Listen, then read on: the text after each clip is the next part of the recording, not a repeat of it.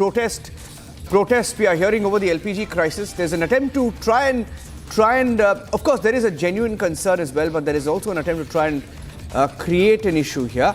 I want to go across to my colleague Sri Lakshmi. These are file shots. Let's go to the live shots, please. Live shots, not the file shots. Live shots. Let's go live. Sri Lakshmi. Yes, Niranjan, the hotel staff are displaying that how this LPG supply, how this crisis, disruption in LPG supply has affected their business. And since morning they are protesting, they are running out of cylinders. I have Ms. Rupa with me, who is the owner of Rasapaka, Malleshwaram. Madam, since when it is happening and how has it affected your business? Since 3 days we are not getting a cylinder. It's from today there is a humid shortage in cylinders. We are not getting shortage. If the situation has been continued, then we are going to close the hotels. How many cylinders do you require in a day? हमें एक दिन में 4 cylinder चाहिए madam. Okay. And how many are you getting now? हमें आज से हमारा ये डीलर सभी कॉल करके बोल रहे हैं कि हमें आपका आज 1 सिलेंडर मिलता है, कल से हम नहीं देने वाले हैं क्योंकि हमारा प्लांट सभी क्लोज हुआ है. Did you try to contact any agency? What did they say? कल रात से हम हमारे सभी कांटेक्ट एजेंसी के साथ कर रहे हैं, फिर भी वो लोग कह रहे हैं कि हमें आपको सिलेंडर नहीं मिल सकता है क्योंकि हमें सेंट्रल से कोई भी एक फोन कॉल भी नहीं है और हमारा यहाँ का जो कर्नाटका का प्लांट है वो सभी क्लोज हो रहा है. Okay, so no communication all through regarding this crisis. हमें आज तक अब 4 दिन हो गया, कुछ भी हमें किसी ने भी ये नहीं बोला कि होटल इंडस्ट्री के लिए एक 10 दिन के पहले ये लोग हमें बोल सकते हैं तो हम कुछ अल्टरनेटिव कुछ कर सकते थे. अब हमें सडनली एक शॉक जैसा हुआ है. अब ओनली नॉट होटेलियर्स, हमारा जो इधर जो एम्प्लॉयमेंट हमें जो दिया है, जो सारे कर्नाटका के एम्प्लॉयज़ है वो सभी रोड आ जाएंगे ma'am. Okay. Do you think this will get resolved in a few days? मुझे लग रहा है कि अब तो यही वॉर ऐसे कंटिन्यू हुआ तो 10 से 15 दिन तक हमें यही फेस करना पड़ेगा ma'am. Okay. Has any officials from any of the department visited your hotel or have you tried to contact them? Has anybody given any assurance? हमने किसी को कॉल किया तो वो लोग बोल रहे हैं कि हमें भी कुछ इन्फॉर्मेशन नहीं है, हमें मिला तो आपको दे सकते हैं. Okay, right. Niranjan, today morning, Food Supply and Civil Services Minister K.H. Muniappa had held a press conference and he has said that earlier to press conference, he held a meeting with oil company officials, and after the meeting, he said that no need to panic and after a meeting with Central Minister Hardip Singh Puri, Central Government has assured that the crisis will be resolved very soon.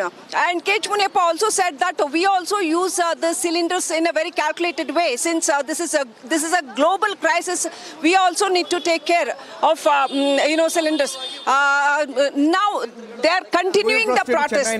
Back to studio. Let me go across to Chennai, where Sharda is joining me live, because some small restaurants, small hotels, restaurants have shut in Chennai this morning. Is that true? How severe is the crunch? What is the reality? Because there is also an attempt to politicize, to make it a political issue. Sharda, how much of it is real?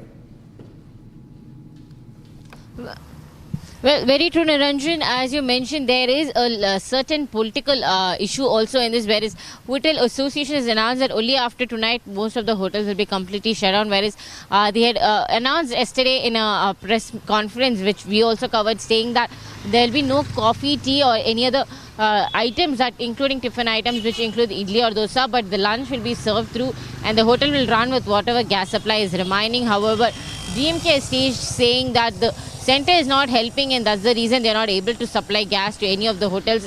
And yesterday in the meeting held with the Chennai Hotel Association's members along with M.K. Stalin, he said that he cannot help and the state has no authority in helping them. It's only the centre that has to help, and that's where the issue is being completely politicized. Whereas the Hotel Association, speaking to Republic, said that they stand with both the state government and the central government because of the war and that's the energy crisis. The issue is arise in the state of Tamil Nadu. Also pointing out that most of the gas supply agencies now are trying to give at least 1 gas cylinder per day, and that it would stop from tomorrow, and that for the next few days the hotels will continue to remain shut. And As we can see, multiple hotel associations have reached out to the Minister of Petroleum at the center seeking any help that even if the basic amount of 30% could be supplied for them on a daily basis, they'll continue the business running. And the Hotel Association is pointing out at how the major service sector in the entire state of Tamil Nadu will be very affected, because the labours who come from, especially the migrant labours who come from north, work in multiple restaurants, and that they work and their living depends on that, and that if the hotels are shut, the menial labourers will find it difficult to get another job in a very short period of time. And we can see multiple restaurants starting to put out boards telling that after lunch they'll be shut down for the entire day, and only if there's a availability of gas cylinder tomorrow, and that is the commercial gas supply is available for them tomorrow, that they would continue working and that they would be open. Otherwise they would be shut for the coming days. Okay.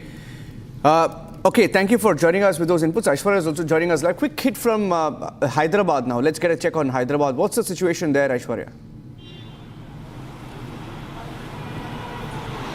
The situation seems same here as well in Hyderabad city, where famous restaurants are opting to traditional methods to cooking on wooden stoves, because the hotel associations yesterday as well addressing the media said that there is lack of LPG the storage here, and if they could not procure more LPG gases cylinders in the next 1 or 2 days, most of the hotels here will also shut down because of lack of storage, and this will also impact the tourism sector as well as several families who are or bachelors or independent who are living independently here in the city, or to travelers, or even the employees of the hotels who migrate from other cities or even from the rural areas to come and work here will be affected, is what the hotels are also saying. They also requested and appealed to the government, saying that their sector should also be included as the as important sector, as on par with the domestic supply. They should also treat this hotel sector as also something that is important. We can also see ahead of Ramzan here, several biryani outlets have shifted to traditional methods, where they are cooking biryani for the Ramzan here in traditional stoves. That is how the situation is here today, and several big hotels which depend on gas cylinders, which almost they need, they said 20 to 30 gas cylinders every day. They are also now feeling a shortage, and they have only 1 or 2 days extra that they can run, after which they also have no choice but to shut the hotel if they do not be provided with LPG cylinders in the next 1 or 2 days. Thank you for joining us with those inputs. Those are all stories linked to the war. As a direct fallout of the war in the Middle East, India is facing an LPG crisis. We had some pictures come in fact, some time back. There were reports of the B-series bombers landing in UK. That happened a few minutes back, and we had a few videos come in, different reports. Those are videos, by the way, of the B-series bombers that took off from UK's Fairford. Different media reports confirming that this development has taken place earlier today. The B-series bombers headed for Iran. According to some reports, the RAF Fairford, which is the airbase in Gloucestershire in the UK, the bombs were being seen loaded to this US aircraft. And these are B-1 bombers. There were B-1 bombers and B-12 bombers as well that were seen taking off. I want to go across to both General G.D. Bakshi and Colonel Shailendra Singh joining us. Colonel Shailendra Singh is in the studio. General G.D. Bakshi is joining us live. Let me see if I can go across to him. General Bakshi, they warned of the most intense day of bombing, sir. So how do you see this escalate now? I mean, because we've had overnight strikes in Tehran. So do you see this increase, the intensity increase now, sir?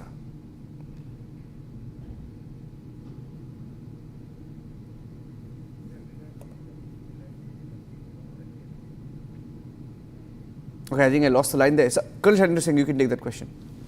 Jai Hind, Namaskar. Let me tell you one thing. The moment any bomber comes into picture, you be rest assured that there is a very heavy quantity of bombing which will take place wherever. Those are the indicators. Number two, these are all strategic bombers till now. They are being utilized in tactical warfare. That is another thing to be learned. That also amounts to that probably the US so-called bloc and supported by UK or even France.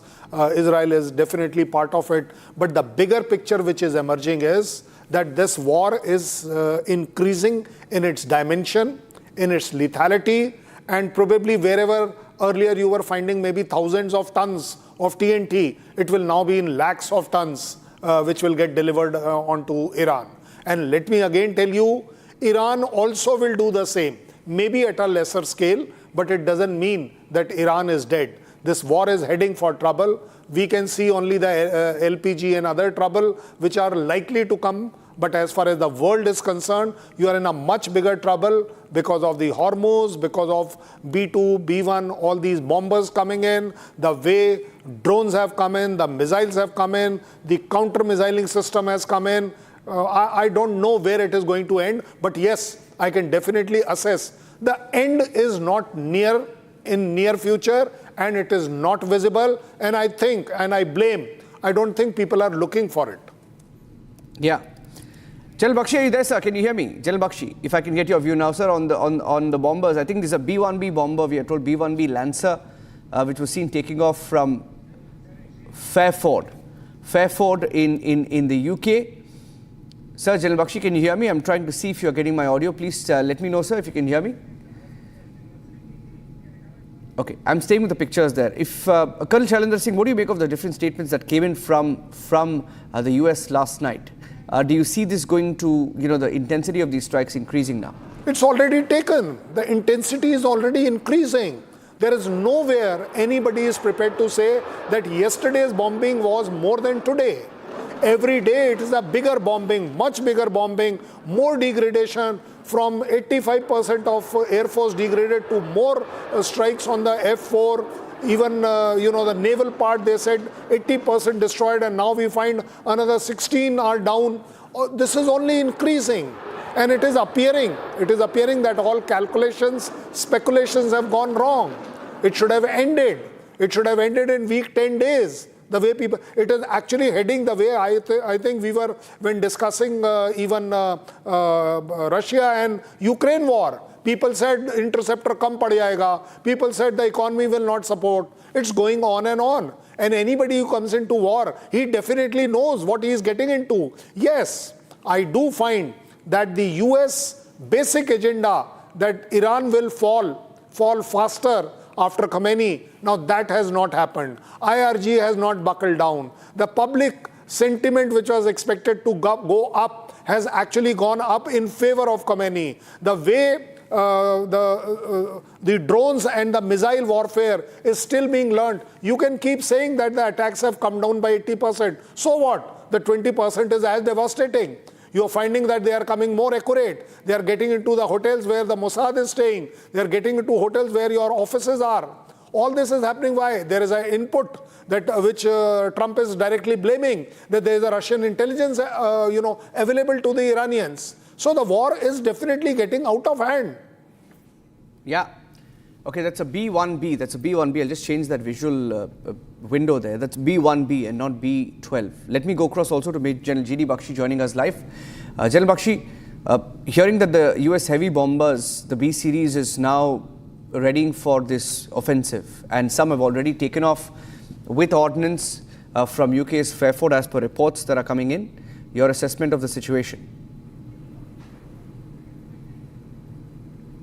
You see, my assessment is that both the United States and Israel had grossly underestimated the military capacity of Iran, especially in terms of the number, accuracy, lethality of its missile arsenal and its drone arsenal. Gross underestimate, which can be quite harmful on the battlefield.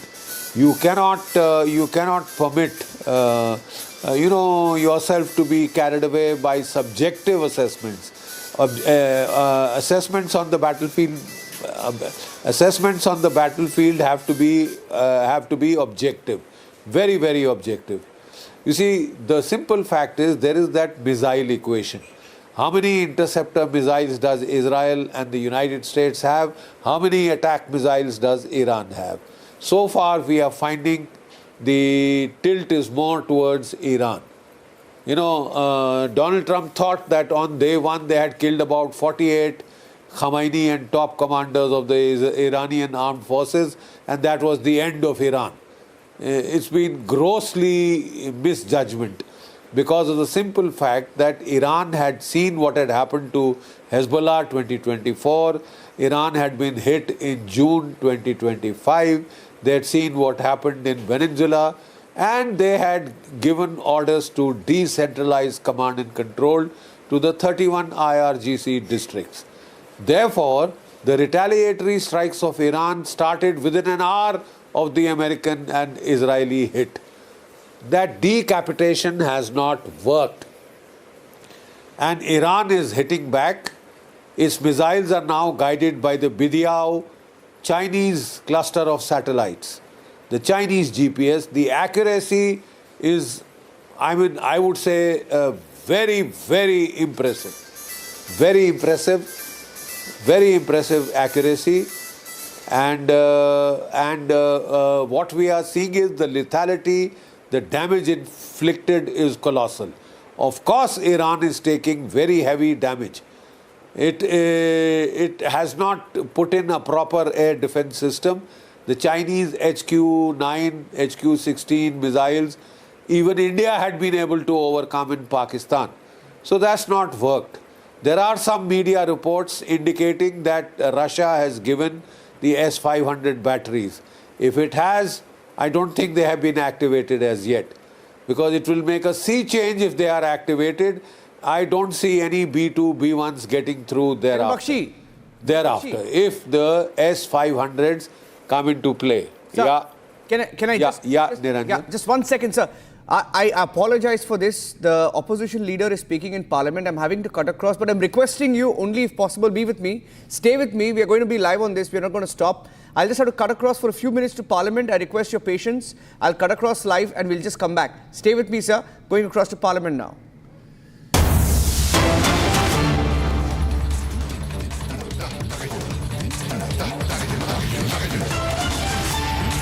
Ravi Shankar Prasad ji. Compromise of our Prime Minister. Ravi Shankar Prasad ji, please start. Sir, I would like to very gently remind the Honourable Leader of Opposition that the Prime Minister of India, Narendra Modi, can never be compromised.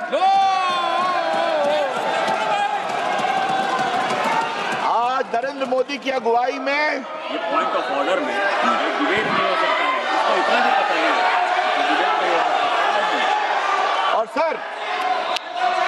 और sir एक बात मैं और कहूंगा एक बात मैं और कहूंगा, क्या सर पॉइंट ऑफ ऑर्डर में डिबेट अलाउड है? पॉइंट ऑफ ऑर्डर में डिबेट अलाउड नहीं है सर। मैं रूल 178 का क्लॉज 4 पढ़ना चाहता हूं। No debate shall be allowed on a point of order. Therefore the matter ends there sir. अब वो अपनी पारी का इंतजार करें। सर मैं बात कर रहा था, मैंने ऑथेंटिकेशन की बात की सर। वो पेंगुइन वाला कि ऑथेंटिकेशन किसका हो सकता है? ऑथेंटिकेशन करने का मतलब है आप उसकी जेन्युइननेस, उसकी करेक्टनेस, उसकी प्रोप्राइटी पर सर्टिफाई कर रहे हैं। अब सर मुझे एक बात समझ में नहीं आती सर, ये क्यों अविश्वास प्रस्ताव आया है? प्रस्ताव क्यों आया? गौरव गोगोई ने बार बार कहा, वो सारे पुस्तक को लेके बात कही कि अगर वो मैगजीन कोट कर रहे थे तो क्या दिक्कत थी। सर मैं अपने को एक सवाल पूछूंगा, जो किताब छपी नहीं, जो किताब अधिकृत रूप से सर्कुलेट हुई नहीं, जिसको छापने वाला कह रहा है मैं कानूनी कार्रवाई करूंगा, उसको कोई ऑथेंटिकेट कैसे कर सकता है? कैसे ऑथेंटिकेट कर सकता है सर? मैगजीन, यहां मैगजीन दिखाया गया, वो मैगजीन भी गलत है सर, वो नहीं छाप सकते सर। तो सर कहने का मतलब क्या है कि ऑथेंटिकेट अगर आप नहीं कर सकते तो बार बार जो कहा गया कि हम इसको ऑथेंटिकेट करेंगे, ये गलत है। अब सर इसके अलावे एक और बात आती है सर, और वो बात मैं कहूंगा, मैं कोट करूंगा, वो जो स्वीकार करेंगे। 2 बार बहस हुई है अविश्वास प्रस्ताव पर। एक बार माननीय जवाहरलाल नेहरू ने जवाब दिया और एक बार माननीय राजीव गांधी ने जवाब दिया। अब आप कहेंगे उधर से कि आप इनको क्यों कोट कर रहे हैं? अरे भैया, स्पीकर पर अविश्वास प्रस्ताव में दोनों नेताओं ने जवाब दिया तो उन्हीं को ना हम कोट करेंगे। संसद में सर आपको परंपरा दिखानी पड़ती है ना। तो आज सर हम बहुत विनम्र भाव से जरा सा नेहरू जी ने क्या कहा था मावलंकर को,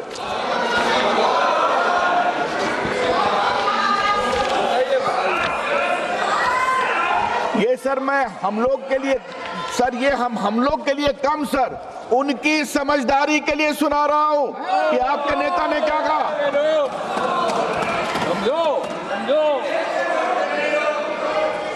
Jawaharlal Nehru called it vicious and the opposition charges an exhibition of incompetence, frivolity and lack of substance. He reminded the House that the motion of removal is an extraordinary procedure justified under extremely grave circumstances. He described the motion as a gross abuse of intelligence, and to ask anybody in the House to support this is to consider that man utterly lacking in intelligence. मतलब basic समझदारी भी नहीं है। अब वो नेहरू जी की बात मानेंगे तो अच्छा लगेगा सर। अब हम तो नहीं कुछ कह रहे हैं। और इसी बात को जब बलराम जाखड़ का विश्वास प्रस्ताव चल रहा था तो माननीय राजीव गांधी ने कोट किया है। सर ये बात क्या है सर, इस बात को समझा जाए। और ये बात मैं इसलिए कह रहा हूं कि आज इस हाउस में 280 सदस्य पहली बार एमपी बने हैं, जो बात कल चर्चा में आई थी सर। वो इस हाउस की परंपरा को समझे, वो इस हाउस के गरिमा को समझे, वो इस हाउस के पूरे गहराई को समझे। सर हर चीज लिखित नहीं होती है, लेकिन कुछ चीजें अनरिटन होती हैं और वो अनरिटन लक्ष्मण रेखा परंपराओं से आती है। और सर आज मैं एक बात कहूं, मैं जरा सा माननीय स्पीकर साहब के बारे में कुछ कहना चाहता हूं। उनको सर मैं अपने युवा दिनों से जानता हूं, हम लोग युवा मोर्चा में साथ काम किए हैं सर। मैंने उनकी गरिमा देखी है, मैंने उनकी शालीनता देखी है और स्पीकर बनने के बाद उन्होंने जिस गरिमा का परिचय दिया है, कितनी बार उस बेंच को घेरा गया सर, घेरा गया, कागज फाड़ के फेंके गए, लेकिन उन्होंने शांति रखी सर। हम लोग भी उत्तेजना में आते थे, लेकिन वो उनकी मुस्कुराहट हमेशा आप संसद की परंपरा का ध्यान रखिए। और थोड़ा सर इन लोगों को मैं बताना चाहता हूं सर, थोड़ा मैं पूर्व का इतिहास बताना चाहता हूं। जब सोमनाथ चढ़ी थे सर तो स्पीकर साहब तो उन्होंने ममता जी को नहीं बोलने दिया, उनके नोटिस को एक्सेप्ट नहीं किया। उनका नोटिस क्या था? बांग्लादेश में, बंगाल में बांग्लादेश घुसपैठिए बहुत आ रहे हैं, उसका विषय वो उठाना चाहती थी। उन्होंने उनको अलाउ नहीं किया सर। बाद में बहुत हंगामा हुआ, वो वॉकआउट की। ये एक ट्रेडिशन है। दूसरी बात 2008 में सर, जब पैसे का खेल हो रहा था सरकार को बचाने के लिए, नोट की गड्डियां रखी गई थी, तो अडवाणी जी को बोलने नहीं दिया सोमनाथ चटर्जी जी ने सर। उस समय मैं भी सांसद था दूसरे हाउस में सर। वहां पर हम लोगों ने जाके घेराव नहीं किया, कागज नहीं फाड़ा, सारे बीजेपी के लोगों ने वॉकआउट कर दिया और सदन में आए भी नहीं प्रोटेस्ट में। ये तरीका है प्रोटेस्ट करने का सर? सीखो। ठीक है, आपने हमारी बात नहीं मानी, गलत मानी, हम वॉकआउट करते हैं। और बार बार सोमनाथ चटर्जी अपील करते रहे प्लीज कम, और कहा गया कि नहीं जाएंगे। सर कहने का मतलब क्या है? ये परंपरा है यहाँ की, पूर्व की परंपराओं की बात तो कही गई है सर, अच्छी बात है।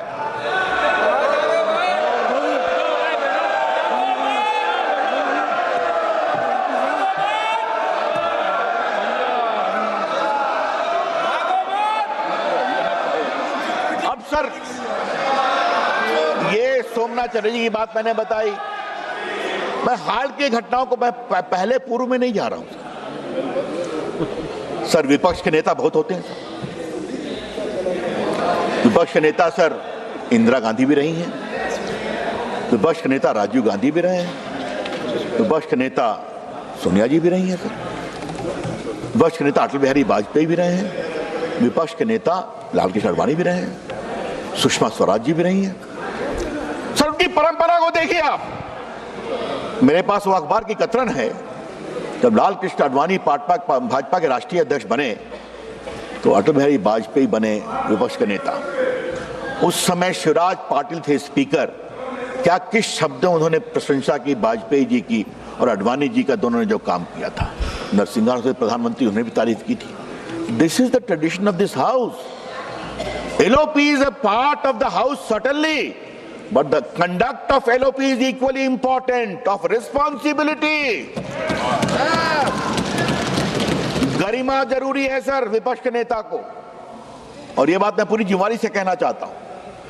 अभी मैंने पढ़ा सर कि बाहर में आप जाते हैं तो आपको थोड़ा सा संभल कर बोलना चाहिए। कल मित्रवर निशिकांत जी ने विस्तार से उनकी टिप्पणियों को सुनाया है सर। क्या बोस्टन, क्या कैम्ब्रिज, क्या लंदन और क्या क्या शायद लैटिन अमेरिका भी गए थे, मैंने सुना है। कोलंबिया, भारत के संविधान को मखौल उड़ाना, पार्लियामेंट का मखौल उड़ाना, इलेक्शन कमीशन का मखौल उड़ाना, ये क्या मतलब है सर? उसी के कारण से तो वहां पहुंचे जीत कर करके। उसी कारण की सरकार बनी है हिमाचल प्रदेश में, तेलंगाना में। लेकिन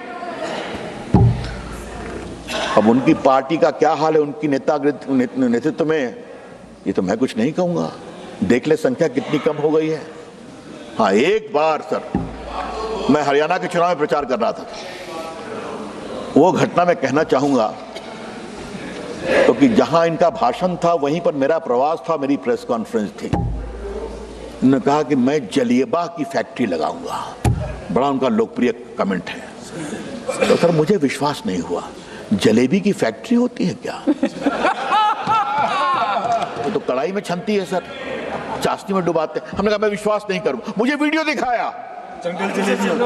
हमने कहा अब इसका मैं क्या जवाब दूं, मुझे बाकी विषय बोलना था। मैंने यही कहा कि मैं चाहूंगा राहुल गांधी जी एक बार मेरे साथ चलें, मैं भी जलेबी पसंद करता हूं, मैं उनको दिखाऊंगा जलेबी कैसे बनती है। ये फैक्ट्री में नहीं बनती है, भारत के गांव-गांव में जलेबी छनती है, चाशनी में डुबाते हैं। पता ही नहीं है।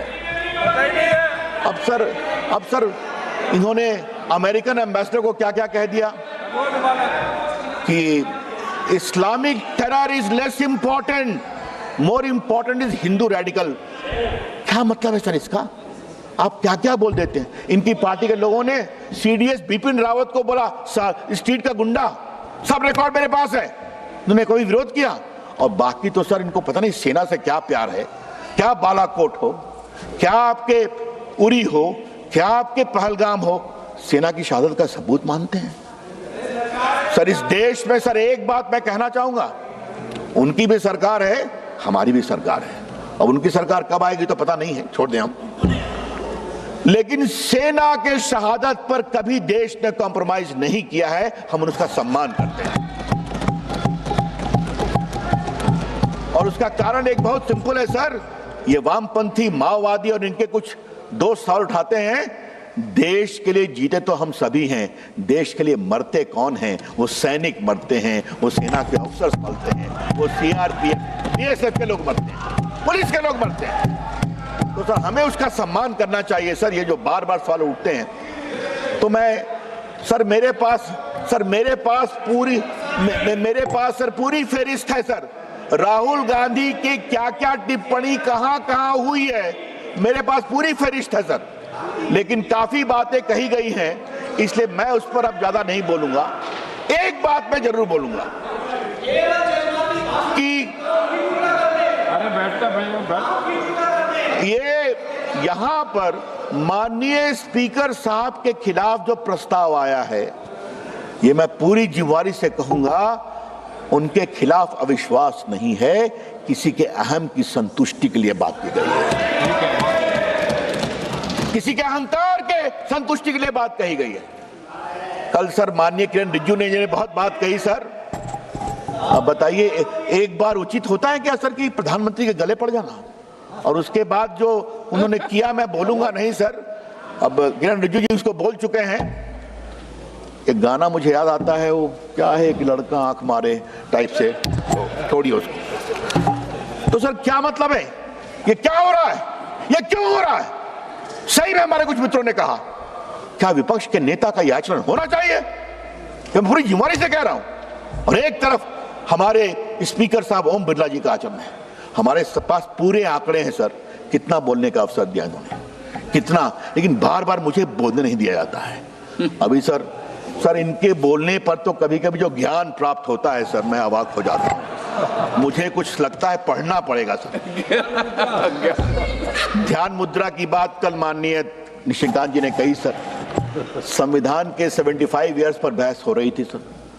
बहस इन्होंने शुरू किया, बाद में मुझे जवाब देना था। एक आगे इन्होंने भाषण में कहा 5-7 साल में बालक युवा बन जाता है। मैंने कहा ये क्या हो रहा भाई? फिर उन्होंने कहा तपस्या से गर्मी आती है।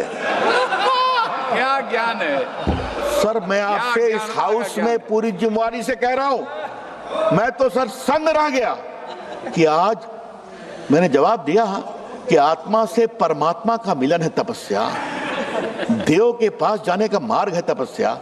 और जो महान साधक हिमालय में बैठ के साधना कर रहे हैं, उनके मन में सवाल जरूर उठा होगा, इंदिरा जी के पोते को तपस्या बताना जरूरी है। अभी क्या क्या बोलते हैं सर, और ये रिकॉर्ड की बात मैं कह रहा हूं, कोई रिकॉर्ड से बाहर की बात मैं नहीं कर रहा।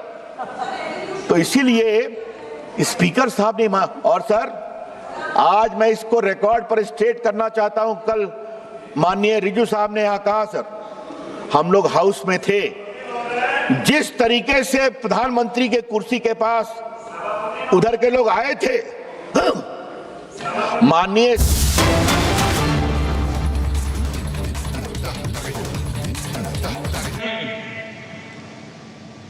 धीवरा सभा के अन्य सम्मानित सदस्यगण, धीवरा महिला सभा की पदाधिकारिणीगण,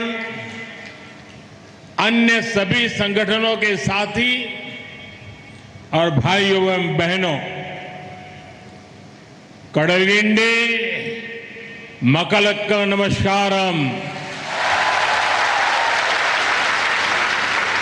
आज हम सभी एक ऐतिहासिक अवसर के साक्षी बन रहे हैं। अखिल केरला धीवरा सभा आज अपनी 50th एनिवर्सरी मना रही है। पिछले 50 ईयर्स से ये संगठन फिशरमैन समुदाय के अधिकारों की रक्षा के लिए निरंतर काम कर रहा है। 50 ईयर्स की इस यात्रा में आपका परिश्रम जुड़ा है, आपका सेवा भाव जुड़ा है। मैं इस शुभ अवसर पर केरलम के सभी फिशरमैन साथियों को, धीवरा सभा के सदस्यों को बहुत बहुत शुभकामनाएं देता हूं। ഇന്ന് നാം എല്ലാവരും ഐതിഹാസികമായ ഒരു പരിപാടിക്കാണ് സാക്ഷ്യം വഹിക്കുന്നത്. അഖില കേരള ധീവരസഭ ഇന്ന് അതിൻ്റെ സുവർണ ജൂബിലി ആഘോഷിക്കുകയാണ്. ഈ സംഘടന കഴിഞ്ഞ 50 വർഷമായി കേരളത്തിലെ മത്സ്യപ്രവർത്തക സഹോദരങ്ങളുടെ അവകാശങ്ങൾ സംരക്ഷിക്കാനുള്ള നിരന്തരമായ പോരാട്ടത്തിലാണ്. 50 വർഷത്തെ നിങ്ങളുടെ ഈ യാത്രയിൽ നിങ്ങളുടെ പ്രയത്നത്തോടൊപ്പം നിങ്ങളുടെ സേവന മനോഭാവവും ഉൾപ്പെട്ടിട്ടുണ്ട്. ഈ ശുഭാവസരത്തിൽ കേരളത്തിലെ മുഴുവൻ ധീവര സമുദായ അംഗങ്ങൾക്കും അഖില കേരള ധീവരസഭയുടെ കാര്യകർത്താക്കന്മാർക്കും ഞാൻ നന്മകൾ നേരുകയാണ്. एनडे सुहृदगणे, अभी आप अपने भाषण में कह रहे थे कि प्रधानमंत्री ब्लेसिंग देने के लिए आए हैं। मेरे लिए तो जनता जनार्दन ही भगवान है। मैं ब्लेसिंग लेने के लिए आया हूं। ഇപ്പോൾ നമ്മുടെ ദിനകരൻജി അദ്ദേഹത്തിന്റെ പ്രഭാഷണത്തിൽ പറഞ്ഞു, പ്രധാനമന്ത്രി ഇവിടെ എത്തിയത് നമുക്ക് അനുഗ്രഹം തരാനാണ് എന്ന്. എന്നാൽ അങ്ങനെയല്ല. എന്നെ സംബന്ധിച്ചിടത്തോളം ജനങ്ങളാണ് എൻ്റെ ഈശ്വരൻ, ജനതയാണ് ജനാർദ്ദനൻ. ഞാൻ നിങ്ങളിൽ നിന്നും അനുഗ്രഹം തേടാനാണ് എത്തിയിരിക്കുന്നത്. कुछ ही समय पहले जब मैं केरल में आया था तो अखिल केरला धीवरा सभा के साथियों से मेरी मुलाकात हुई। कई विषयों पर आपसे चर्चा हुई थी। इतने कम समय में ही इस महत्वपूर्ण आयोजन में मैं एक बार फिर आपके बीच उपस्थित हूं और आज जब मैं आपके बीच आया हूं तो पूरे प्रदेश के लिए एक आनंद का भाव भी है। मेरे मलयाली भाई बहनों का लंबा इंतजार पूरा हुआ है। आप सभी की बरसों से इच्छा थी कि केरला का नाम बदलकर केरलम किया जाए। केंद्र की हमारी बीजेपी एनडीए सरकार ने इस प्रस्ताव को मंजूरी दे दी है। मैं आप सबके चेहरों पर इसकी खुशी देख सकता हूं। भारत के इस सुंदरतम राज्य को अब मलयाली कल्चर के मुताबिक सही नाम मिला है, सही पहचान मिली है। मैं इस फैसले के लिए सभी केरलम वासियों को बहुत बहुत बधाई देता हूं। പ്രിയപ്പെട്ടവരെ, ഏതാനും നാളുകൾക്ക് മുൻപ് ഞാൻ കേരളത്തിലെത്തിയപ്പോൾ ധീവര സമുദായ നേതാക്കന്മാരുമായി കൂടിക്കാഴ്ച നടത്തുകയും വിവിധ വിഷയങ്ങൾ അവരുമായി ചർച്ച ചെയ്യുകയും ഉണ്ടായിട്ടുണ്ട്. അതിനുശേഷം വളരെ ചുരുങ്ങിയ സമയത്തിനുള്ളിലാണ് ഞാനിപ്പോൾ വീണ്ടും നിങ്ങളുടെ അടുക്കലേക്ക് എത്തിയിരിക്കുന്നത്. ഈ സംസ്ഥാനം മുഴുവൻ ഒരു സന്തോഷകരമായ അവസ്ഥയിലുള്ളപ്പോഴാണ് ഞാൻ ഇന്ന് നിങ്ങളുടെ അടുത്തെത്തിയിരിക്കുന്നത്. എൻ്റെ പ്രിയപ്പെട്ട മലയാളി സഹോദരങ്ങളുടെ ദീർഘകാലത്തെ പ്രതീക്ഷ ഇന്ന് സഫലമായിരിക്കുന്നു. നമ്മുടെ സംസ്ഥാനത്തിൻ്റെ കേരള എന്ന പേര് മാറി കേരളം എന്നാക്കണമെന്നുള്ള വർഷങ്ങളായുള്ള നിങ്ങളുടെ ആവശ്യം ഇന്ന് നിറവേറ്റപ്പെട്ടിരിക്കുകയാണ്. കേന്ദ്രം ഭരിക്കുന്ന ഭാരതീയ ജനതാ പാർട്ടിയുടെ നേതൃത്വത്തിലുള്ള എൻഡിഎ സർക്കാരാണ് ഈ ആവശ്യം അംഗീകരിച്ചിരിക്കുന്നത്. നിങ്ങളുടെ എല്ലാവരുടെയും മുഖത്ത് എനിക്ക് അതിൻ്റെ സന്തോഷം കാണാൻ കഴിയുന്നുണ്ട്. ഭാരതത്തിലെ മഹത്തായ സുന്ദരമായ ഈ സംസ്ഥാനത്തിന് ഇന്ന് മലയാളിയുടെ സംസ്കാരത്തിന് അനുയോജ്യമായ ഒരു പേര് കിട്ടിയിരിക്കുകയാണ്. ഈ തീരുമാനത്തിന്റെ പേരിൽ എല്ലാ കേരളം വാസികൾക്കും ഞാൻ ആശംസകൾ നേരുകയാണ്.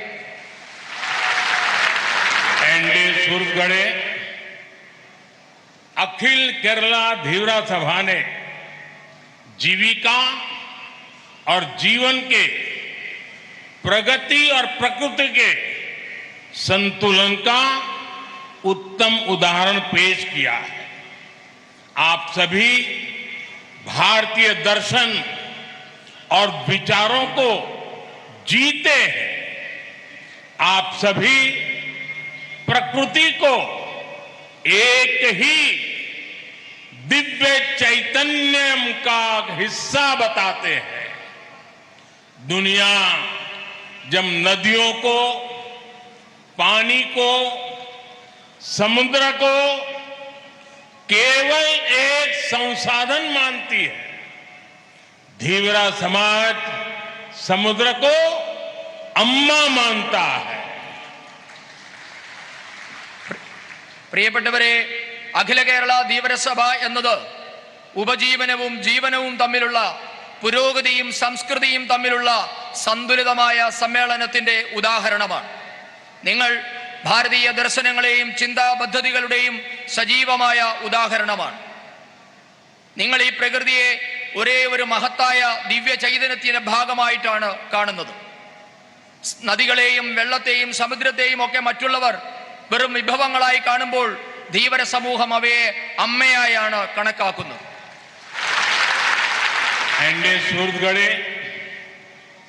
समुद्र की रक्षा की कामना, उसके लिए श्री कुरुम्बा देवी की पूजा, श्री कुरुम्बा मंदिरों के संरक्षण के लिए आपके प्रयास, ये दिखाता है कि भारत सदियों से प्रकृति और पर्यावरण के लिए कितना संवेदनशील रहा है। आप अपनी परंपरा को भगवान व्यास से भी जोड़ते हैं, यानी आपकी परंपरा भारत के इतिहास का अहम हिस्सा है। इस धरती के महान गौरव को संजो कर रखने के लिए मैं आप सबकी हृदय से बहुत बहुत सराहना करता हूं.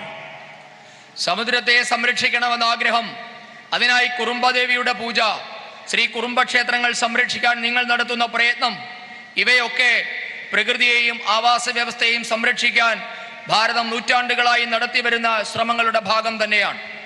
നിങ്ങൾ നിങ്ങളുടെ പൈതൃകത്തെ ഭഗവാൻ വേദവ്യാസനുമായാണ് ചേർത്ത് വെക്കുന്നത്. മറ്റൊരു തരത്തിൽ പറഞ്ഞാൽ നിങ്ങളുടെ പാരമ്പര്യം എന്നത് ഭാരതത്തിന്റെ ഇതിഹാസത്തിന്റെ ഭാഗം തന്നെയാണ്. ഈ മണ്ണിനെ മഹത്വമുള്ളതായി കരുതി സംരക്ഷിക്കുന്നതിന് നിങ്ങളേവരെയും ഞാൻ അഭിനന്ദിക്കുകയാണ്.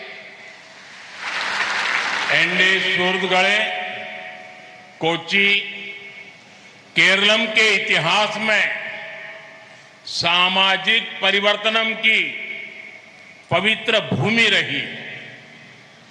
पंडित करुप्पन के नेतृत्व में यहीं से सम्मान और समानता की आवाजें उठी थी. उस जज्बे को अखिल केरला धीवरा सभा ने आज भी जीवंत बना रखा है. मैं इस अवसर पर माता अमृतानंदमयी जी को भी नमन करूंगा. उनका जीवन निस्वार्थ सेवा का एक अद्भुत उदाहरण है. उनका मुझ पर जो स्नेह रहा है वो मेरा बहुत बड़ा सौभाग्य है. സുഹൃത്തുക്കളെ, കേരളത്തിന്റെ ചരിത്രത്തില് കൊച്ചി എന്നുള്ളത് സാമൂഹ്യ പരിവർത്തനത്തിന്റെ മണ്ണായാണ് കണക്കാക്കപ്പെടുന്നത്. ഈ മണ്ണിൽ നിന്നാണ് പണ്ഡിറ്റ് കരുപ്പൻ സ്വാഭിമാന ബോധത്തിന്റെ, അവകാശ പോരാട്ടത്തിന്റെ ഒക്കെ ശബ്ദമുയർത്തിയത്. അതേ വികാരമാണ് ഇന്നും സജീവമായി ധീവരസഭ നിലനിർത്തുന്നത്. ഈ അവസരത്തിൽ ഞാൻ ലോകാരാധ്യയായ മാതാ അമൃതാനന്ദമയി ദേവിയെ ഞാൻ നമസ്കരിക്കുകയാണ്. അമ്മയുടെ ജീവിതം എന്നുള്ളത് നിസ്വാർത്ഥ സേവനത്തിന്റെ അത്ഭുതകരമായ ഉദാഹരണമാണ്. അമ്മയ്ക്ക് എന്നോടുള്ള സ്നേഹം ജീവിതത്തിൽ എനിക്ക് കിട്ടിയ ഏറ്റവും വലിയ സൗഭാഗ്യങ്ങളൊന്നായി ഞാൻ കരുതുകയാണ്. एनडे सूरतगढ़े आज अखिल केरला धीवरा सभा के 50 वर्ष का ये अवसर हमें उसके महान कार्यों को याद करने का भी मौका देता है. राष्ट्रीय चेतना से जुड़े हर विषय पर आपने आगे आकर जिम्मेदारी संभाली. भारत की समुद्री सीमा की रक्षा में आपकी कम्युनिटी पहली पंक्ति की प्रहर बनकर के खड़ी रही. राम जन्मभूमि आंदोलन में इस समुदाय की सक्रिय भागीदारी रही है. सामाजिक समरसता को आगे बढ़ाने में अखिल केरला धीवरा सभा ने बहुत महत्वपूर्ण योगदान दिया है. ധീവരസഭയുടെ സുവർണ ജൂബിലി വർഷം എന്നുള്ളത് സഭയുടെ മഹത്തായ പ്രവർത്തനങ്ങളെ ഓർമ്മിക്കാനുള്ള അവസരം കൂടിയാണ്. രാഷ്ട്രത്തിന്റെ ചേതന സംരക്ഷിക്കേണ്ട അവസരങ്ങളിലെല്ലാം നിങ്ങൾ മുന്നോട്ട് വന്ന് ആ ഉത്തരവാദിത്വം ഏറ്റെടുത്തിട്ടുണ്ട്.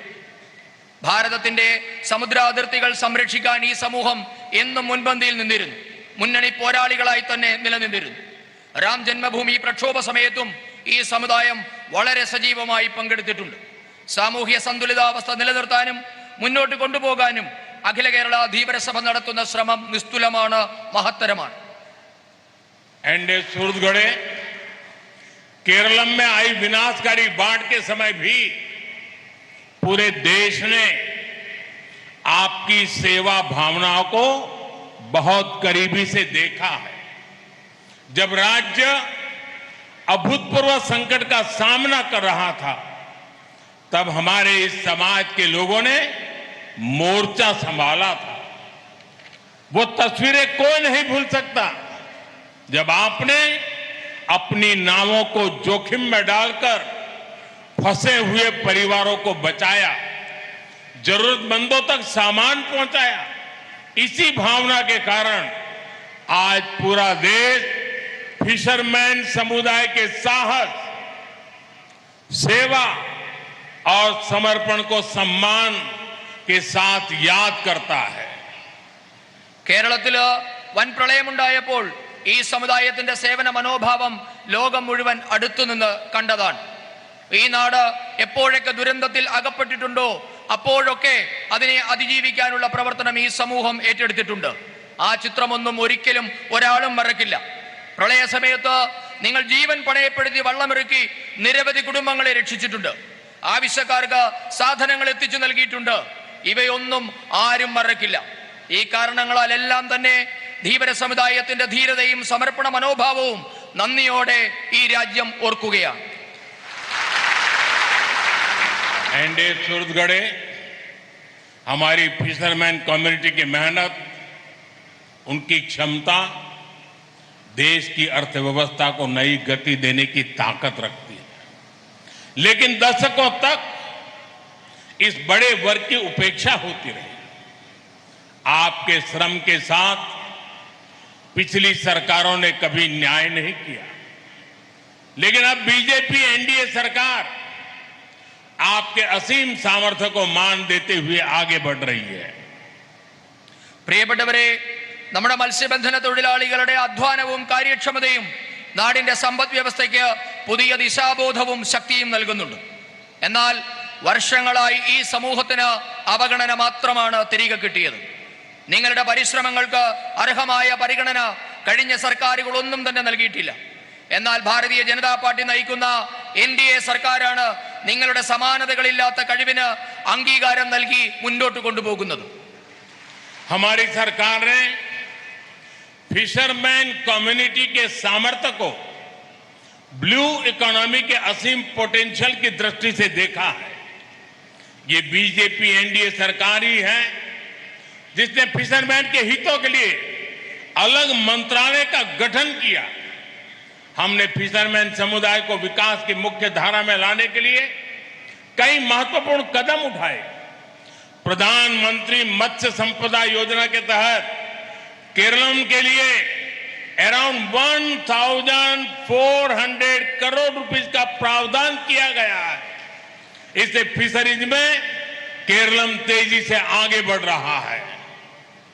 ഈ സർക്കാർ മത്സ്യത്തൊഴിലാളി സമൂഹത്തിന്റെ കഴിവിനെ നമ്മളുടെ സമുദ്രത്തിന്റെ സമ്പദ്ഘടനയായ ബ്ലൂ ഇക്കോണമിയുടെ അനന്തമായ സാധ്യതയായാണ് കാണുന്നത്.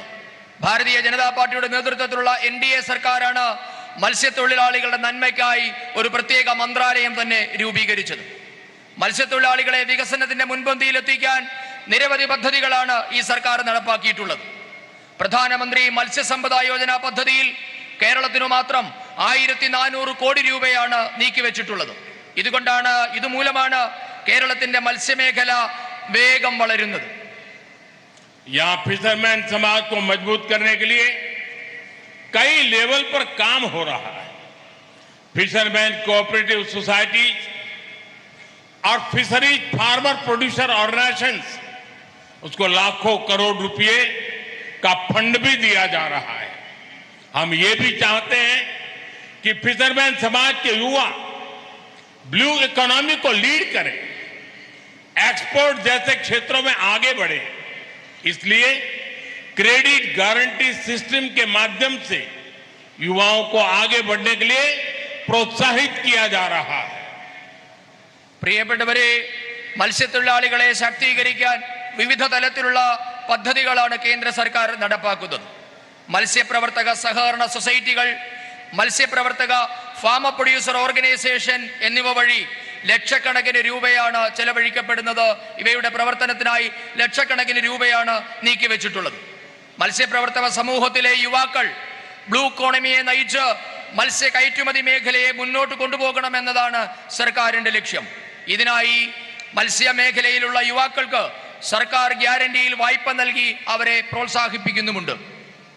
एनडीए सूरतगढ़े आज टेक्नोलॉजी भी फिशरमैन समुदाय की ताकत बन रही है. इसी सोच के साथ नेशनल फिशरीज डिजिटल प्लेटफॉर्म शुरू किया गया है. इससे मछुआरे, नाव मालिक और एक्सपोर्टर्स एक ही प्लेटफॉर्म पर रजिस्ट्रेशन कर सकते हैं. उन्हें योजनाओं का लाभ मिलने में अब और आसानी हो गई है. ഇത് സാങ്കേതിക വിദ്യയും മത്സ്യത്തൊഴിലാളികളുടെ ശാക്തീകരണത്തിനായി ഉപയോഗിക്കപ്പെടുകയാണ്. ഇതിനായി ദേശീയ ഫിഷറീസ് ഡിജിറ്റൽ പ്ലാറ്റ്ഫോം തുടങ്ങിയിട്ടുണ്ട്. ഇതുവഴി മത്സ്യത്തൊഴിലാളികൾ, ബോട്ടുടമകൾ, കയറ്റുമതിക്കാർ എന്നിവരെ ഒറ്റ പ്ലാറ്റ്ഫോമിൽ എത്തിച്ച് ഒറ്റ ശൃംഖലയിൽ കോർത്തിണക്കി അവരെ പ്രവർത്തിക്കാൻ അനുവദിക്കുന്നുണ്ട്. അവരവിടെ രജിസ്റ്റർ ചെയ്യുന്നുണ്ട്. അവർക്ക് ഇതുമൂലം വിവിധ പദ്ധതികളുടെ സഹായം കിട്ടുന്നത് കൂടുതൽ എളുപ്പമായി മാറിയിരിക്കുന്നു. एनडीए सूरतगढ़ समुद्र में जाने वाले मछुआरों की सुरक्षा भी हमारे लिए बहुत महत्वपूर्ण है। पहले हमारे मछुआरे भाई बहन खुले समुद्र में जाते थे तो घर वाले उनके वापस आने तक चिंता और डर में डूबे रहते थे, क्योंकि समंदर में मौसम को लेकर आशंकाएं बनी रहती थी। लेकिन अब ऐसा नहीं है। हमने सैटेलाइट के जरिए समंदर में मछुआरे भाई बहनों की सुरक्षा को बढ़ाया है। केरलम की बोर्ड के लिए अराउंड 7,000 सैटेलाइट आधारित ट्रांसपोंडर्स भी दिए गए हैं। इनमें से 4,500 से अधिक ट्रांसपोंडर स्थापित किए जा चुके हैं। इससे समुद्र में आने वाली फिशरमैन की सुरक्षा को प्राथमिकता मिली है। പ്രിയപ്പെട്ടവരെ, മത്സ്യബന്ധനത്തിനായി കടലിൽ പോകുന്ന തൊഴിലാളികളുടെ സുരക്ഷയും നമുക്ക് ഏറെ പ്രാധാന്യമുള്ളതാണ്. പണ്ടൊക്കെ മത്സ്യബന്ധനത്തിന് പോകുന്നവരെ ഓർത്ത് അവർ തിരികെ വരുന്നതുവരെ തീ തിന്ന് കഴിയാനായിരുന്നു കരയിലിരിക്കുന്നവരുടെ വിധി. കാലാവസ്ഥയനുസരിച്ച് കരയിലിരിക്കുന്നവർക്ക് ആശങ്കയും വിഷമവും ഉണ്ടായിക്കൊണ്ടേയിരുന്നു. എന്നാൽ സാഹചര്യങ്ങൾ ഇന്ന് അങ്ങനെയല്ല. ഇന്ന് ഉപഗ്രഹങ്ങളുടെ സഹായത്തോടെ മത്സ്യത്തൊഴിലാളികളുടെ സുരക്ഷ വർദ്ധിപ്പിക്കുന്നതിനുള്ള നടപടികൾ കേന്ദ്ര സർക്കാർ സ്വീകരിച്ചിട്ടുണ്ട്. കേരളത്തിൽ മാത്രം 7,000-ഓളം മത്സ്യബന്ധന ബോട്ടുകളിലേക്കാണ് ഉപഗ്രഹാധിഷ്ഠിതമായ ട്രാൻസ്പോണ്ടറുകൾ വിതരണം ചെയ്തത്. ഇതിൽ 4,500-ഓളം ട്രാൻസ്പോണ്ടറുകൾ പ്രവർത്തനം തുടങ്ങിയിട്ടുമുണ്ട്. ഇതുമൂലം മത്സ്യത്തൊഴിലാളികളുടെ സുരക്ഷയ്ക്ക് മുൻഗണനയും പ്രാധാന്യവും കിട്ടുന്നുണ്ട്. एनडीए सूरतगढ़ हमें फिशरीज की नई संभावनाओं को साकार कर रहा है और फिशरमैन कम्युनिटी के जीवन को भी बेहतर बनाना है। इसके लिए कोस्टल इंफ्रास्ट्रक्चर को मजबूत करने पर विशेष ध्यान दिया जा रहा है। प्रधानमंत्री मत्स्य संपदा योजना के तहत 9 integrated modern coastal fishing villages विकसित किए जा रहे हैं। പ്രിയപ്പെട്ടവരെ, നമുക്ക് മത്സ്യബന്ധന മേഖലയിലെ പുതിയ അവസരങ്ങൾ കൂടി പ്രയോജനപ്പെടുത്തേണ്ടതുണ്ട്. മത്സ്യത്തൊഴിലാളി സമൂഹത്തിന്റെ ജീവിതവും മെച്ചപ്പെടുത്തേണ്ടതുണ്ട്, ജീവനും മെച്ചപ്പെടുത്തേണ്ടതുണ്ട്. ഇതിനായി തീരദേശ മേഖലയിലെ അടിസ്ഥാന സൗകര്യങ്ങൾ മെച്ചപ്പെടുത്താൻ കേന്ദ്ര സർക്കാർ പ്രത്യേക ശ്രദ്ധയാണ് നൽകുന്നത്. ഇന്ന് പ്രധാനമന്ത്രി മത്സ്യസമ്പദ യോജന വഴി 9 ആധുനിക സംയോജിത മത്സ്യബന്ധന ഗ്രാമങ്ങൾ വികസിപ്പിച്ചു വരുന്നുണ്ട്. एनडीए सरकार में फिशिंग हार्बर्स को भी आधुनिक बनाया जा रहा है। मुथलपोजी हार्बर को 177 करोड़ रुपए की लागत से अपग्रेड किया गया है। इसके अलावा 6 हार्बर्स को ड्रेजिंग के माध्यम से बेहतर बनाया जा रहा है। पिछले 5 इयर्स में 16 आइस प्लांट और कोल्ड स्टोरेज की स्थापना को भी मंजूरी दी गई है। എൻഡിഎ സർക്കാർ മത്സ്യബന്ധന തുറമുഖങ്ങളും ആധുനികവൽക്കരിച്ചുകൊണ്ടിരിക്കുകയാണ്. നമ്മുടെ കേരളത്തിലെ മുതലപ്പൊഴി ഹാർബറിന്റെ നവീകരണത്തിനായി മാത്രം 177 കോടി രൂപയാണ് കേന്ദ്ര സർക്കാർ ചെലവഴിച്ചത്. ഇതിനു പുറമെ മറ്റ് 6 ഹാർബറുകൾ കൂടി ഡ്രഡ്ജിംഗ് നടത്തി കാര്യക്ഷമമാക്കിക്കൊണ്ടിരിക്കുന്നു. കഴിഞ്ഞ 5 വർഷത്തിനിടെ 16 ഐസ് പ്ലാന്റുകളും ശീതീകരണികളും സ്ഥാപിക്കാനും കേന്ദ്ര സർക്കാർ അനുമതി നൽകിയിട്ടുണ്ട്. एनडीए सूरतगढ़ समुद्र से जुड़ी अर्थव्यवस्था को केवल पारंपरिक मछली पकड़ने तक सीमित नहीं है। सीवीड प्रोडक्शन जैसे क्षेत्र में भी नई संभावनाएं बनी। केरलम में एनडीए सरकार के सहयोग से सीवीड प्रोडक्शन क्लस्टर्स विकसित किए जा रहे हैं। इससे फिशरमैन समुदाय की महिलाओं और युवाओं को आय के नए अवसर मिलेंगे। സമുദ്രവുമായി ബന്ധപ്പെട്ട സമ്പദ് വ്യവസ്ഥ എന്നത് കേവലം പരമ്പരാഗതമായ മത്സ്യബന്ധനം മാത്രമായി പരിമിതപ്പെടുന്നില്ല. കടൽപ്പായൽ ഉൽപാദനം പോലെയുള്ള മേഖലകളിലും പുതിയ അവസരങ്ങൾ ഇന്ന് ഉണ്ടാകുന്നുണ്ട്. കേന്ദ്രത്തിലെ NDA സർക്കാരിന്റെ സഹായത്തോടെ കേരളത്തിലും കടൽപ്പായൽ ഉൽപാദന ക്ലസ്റ്ററുകൾ തുടങ്ങിയിട്ടുണ്ട്. മത്സ്യത്തൊഴിലാളി സമൂഹത്തിലെ സ്ത്രീകൾക്കും യുവാക്കൾക്കും കൂടുതൽ വരുമാനം കിട്ടുന്നതിനുള്ള അവസരമാണ് ഇതുമൂലം ഉണ്ടാകുന്നത്. केरल में हमारी सरकार द्वारा आधुनिक फिश फार्मिंग सिस्टम को प्रमोट किया जा रहा है. तटीय क्षेत्रों तक योजनाओं का लाभ पहुंचाने के लिए सागर मित्र और मत्स्य सेवा केंद्र का नेटवर्क भी बनाया गया है. इसके साथ ही केरलम के तटों पर 40 से ज्यादा आर्टिफिशियल रीफ्स लगाने की मंजूरी दी गई है. इनसे समुद्र में मछलियों की संख्या बढ़ेगी और समुद्री संसाधन सस्टेनेबल तरीके से विकसित होंगे. പ്രിയപ്പെട്ടവരെ, നമ്മുടെ സർക്കാർ മുഖാന്തരം കേരളത്തിൽ ഇന്ന് ആധുനിക മത്സ്യബന്ധന രീതികളും പ്രോത്സാഹിപ്പിക്കപ്പെടുന്നുണ്ട്. ഈ പദ്ധതികളൊക്കെ നമ്മുടെ തീരദേശ മേഖലയിൽ എത്തിക്കുന്നതിനായി സാഗർ മിത്ര, മത്സ്യസേവാ കേന്ദ്രം എന്നിവയുടെ ശൃംഖലകളും രൂപീകരിച്ചിട്ടുണ്ട്. ഇതിനോടൊപ്പമാണ് കേരള തീരത്ത് 40-ലധികം കൃത്രിമ പാരികൾ സ്ഥാപിക്കാനുള്ള അനുമതിയും നൽകിയത്. ഇതുമൂലം നമ്മുടെ മത്സ്യങ്ങളുടെ എണ്ണം കൂടുകയും ശാസ്ത്രീയമായ സമുദ്ര സംരക്ഷണം സാധ്യമാവുകയും ചെയ്യും. एंडे सुहृदगढ़े, हमारा संकल्प है कि केरलम के हर परिवार के जीवन में समृद्धि आए. हमारे केरलम की अर्थव्यवस्था नई ऊंचाइयों तक पहुंचे.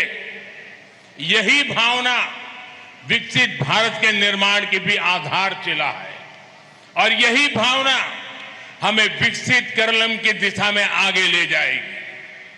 കേരളത്തിലെ എല്ലാ കുടുംബങ്ങളിലും സമൃദ്ധി നിറയ്ക്കുക എന്നതാണ് BJP നേതൃത്വം നൽകുന്ന കേന്ദ്ര സർക്കാരിന്റെ ലക്ഷ്യം. കേരളത്തിന്റെ സമ്പദ് വ്യവസ്ഥ പുതിയ ഉയരങ്ങളിൽ എത്തേണ്ടതായിട്ടുണ്ട്. ഈ സങ്കല്പമാണ് വികസിത ഭാരത നിർമ്മാണത്തിന്റെ അടിസ്ഥാന ശില. ഈ രീതിയിലാണ് നാം വികസിത കേരളത്തിന്റെ ഗതി നിശ്ചയിക്കാൻ പോകുന്നത്. अंडे सूरजगढ़े, मैं आज देख रहा हूं इतना अनुशासन और इतनी बड़ी तादाद में माताओं, बहनों, महिलाओं की हाजिरी. और मैं देख रहा हूं बाहर काफी लोग धूप में खड़े हैं.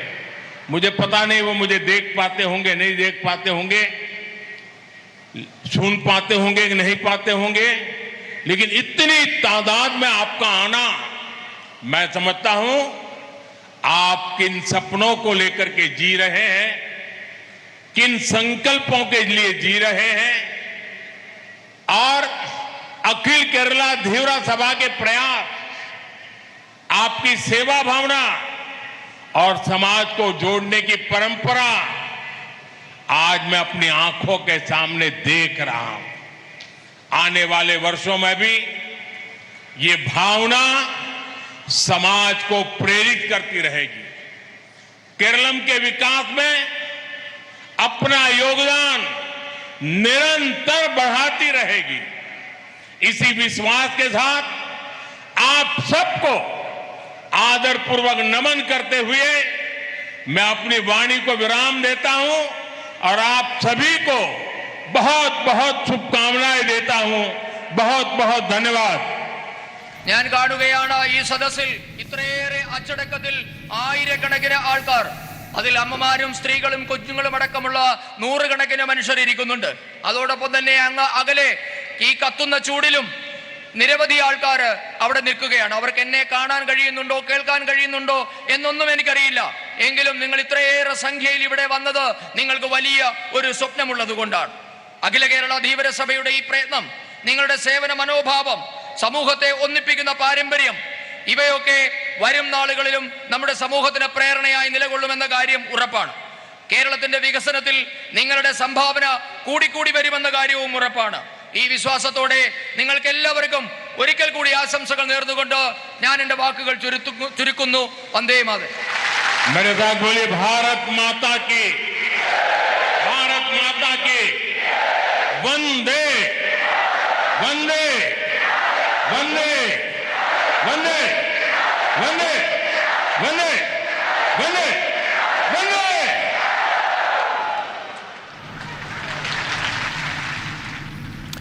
All right, so this is Prime Minister Narendra Modi in Kerala. Now it's official because as per Prime Minister Narendra Modi, the centre has approved the name Kerala for Kerala, for the state Kerala, and now it has been named Kerala. And now they have said, the PM Modi has said that we have approved, the central government has approved the name to Kerala. And he also mentioned a lot of other things. He mentioned he was raising issues related to the fishermen community. He also said that nation recognizes and respects the fishermen community, and the people of Kerala wanted the name to be changed to Kerala. And various projects, the foundation of various projects will be laid by Prime Minister Narendra Modi. All right, viewers, we are getting another big breaking news coming in right now at this moment, and it's about Air India Express plane which suffered nose wheel problem at Phuket Airport. Now, an Air India Express aircraft operating its Hyderabad-Phuket Highline flight suffered a nose wheel issue at Phuket Airport. The airline said on Wednesday the authorities suspended flight operations at Phuket Airport following the incident, since the aircraft is stuck on the runway as per sources. These are the exclusive visuals coming in, exclusive first on Republic on your television screen. Now, Phuket Airport has issued a notice to AMN Notam from 8 p.m. to 6 p.m. to announce the temporary closure of the runway on March 11, as it clarified a runway malfunction which has been experienced by an Air India Express aircraft. On your screens, this is the exact visual of the damage that has been caused because of the hard landing. The initial information suggested a very hard landing, and this has resulted in damage to the landing gear. You can clearly see there is no wheel. There is no wheel on the landing gear, and the nose landing gear preventing the aircraft from immediately moving off the runway. The aircraft, a Boeing 737-800 with registration VTBWQ, arrived at Phuket Airport ahead of schedule with a scheduled landing time of 11:40 a.m. but landing at 11:24. Now, no harm to 7 crew members, 131 incoming passengers, and 2 infants were also on board. Imagine what could have happened if this could have proved to be catastrophic. Exclusive visuals on your television screen from Phuket Airport, and you can very well see the condition of the landing gear on your television screen. The plane is on the runway, on the tarmac, and this is the damage that has been done to the aircraft. The landing gear, it's broken. There is no wheel. You can't see the wheel. This is the kind of damage that has happened to the aircraft. These are the visuals from exclusive visuals, I would say, from Phuket Airport on your television screen. You can see clearly there is damage to the landing gear, and this clearly would have proven to be extremely fatal, because it could have given rise to flames, fire, because also you have the fuselage below in the aircraft, and that's a very risky situation for a plane to get in. And these are the visuals of that. Nose wheel broke during landing. Nose wheel damaged, but fortunately the passengers are safe. All right, for more information, I have Harsha with me for more details on the story. Harsha, over to you. Get us more details on the story. Yes, the more details of the story is that this was the Air India Express aircraft to Phuket, and when it landed, it was a hard landing, which was suspected by the pilot during landing. That damage, the visuals which is on screen, the nose landing gear and the landing gear both are severely damaged, and also the notam has been issued by the Phuket International Airport.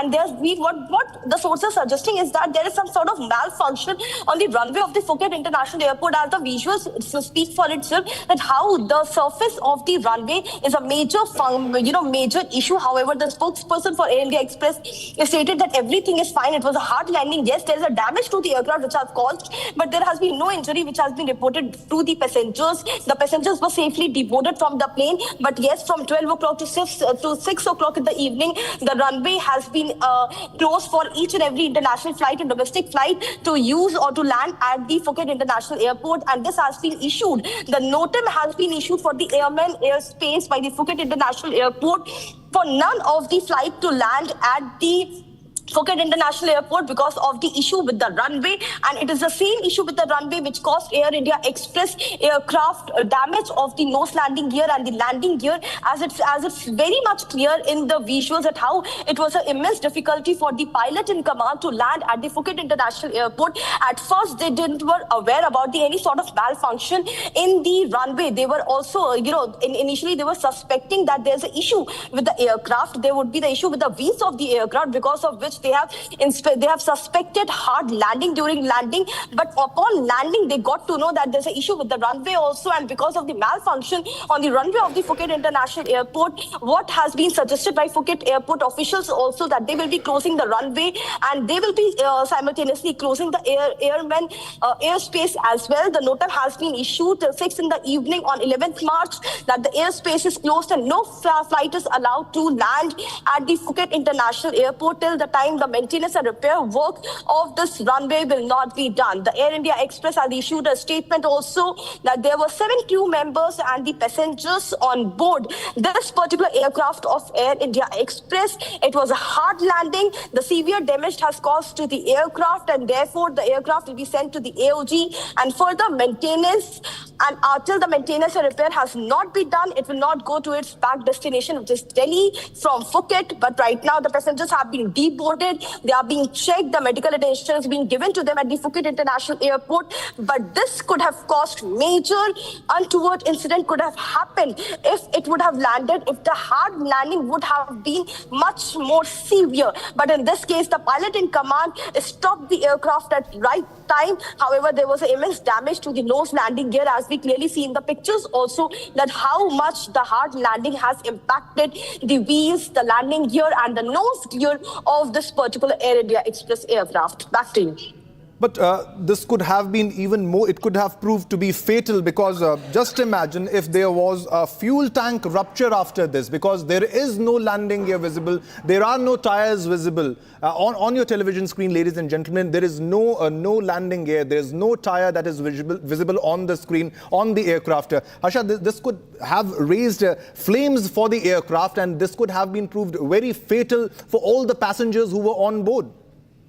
Yes, you rightly pointed out, because the fuselage was just next to the nose landing gear, and we clearly see in the pictures also that how much damage it has caused to the gear and to the wheels of the airplane as well. The fuselage is right next to it, and because it was severely damaged because of the runway issue that the hard landing was caused, and much more serious question arises on the part of the airline authorities of Phuket, that if there was an issue with the runway, if there was some sort of malfunction, or if it was under repair or under construction, then they would have informed the aviation, they would have informed the ATC and the pilot in command before the allowance was given, before the heads up was given to the pilot in command to land at this particular airport. The flight was scheduled for Phuket. It was supposed to land at Phuket, but when the landing permission was asked, when the runway permission was sought by pilot in command, the runway permission was given by the authorities, and that very time the pilot in command landed on this particular runway, and it is being seen that the hard landing was caused because of the runway.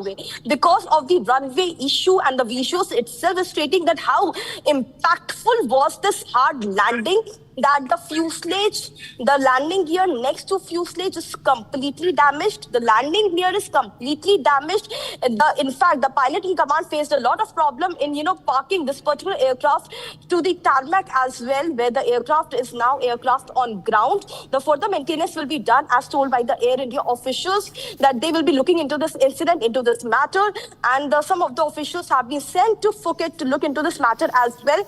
And also the inquiry and the investigation will also take part on how the permission for this particular runway was given to the Air India Express pilot in command to land when the runway was improper to land in Phuket. And therefore the notice has been issued till 6 o'clock in the evening. Back to you. All right. The other question would be, is the airline trying to pass the buck on the airport authority? Because this clearly shouldn't be the only plane that must have been landed in that runway, in that airport.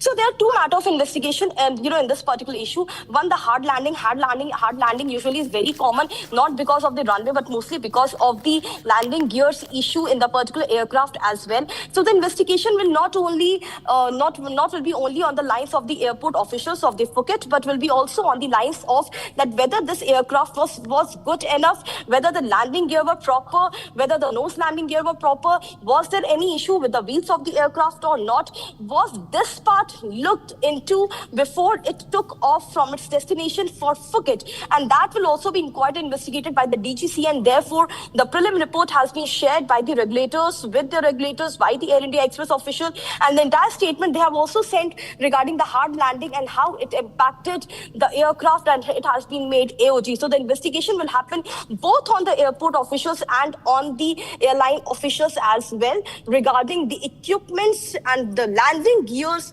of this particular airline, which was in proper condition or no proper condition, which led to the hard landing at the surface, at the runway of the Phuket International Airport. Back to you. All right. Also, what is the current status of the aircraft on the runway? Has it been removed from the runway, or is it still blocking the entire runway? Investigations must be on. It's a developing story, I know, but what details?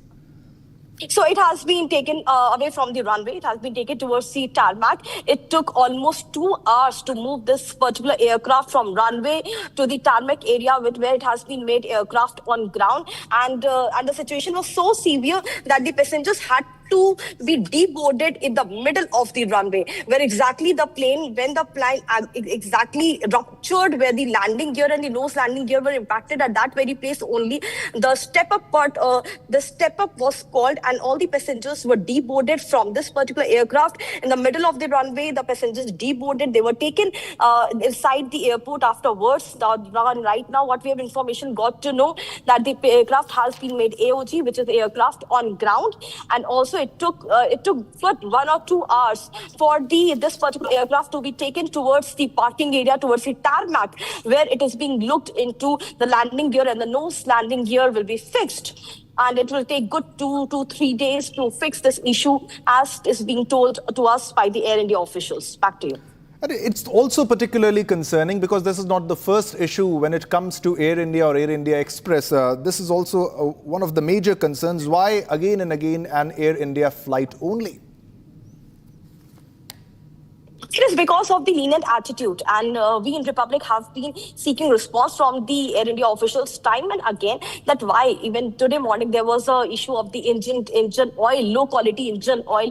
There was an issue from the Tiruvananthapuram Delhi flight. This Air India Express, the hard landing, damage to the low landing gear. It is a lenient attitude of the Air India. They have been issued so many show cause notices by the DGCA. So many audits have been done on their planes of A320, 320 Neo, 350 and the Boeing fleet as well. But still, we keep on looking at the MEL and the repair issues in Air India flights majorly because the heads up, the maintenance agencies which used to give heads up to the aircraft to fly to a particular destination, they are particularly in question to make more money, to make more profits and to save the flying time. Usually the heads up is given to the aircraft whenever there is a small, minute issue as well. However, the protocol of the CER by DGCA clearly says even if the minutest and the smallest of the technical issue should be reported and flight should not be allowed to fly. But with Air India, even if the issue is smallest, if the technical error is of the smallest of gravity, but then also they fly to make money and to save flying hours and to not AOG the particular aircraft, and in most of the cases the information is also not shared with the regulators. Okay. Stay with us. We have Vipul Saxena, who is an aviation expert, for a comment on what actually unfolded.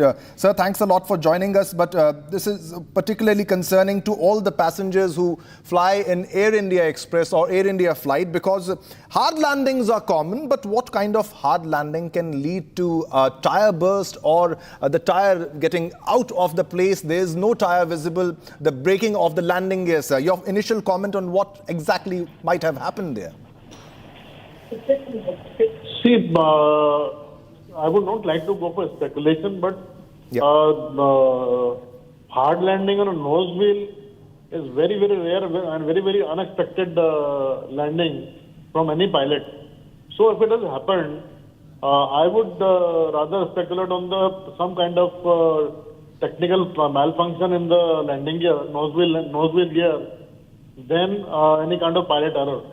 But as you said, that tire itself is missing.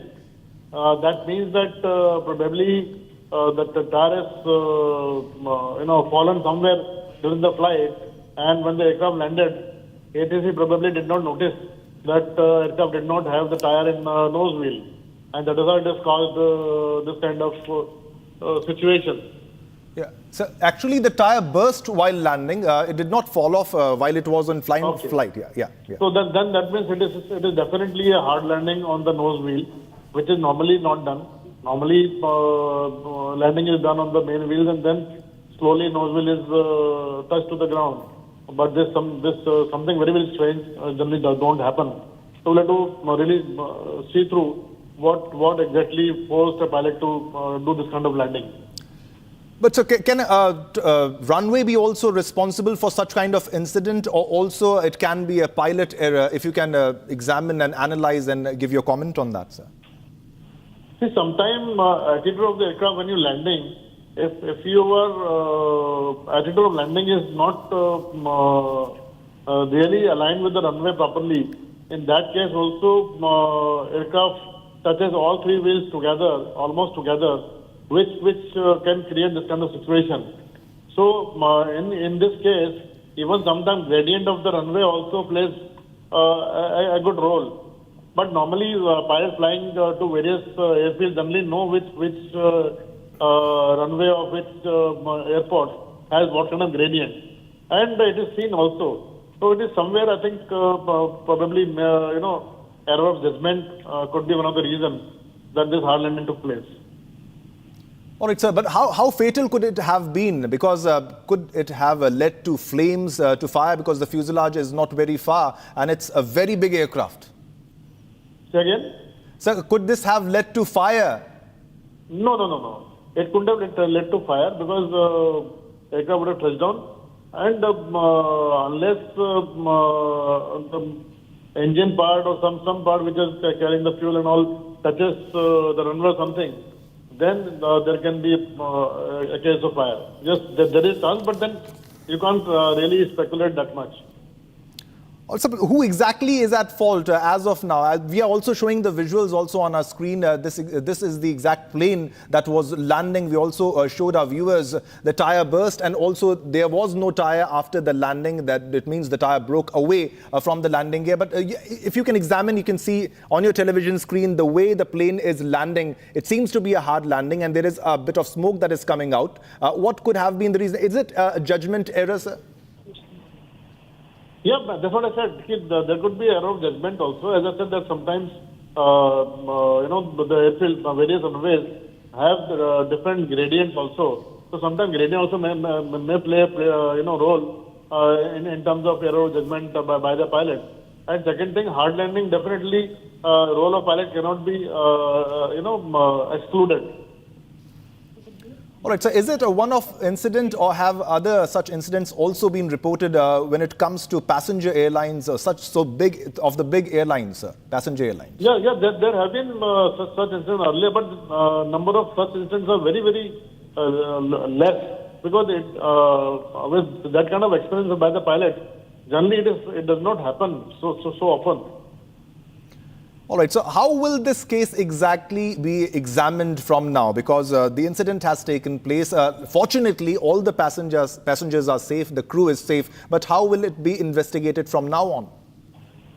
See, the kind of, generally what happens is when the aircraft meets with the accident, depending upon the kind of damage that has caused to the aircraft, that decides whether this will be investigated by the DGC team or whether it will be investigated by the AIB. So that decision Government of India or Ministry of Civil Aviation will take.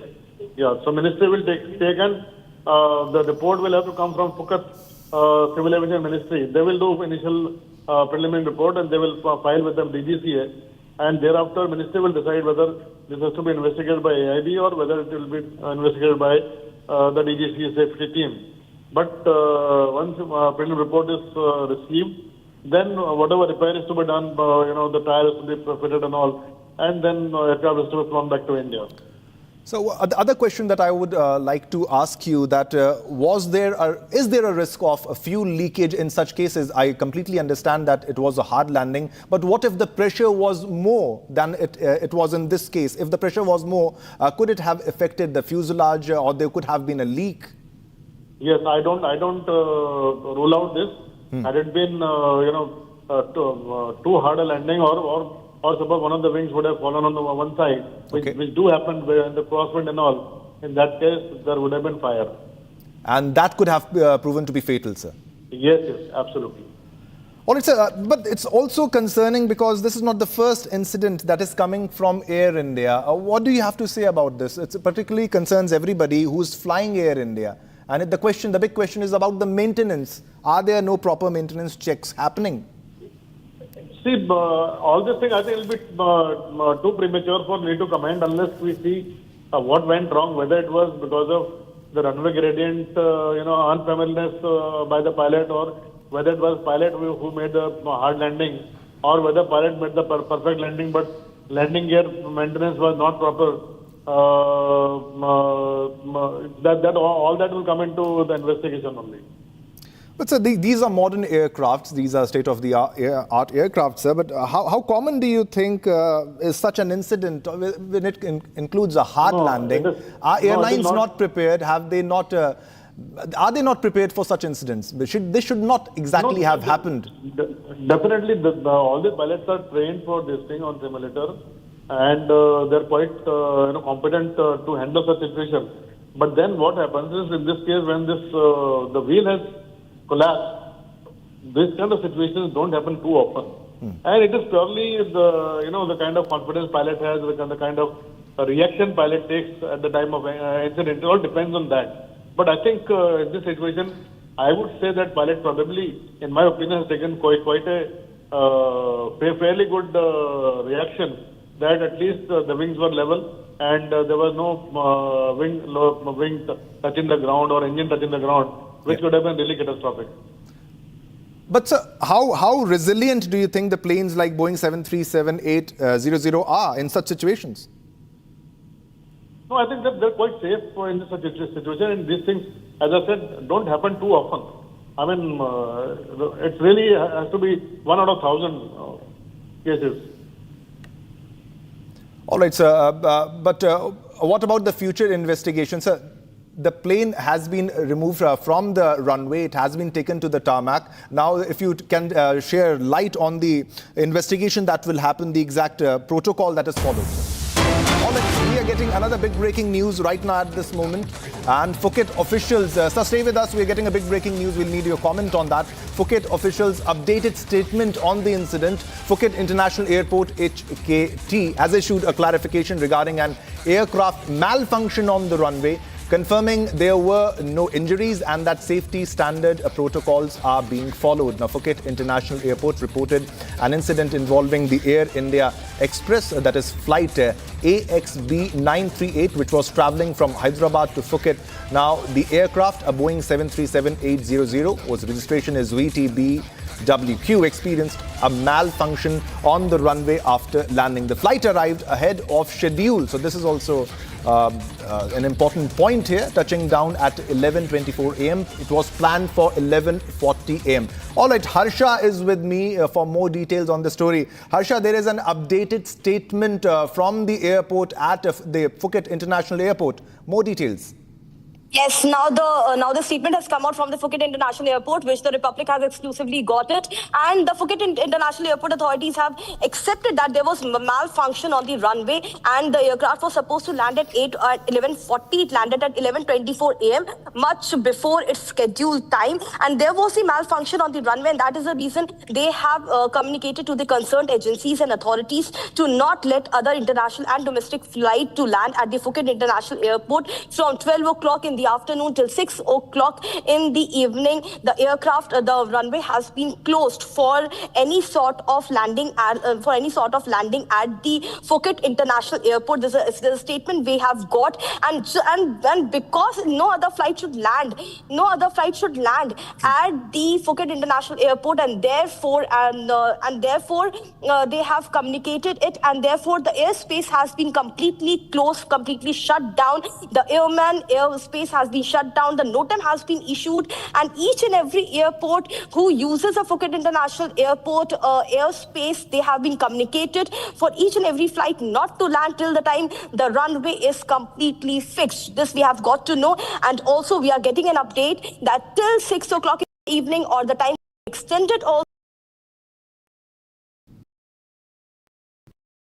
will be allowed to land. And it was runway that the landing gear was completely damaged, that the nose gear was completely damaged, the tire of the aircraft burst upon landing. It was a severe hard landing. In past we have seen hard landing of each and every aircraft, but this landing was so severe, the impact was so strong that the passengers inside felt that there is no wheel. They felt the damage. The crew members 7 and the 131 passengers on board, in which there were 2 infants, all have been reported safe. The medical team was on spot. We have also got to know that it was very difficult, and because of the damage to the nose landing gear, it prevented the aircraft to be moved from runway. It took almost 2 hours to move this particular aircraft from the runway, and for that the authorities also had to call the engineering teams to shift the particular aircraft to the tarmac, to the parking zone, where it could be declared AOG. So there's a recent update which we have received after getting the statement from the Phuket International Airport. Back to you. All right. Stay with us, Harsha. Vipul Saxena is also live with us for more comments on this. Your comment on the official statements which has been released by Phuket International Airport. Any statement? Because they have issued a clarification now. There are no injuries reported, but definitely there must have been some sort of injuries, sir. There must have been minor injury in terms of some kind of jerk people must have got, but I don't think that there would have been any serious injury which can cause a really big concern. But I'm seeing the aircraft landing. It's landing in a very safe configuration. So definitely I feel that there would have been some kind of material malfunction, because the kind of picture which is showing on a screen about the tire tracking and all that, I think that seems to be a material malfunction case. Maybe because of the aging of the tire, or maybe because of hard landing of the aircraft. So all that thing will come out in the investigation report, and then only something has to be done. But then I would say that lucky that the aircraft landed with a clean configuration and with the wings level. Otherwise, if any of the wing had fallen, probably there would have been fire, because engine would have touched the ground or something like that. With me, Harsha, if you want to ask any question to the aviation expert, Mr. Vipul Saxena, you can, please. Yes, Mr. Saxena, this side Harsha, this is the respondent. Mr. Saxena, my question to you is very direct. The investigation should be not only with the Air India Express, Air India officials, but the investigation should also be of the Phuket International Airport authorities as well.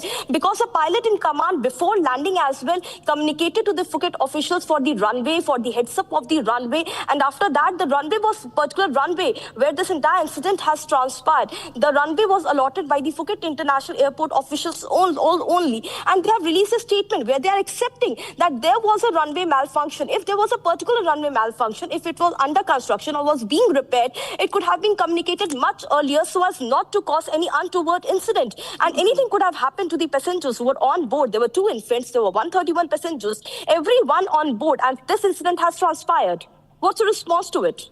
Yeah, I would say this was a serious lapse on the part of Phuket Tower and airport authorities.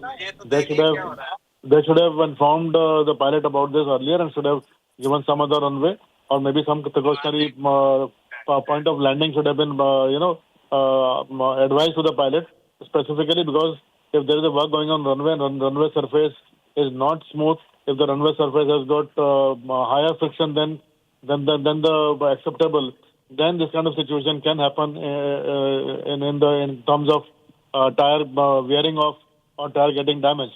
So I think I would give more blame to the Phuket runway authorities than to the pilot.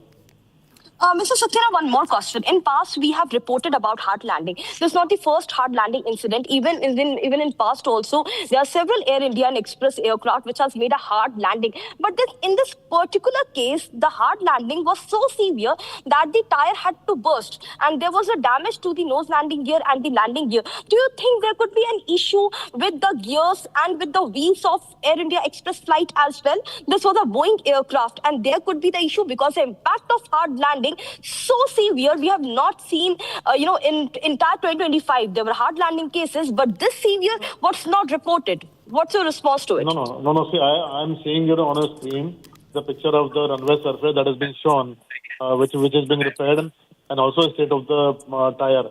Now, I definitely give full blame to the surface of the airfield, which was under repair, and it definitely had higher friction quotient than acceptable. And in that case, if the aircraft lands and nose will what? Any wheel can wear off. And especially what happens is that aircraft do so many landings and takeoffs over a period of time. And the rubber of the tire do age by the time and by number of landings. So if the tire was probably on the verge of expiry or something, it must have not expired, but it must be on the very old tire. Then the chances of getting such tire weared off or damaged are higher than any new tire. So I think all these things put together, the situation has occurred. So, sir, you're saying that possibly this could also have been an old tire? Was that also a possibility? No, but what happens is that old tire does not mean that this tire was expired or something. There is a check on tires before every takeoff and every landing, and there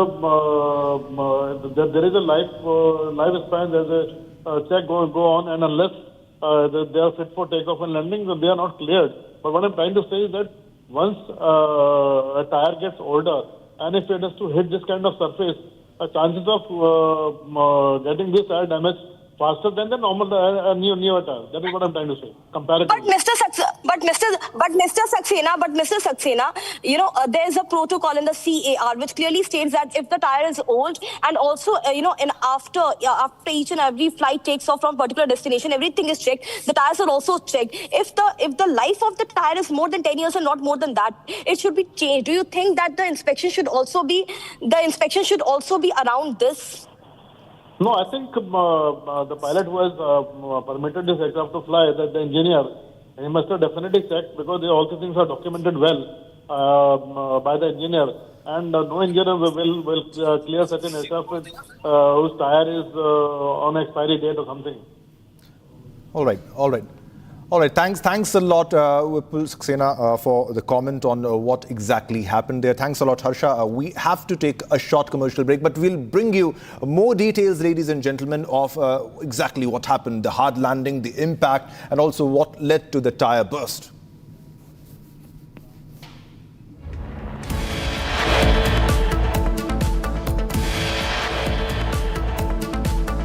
All right, viewers, coming up, we'll get you more details on what exactly happened at Phuket International Airport, where the AI Express malfunctioned and the landing gear broke.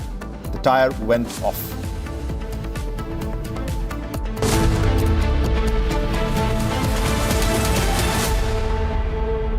चमकी चाट से क्या बना है? आलू चाट या fruit चाट, स्वाद बढ़ाए चमकी चाट। क्या बात है? स्वादिष्ट पकोड़े और फरसान, अरे चमकी चाट है इसकी जान। असली स्वाद सिर्फ चमकी चाट। Amity has been ranked India's #1 not-for-profit private university for 11th year, with top 10 ranked institutions in management, engineering, biotech, law, masscom, telecom, hospitality, fashion and more. Yet another top ranking for Amity University. थोड़े में ज्यादा स्वाद, यही तो है इसकी खास बात। वाओ मामा, क्या स्वाद है? अरे मेरे राजा, सबका राजा और मसाला।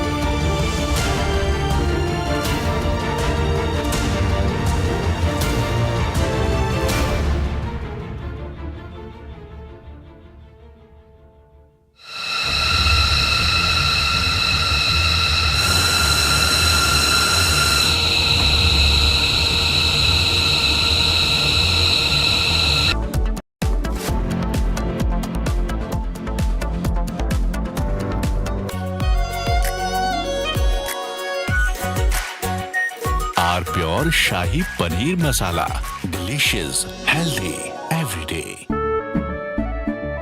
केसरिया से मन जोगी हुआ रे, दिल झूमे देखो मतवारा हुआ रे। केसरिया से मन जोगी हुआ। हर पल मनाओ केसरी त्योहार। विमल, बोलो जुबान केसरी। प्यास बुझाए, ठंडक लाए, सबको भाए जीरा से। MTH का जलजीरा जीरा से। जीरा से असली रिफ्रेशिंग, असली स्वाद, असली मजा। MTH।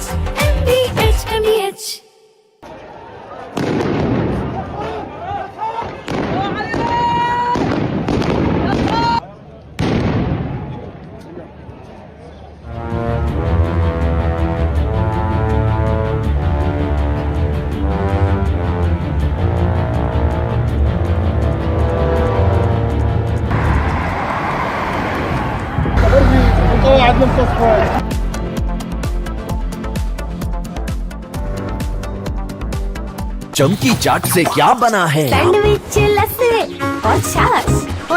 हर घूंट में चमकी चाट, ड्राई फ्रूट और दही बड़े। चमकी चाट से स्वाद बढ़े। असली स्वाद सिर्फ चंकी चाट। Amity has been ranked India's #1 not-for-profit private university for 11th year, with top 10 ranked institutions in management, engineering, biotech, law, masscom, telecom, hospitality, fashion and more. Yet another top ranking for Amity University. R pure सूजी pasta, उबालो, मिलाओ और खाओ। 8 minute में तैयार। क्या taste है, सबका राजा R pure masala.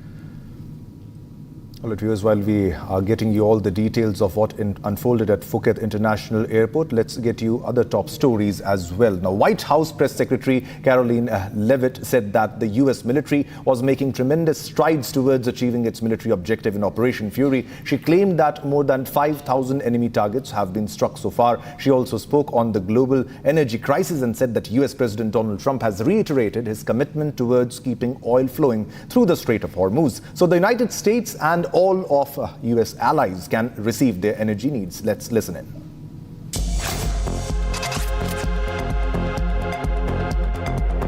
The United States military is making tremendous strides towards achieving our military objectives for Operation Epic Fury. 10 days in, this campaign has been a resounding success thus far, and America's warriors are winning this important fight at an even faster pace than we anticipated. More than 5,000 enemy targets have been struck so far. Iran's ballistic missile attacks are down more than 90%, and their drone attacks are down by approximately 85% since the start of Operation Epic Fury. The United States is also annihilating the Iranian regime's navy, and we have destroyed more than 50 Iranian naval vessels, including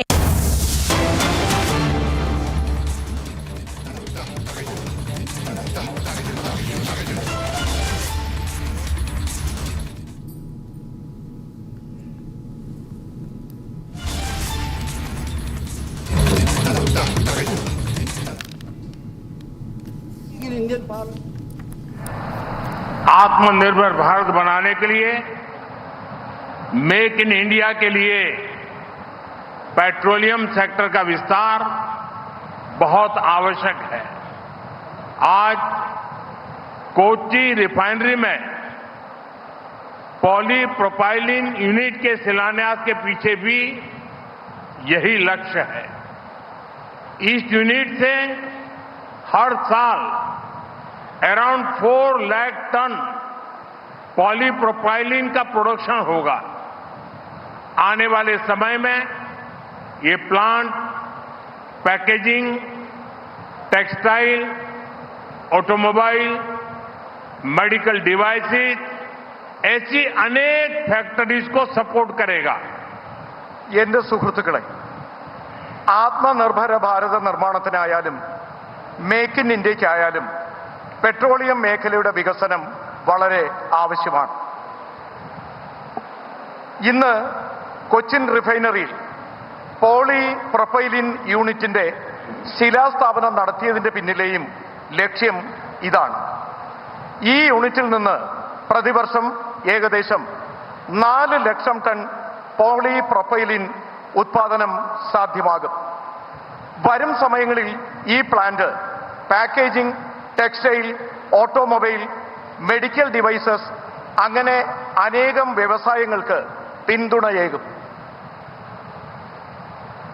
NDA सूरतगढ़े Bharat आज manufacturing का बहुत बड़ा hub बनता जा रहा है। AI और semiconductor sector में भी देश तेजी से प्रगति कर रहा है।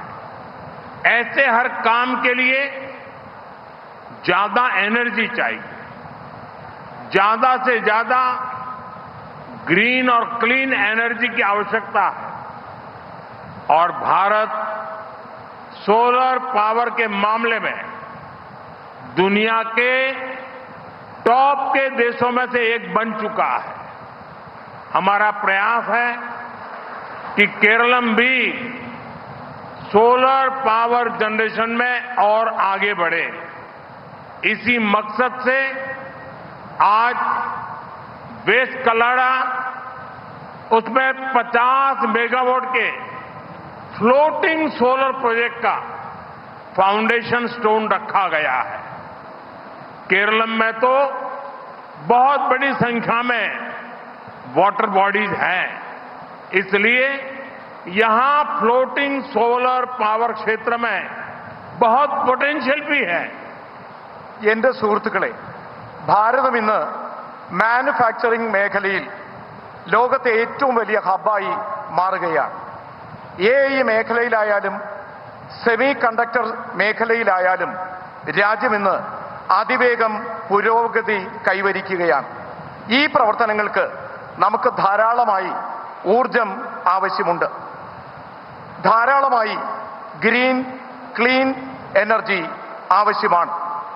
ഇന്ന് ഭാരതം സൗരോർജ ശക്തിയിൽ ലോകത്തെ ഏറ്റവും പ്രമുഖ രാജ്യങ്ങളിൽ ഒന്നാണ്.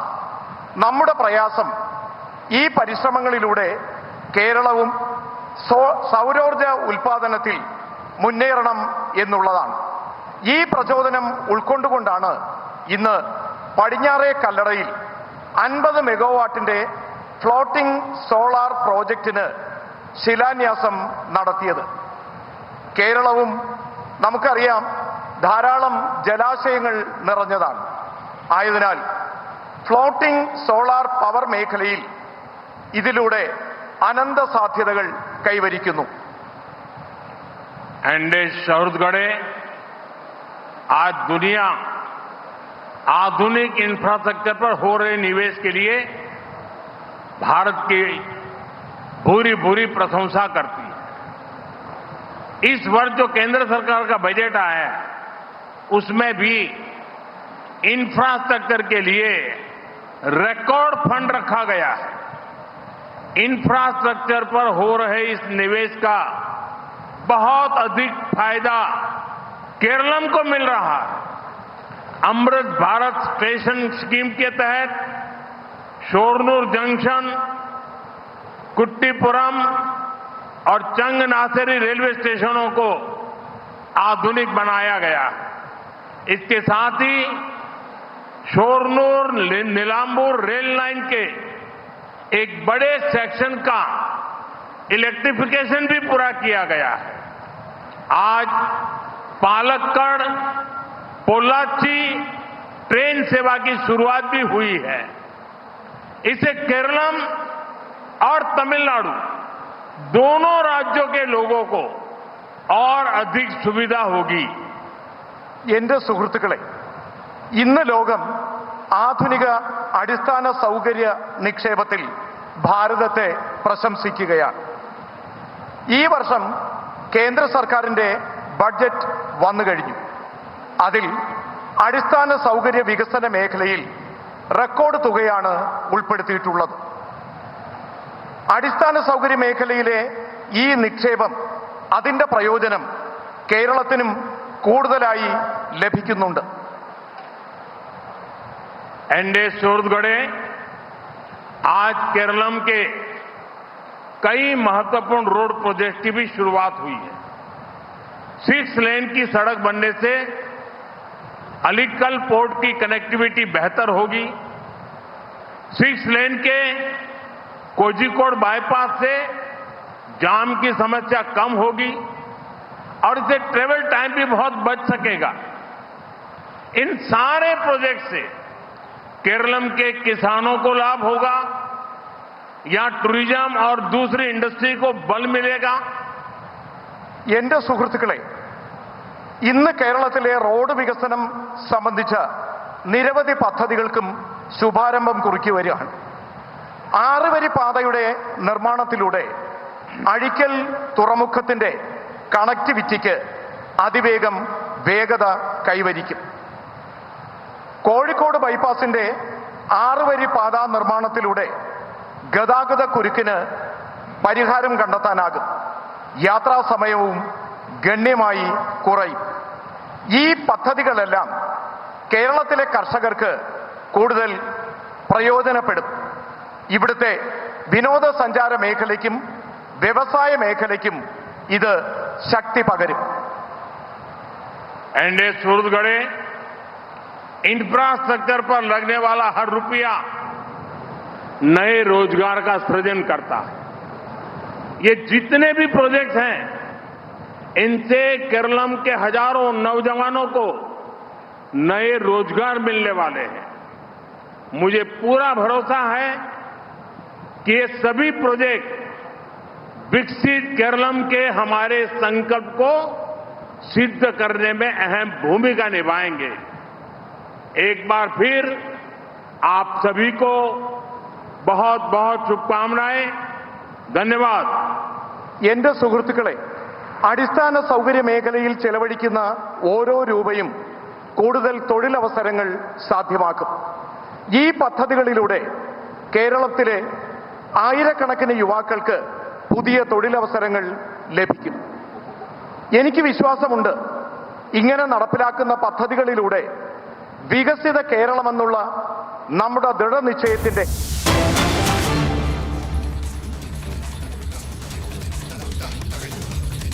Viewers, now getting in a fresh breaking development. Air India Express plane has suffered a nose wheel problem at the Phuket airport. An Air India Express aircraft operating its Hyderabad to Phuket flight suffered a nose wheel issue at the Phuket airport.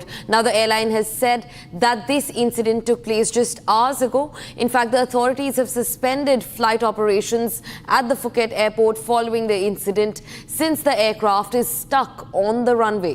That's what the sources have said. Now, also remember, the Phuket airport in its official statement has said that there was a runway malfunction as well, and you can look at the massive damage that the wheel has suffered. In fact, we're also being joined by one of the passengers who was on board the Air India Express flight. He's now one of the passengers of the total 131 passengers aboard, to get us more details into how the situation unfolded.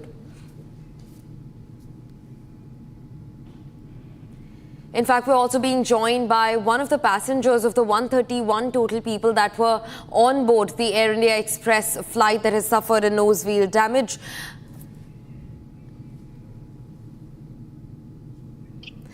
Passenger Meena Lahuja is joining us live from Phuket. Minal Ahuja joins us live from Phuket. Minal, speak to us about what the impact felt like. You know, this was no small impact. The visuals are on our screens. The tires have completely been sliced. Talk to us about what the impact felt like. Yeah, it was not an expected landing. We were looking for a very smooth landing. We were right there around the beach, because I have seen in the videos that whenever a flight lands on the airport, it starts from the beach and then come to the runway. But as soon as the aircraft touches the runway, we were kind of bounces like 2-3 times, and it was not like only small thumb or something, small bounce. It was like we were kind of flying from the seats and then coming down. So it was a very, very harsh landing. Right. Minal, in fact, I also want to inquire, we heard statements that said that there were other medical examinations that also took place for all the passengers on board. And we know that you were one of the passengers aboard the flight. And there were total 131 people on board the flight. Any news of injuries that might have happened inside the cabin? What was it like? Were people panicking when this happened? Yeah, people were panicking. Kids were kind of crying a lot. There were a couple of kids on board in the plane, and they were crying because the landing was not very smooth. I have not heard about any, injuries. Even when flight got landed, one of the crew member announced that if someone got any injury, they can come forward and get the, the medication done. But I have not seen anyone coming forward. So I think no reports on the injury as such, but the people were kind of unrest in the flight. Right. So right, everyone was shouting. Right. In fact, what we're learning from first reports is also that the aircraft remains stuck on the very, the very airstrip where this malfunction happened. Now, I also want to understand from you, what were the provisions made for the passengers from, Air India Express's side, or even the Phuket Airport's side, to make this a little more comfortable? Because we do understand that there was a huge delay because of the malfunction that took place at the Phuket Airport. Yeah, so as soon as we landed on the runway, we were asked to, stay wherever we are seated, and the announcement made from the, the captain that it was a little, exact words was, it was a little, a hard landing, and we are trying to get things sorted with the Phuket Airport Authority.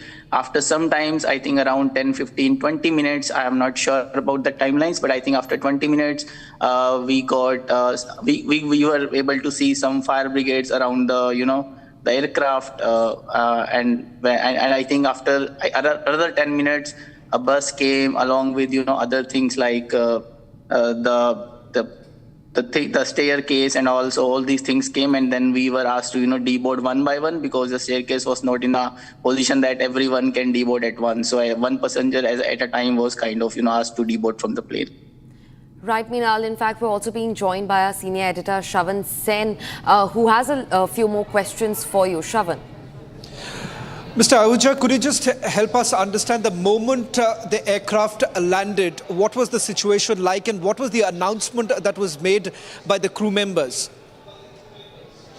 Yeah, as soon as, when the actual landing started, there was no announcement. Only the announcement was like another, 30 minutes before that, we are trying to, the regular announcement that we are landing in shortly, and please be seated wherever and do not use, washrooms. And also those announcements were made.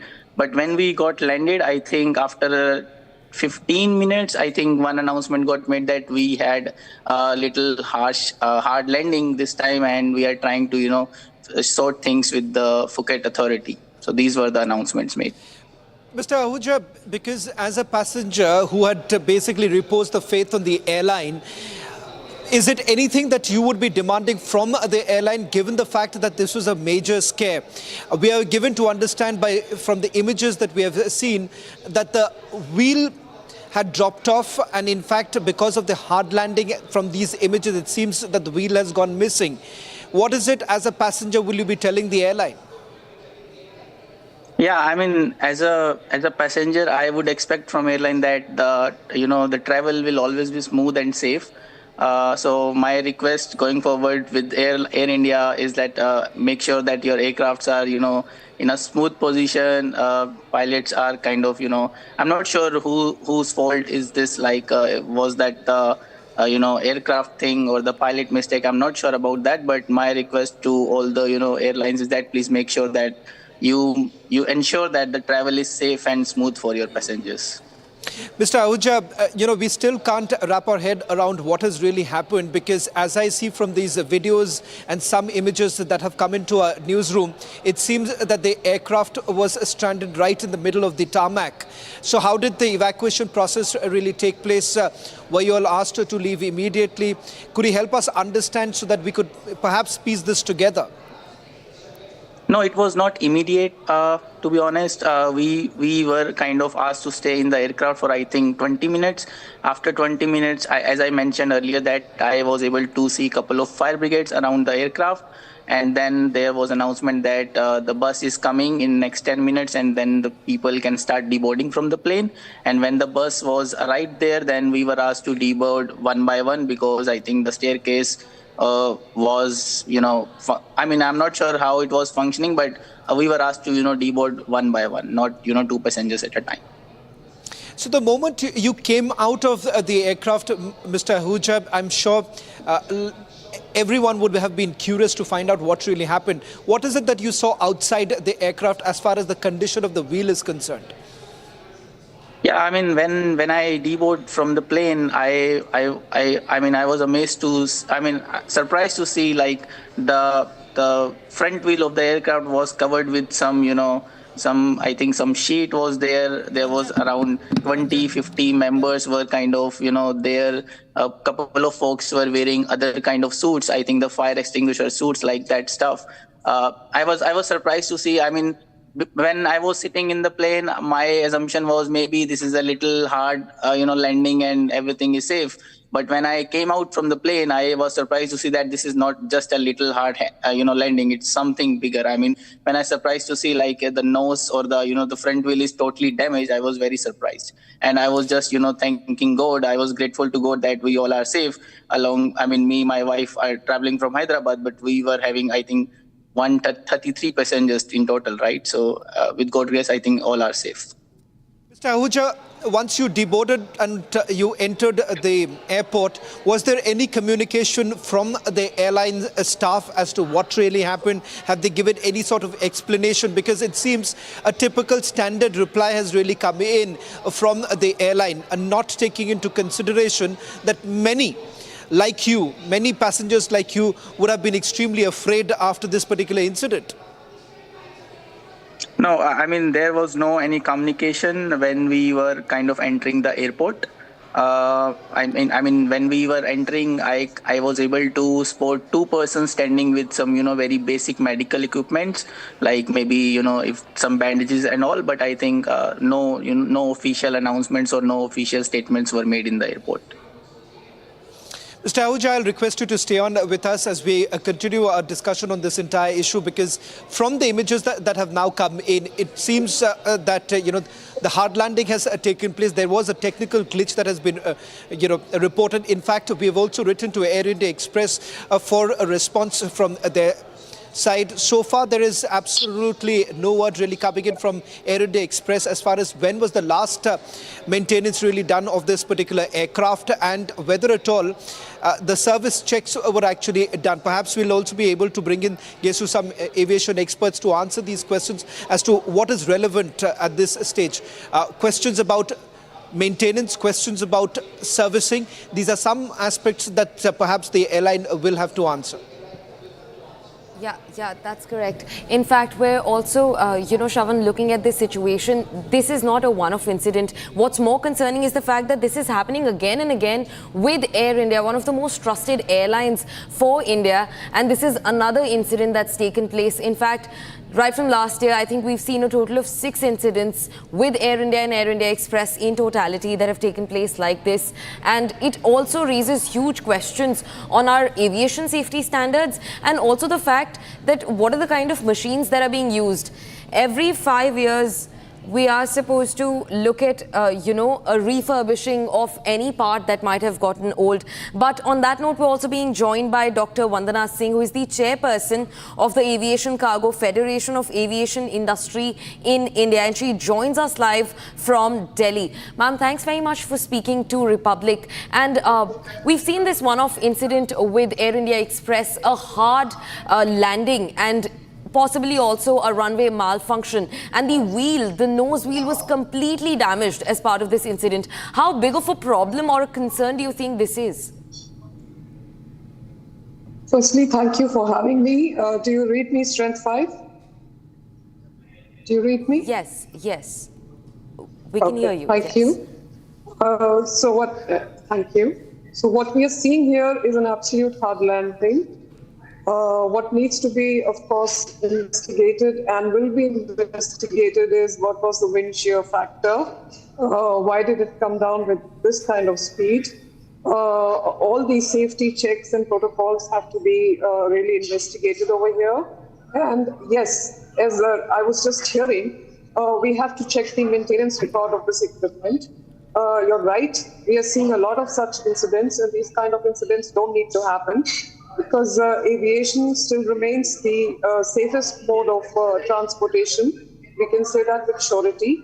But I think Air India Express, and all the other carriers, including Indigo, Akasa, have to really focus on their maintenance of all their equipment. This was, of course, the 737-8. And in this case, hearing from the passengers as well, that was the usual announcement. It was not an announcement to really gear for impact or something like that, or brace for impact. So basically, there was no such, sort of warning given over there. But the wind shear factor probably plays a big role like that. We see it on the screen right now. And the nose has been hit. So it's been stuck on the runway. With that being stuck on the runway, the safety protocols have been followed, and obviously taken a good step to from the equipment. Right, ma'am. Ms. Vandana, I'll request you to stay on with us. I believe there's some problem with your audio line. We'll try and fix this. Mr. Ahuja, I want to bring you back right now, because many who would be watching this afternoon about the ordeal that you and your fellow passengers had to go through. Could you help us understand the moment the landing took place? What was the immediate response, or for that matter, what did you really feel? Because, it's quite unthinkable that you have the nose being completely damaged, and the very fact that the aircraft was completely stuck to the tarmac gives us a clear understanding that this could have gone completely haywire. Yeah, sure. Just to share my experience, what happened with us, first 2 minutes after landing, we were not in the zone. We were kind of just looking at each other and trying to help each other that, hey, everything is normal, nothing goes wrong, and all this kind of stuff. But after, I think, 2-3 minutes after that, I think when we came back to the zone, we were trying to, analyze the situation. And after, I think, 5-10 minutes, there was an announcement made in the aircraft that, hey, we had a hard landing this time, and we are working with the authorities, and just keep sitting where you are sitting at this moment. So this was the, official announcement made.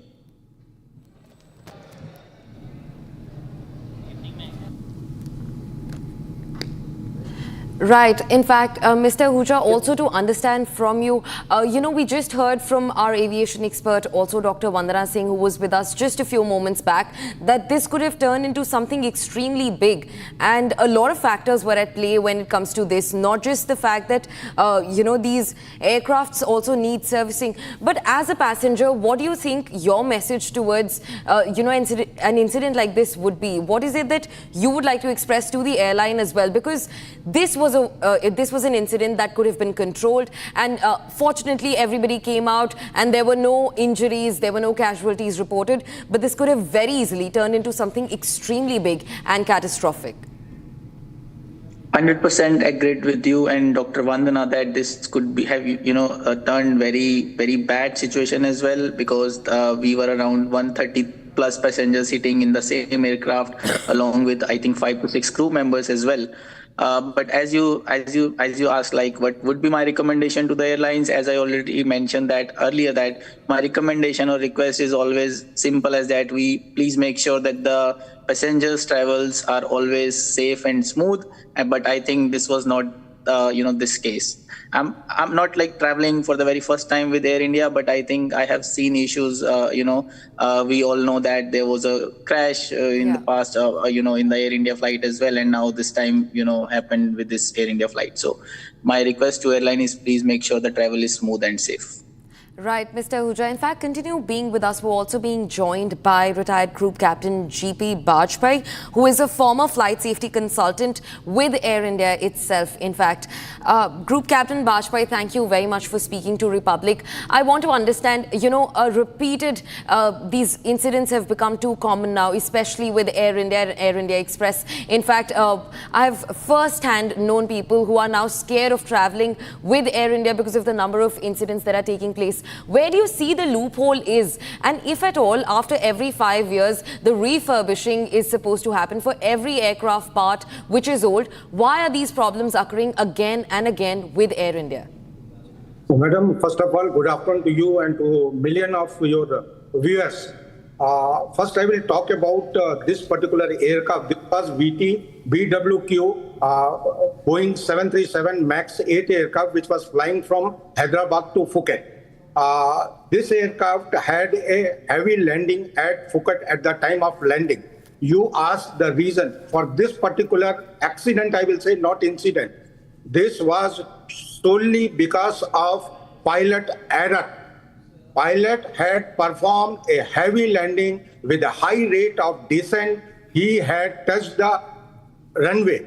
Thereby, the nose landing gear tire got burst, the throttling got damaged, the wheel hub got damaged, brake unit got damaged, and the aircraft has moved with the landing gear, nose landing gear straight on runway. Thereby, it has caused major damage on runway itself. That's why runway has been closed. I have seen the photographs which are available in the social media. It is a very, very serious accident. It speaks volume about the flight safety department of Air India Express, the training department of Air India Express, as well as ops department of Air India Express. They should always be responsible and accountable for the passengers who are sitting behind the aircraft. One more thing I would like to bring to the notice through you to entire your audience, that during the reject takeoff and hard landing, airlines just say sorry and then they accommodate the passenger in one odd hotel, or they look after them for the time being. People don't realize that these type of incident and accident causes the major injuries on the spinal cord, which will surface after 20 years. I will demand from the Ministry of Civil Aviation, MOCA, DGCA, and the particular airline, the particular passengers who are on board this aircraft, their medical record, there should be annotation that this so-and-so gentleman has undergone such a severe hard landing, because that time these people will not accept and they will not be taking the responsibility that so-and-so passenger has suffered for lifelong because of his spinal cord injury, because in the young age you can sustain these shocks, but it surfaces over a period of time. So my humble request, a new chapter in the aviation industry of India should be opened, that all passengers who have undergone the reject takeoff and hard landing, their medical record should be maintained by the particular airlines. And in future, if they get any spinal cord injury, the particular airline should bond the expenditure for his medical care. Right. Group Captain Bajpai, thank you very much for speaking to us. This conversation continues because this is not a small case, like you also said. In fact, thank you so much for speaking to Republic. Viewers, for now it's time to shift to a small commercial break. but don't go anywhere. We're also looking at how India is now battling the ongoing LPG crisis as the tensions in West Asia continue to flare. This and a lot more on the other side. Stay tuned.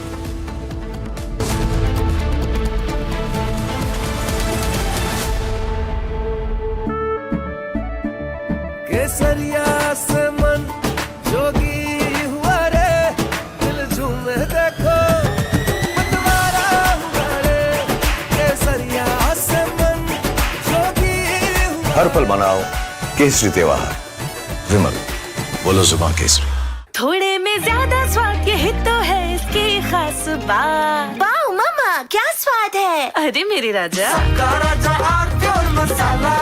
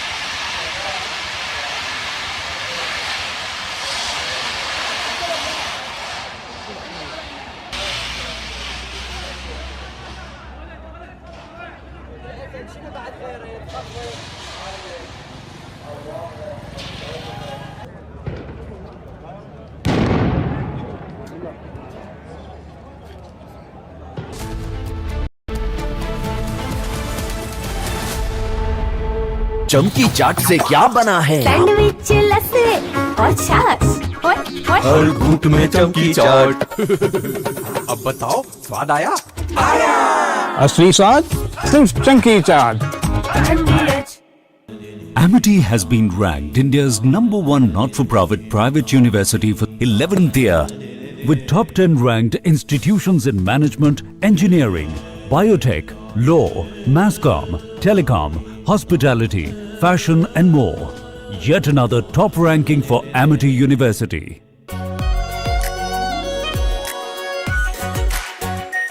R Pure Shahi Paneer Masala. Delicious, healthy, every day.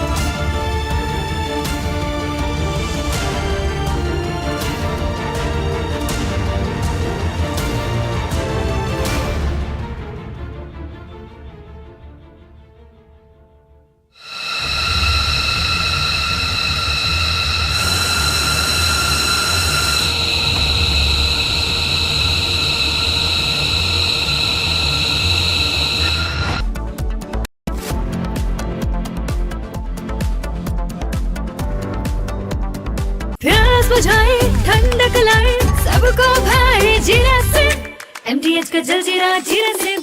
जीरा सिर्फ असली refreshing, असली स्वाद, असली मजा। MTH केसरिया से मन जोगी हुआ रे दिल झूमे देखो मतवारा हुआ रे केसरिया से मन जोगी हुआ। हर पल मनाओ केसरी त्योहार विमल बोलो जुबान केसरी। आर प्योर सूजी पास्ता उबालो मिलाओ और खाओ 8 मिनट में तैयार। क्या टेस्ट है सबका राजा आर प्योर मसाला।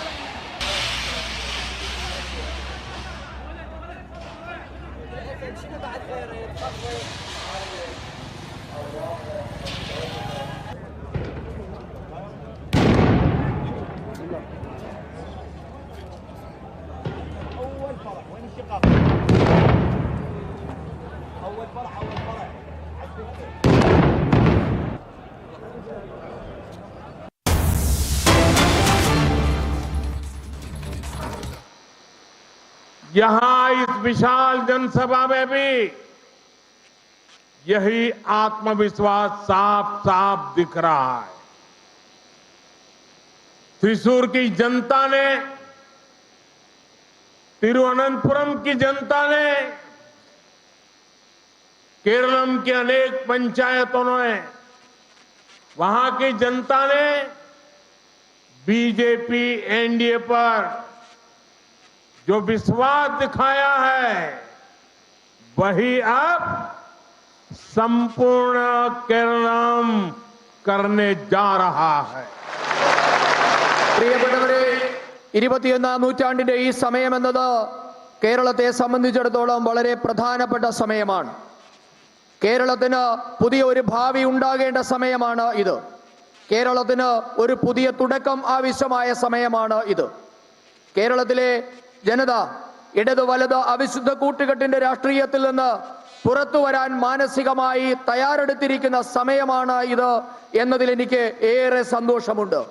ഇവിടെ കൂടിയിരിക്കുന്ന ഈ വൻജനാവലിയുടെ മുഖത്തും ആ ആത്മവിശ്വാസം വ്യക്തമായി കാണാനാകുന്നുണ്ട്. തൃശ്ശൂരിലെ ജനത, തിരുവനന്തപുരത്തെ ജനങ്ങൾ, കേരളത്തിലെ നിരവധി പഞ്ചായത്തുകളിലെ ജനങ്ങൾ, ഇവരൊക്കെ ബിജെപിയിലും എൻഡിഎയിലും അർപ്പിച്ച വിശ്വാസം മുഴുവൻ കേരളവും അതേപോലെ തന്നെ എൻഡിഎയിൽ വിശ്വാസം അർപ്പിക്കാൻ പോവുകയാണ്. एनडीए सौहृदगढ़े केरलम के पास नेचर है, कल्चर है, टैलेंट है, टेक्नोलॉजी है और विशाल सागर का आशीर्वाद भी है। इतना सारा सामर्थ्य होने के बावजूद केरलम का विकास उस गति से नहीं हुआ जैसा होना चाहिए था। कभी एलडीएफ सरकार, कभी यूडीएफ सरकार के पैटर्न ने केरलम का बहुत नुकसान किया है। इन दोनों ग्रुपों को लगता है कि 5-10 साल बाद उनकी ही बारी आएगी, इसलिए वो केरलम के विकास के लिए मेहनत नहीं करते। यही पैटर्न केरलम में करप्शन का कारण है, इसलिए यहां डेवलपमेंट के प्रोजेक्ट रोके जाते हैं. പ്രിയപ്പെട്ട സുഹൃത്തുക്കളെ, നമ്മുടെ കേരളത്തിന് മനോഹരമായ ഒരു ഭൂപ്രദേശമുണ്ട്, കാലാവസ്ഥയുണ്ട്, മഹത്തായ സംസ്കാരമുണ്ട്, കഴിവുള്ള ജനതയുണ്ട്, സാങ്കേതിക വിദ്യയിൽ നമ്മൾ അഗ്രഗണ്യരാണ്. നമുക്ക് വിശാലമായ കടൽ തീരം കൊണ്ട് അനുഗ്രഹീതരായ ജനതയാണ് നമ്മൾ. പക്ഷേ ഇത്രയേറെ പ്രത്യേകതകളും കഴിവുകളും ഉണ്ടായിട്ടും കേരളം അർഹിക്കുന്ന തരത്തിലുള്ള വികസനം മാത്രം, കേരളത്തിന് ഉണ്ടാകേണ്ട വികസനം മാത്രം ഇതുവരെ ഉണ്ടായിട്ടില്ല. ഇതിന് കാരണം കേരളം മാറി മാറി ഭരിച്ച രണ്ട് മുന്നണികളുമാണ്. മാറി മാറി ഭരിച്ച ഇടത് വലത് സർക്കാരുകളുടെ നയം മൂലം കേരളത്തിന് വലിയ നഷ്ടമാണ് ഉണ്ടായിട്ടുള്ളത്. 5-10 വർഷം കഴിയുമ്പോൾ ഞങ്ങളുടെ അവസരം വരുമെന്നാണ് രണ്ട് മുന്നണികളും ഒരുപോലെ കരുതുന്നത്. അതുകൊണ്ടാണ് അവർ കേരളത്തിന്റെ വികസനത്തിനായി പ്രയത്നിക്കാൻ തയ്യാറാകാത്തത്. ഈ പാറ്റേൺ കേരളത്തിന്റെ അഴിമതിക്കു കാരണമാണ്. അതുകൊണ്ട് കേരളത്തിന്റെ വികസന പദ്ധതികൾ തടസ്സപ്പെട്ടിരിക്കുകയാണ്. एनडीए सौहृदगढ़े केरलम के तेज विकास के लिए इस पैटर्न को तोड़ना जरूरी है.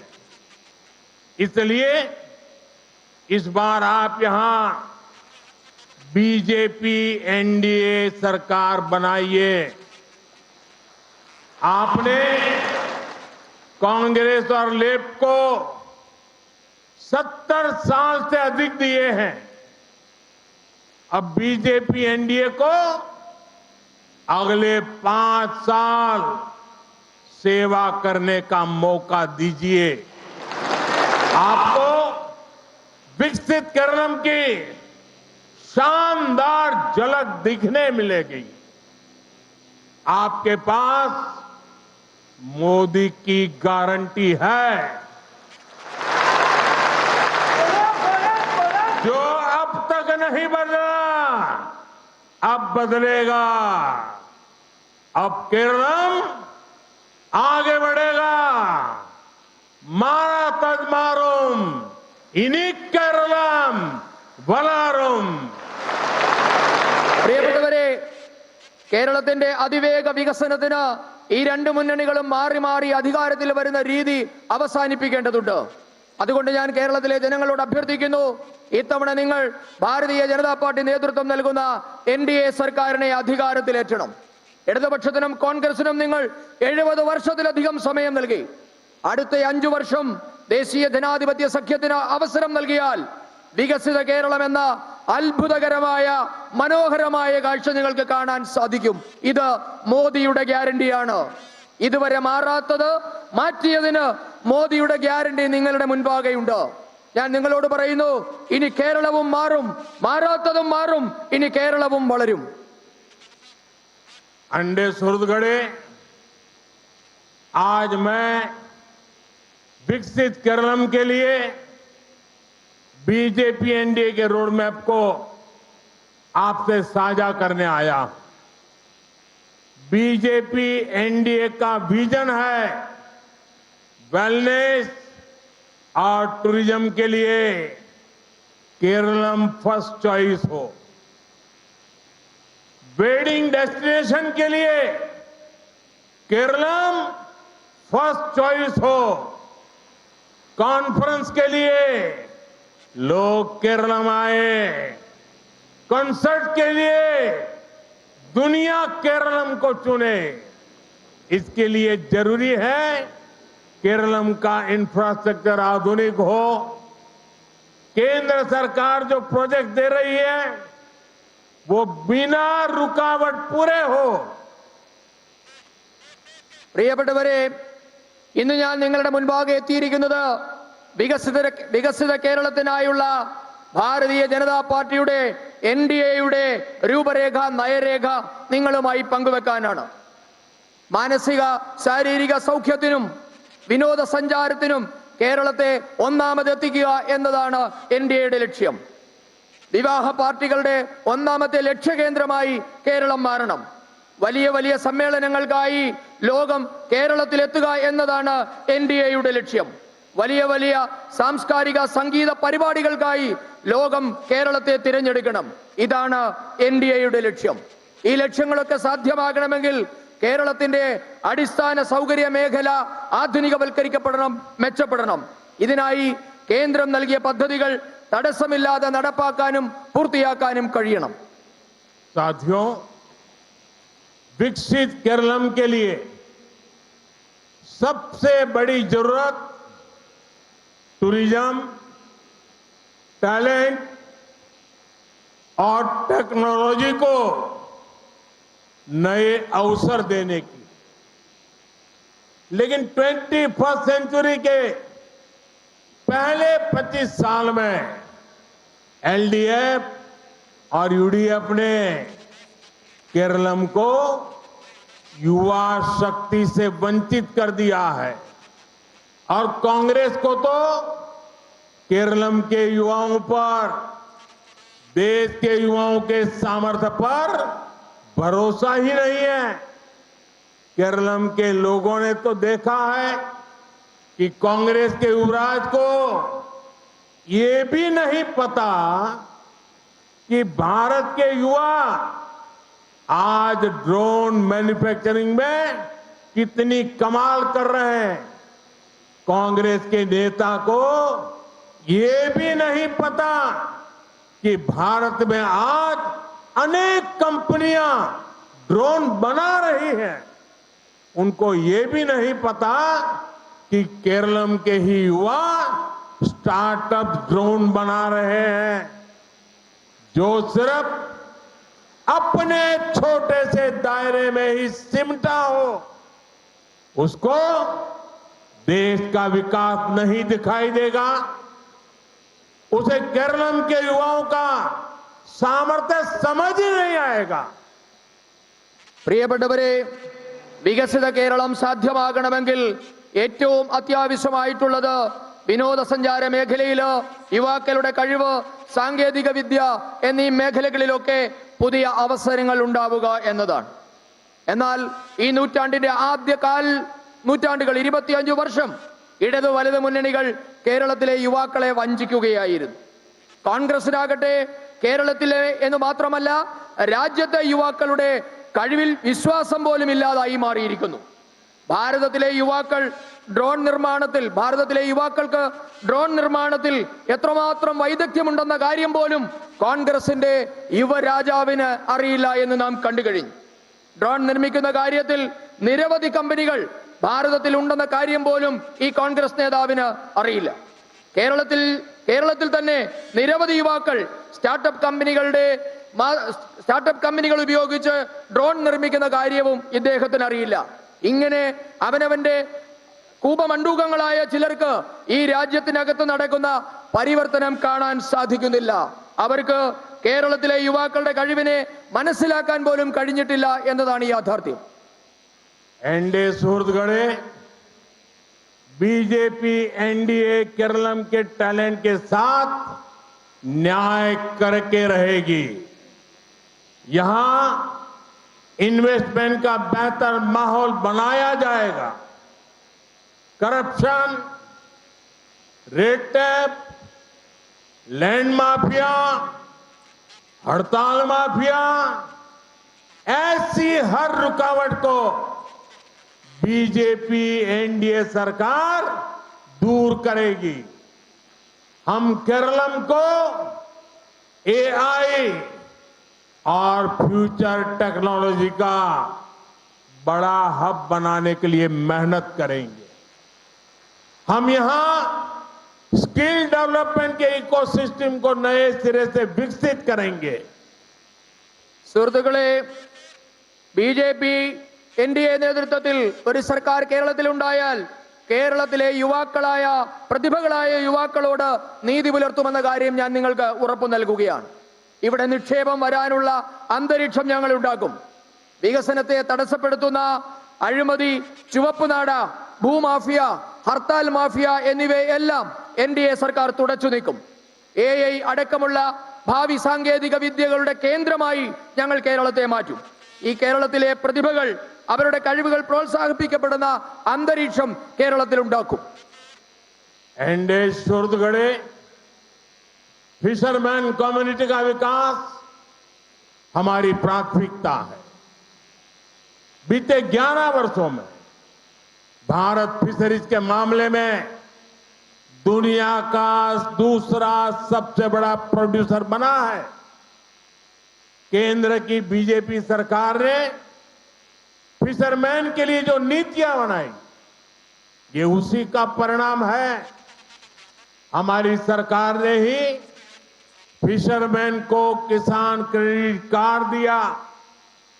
इसे केरलम सहित देश भर के 4 लाख से अधिक फिशरमैन साथियों को सस्ता लोन मिल चुका है। बीजेपी की केंद्र सरकार ने फिशरमैन को 5 लाख रुपए तक का इंश्योरेंस कवरेज दिया है। हम ब्लू इकोनॉमी को मजबूत बनाने के लिए कितने गंभीर है, उसका एक बड़ा उदाहरण विजिंजम इंटरनेशनल सी पोर्ट भी है। പ്രിയപ്പെട്ടവരെ, മത്സ്യത്തൊഴിലാളി സമൂഹത്തിന്റെ ഉയർച്ച എന്നതും ഭാരതീയ ജനതാ പാർട്ടിയുടെ ദേശീയ ജനാധിപത്യ സഖ്യത്തിന്റെ പ്രാഥമിക ലക്ഷ്യങ്ങളിൽ ഒന്നാണ്. കഴിഞ്ഞ 11 വർഷം കൊണ്ട് ഭാരതം മത്സ്യോൽപാദനത്തിന്റെ കാര്യത്തിൽ ലോകത്തിലെ 2ാമത്തെ രാജ്യമായി മാറിയിരിക്കുന്നു. കേന്ദ്രത്തിലെ BJP സർക്കാർ മത്സ്യത്തൊഴിലാളികൾക്കായി നടപ്പാക്കിയ പദ്ധതികളുടെ നേട്ടമാണ് ഇത്. കേന്ദ്രത്തിലെ BJP സർക്കാർ മത്സ്യത്തൊഴിലാളികൾക്കും കർഷകർക്കുള്ള ക്രെഡിറ്റ് കാർഡ് അനുവദിച്ചിട്ടുണ്ട്. ഇതുമൂലം കേരളത്തിൽ ഉൾപ്പെടെ 4 ലക്ഷത്തിലധികം മത്സ്യത്തൊഴിലാളി സഹോദരങ്ങൾക്കാണ് കുറഞ്ഞ നിരക്കിൽ വായ്പ കിട്ടിയത്. അതോടൊപ്പം തന്നെ രാജ്യത്തെ മത്സ്യത്തൊഴിലാളികൾക്ക് 5 ലക്ഷം രൂപയുടെ ആരോഗ്യ ഇൻഷുറൻസും കേന്ദ്രം ഭരിക്കുന്ന BJP സർക്കാർ നൽകിയിട്ടുണ്ട്. രാജ്യത്തിന്റെ സമുദ്രമേഖലയെ ഉപയോഗിച്ചുകൊണ്ടുള്ള സാമ്പത്തിക രംഗം, അതായത് ബ്ലൂ ഇക്കോണമി ശക്തിപ്പെടുത്തുന്നതിനായുള്ള കേന്ദ്ര സർക്കാർ നടത്തുന്ന പ്രയത്നത്തിന്റെ ഫലമാണ്. അതിൽ ഏറ്റവും വലിയ ഉദാഹരണമാണ് നമ്മുടെ തിരുവനന്തപുരത്തെ വിഴിഞ്ഞം തുറമുഖം. एनडीए सौरगढ़े, मैं एक और विषय पर आज आपसे चर्चा करना चाहता हूं.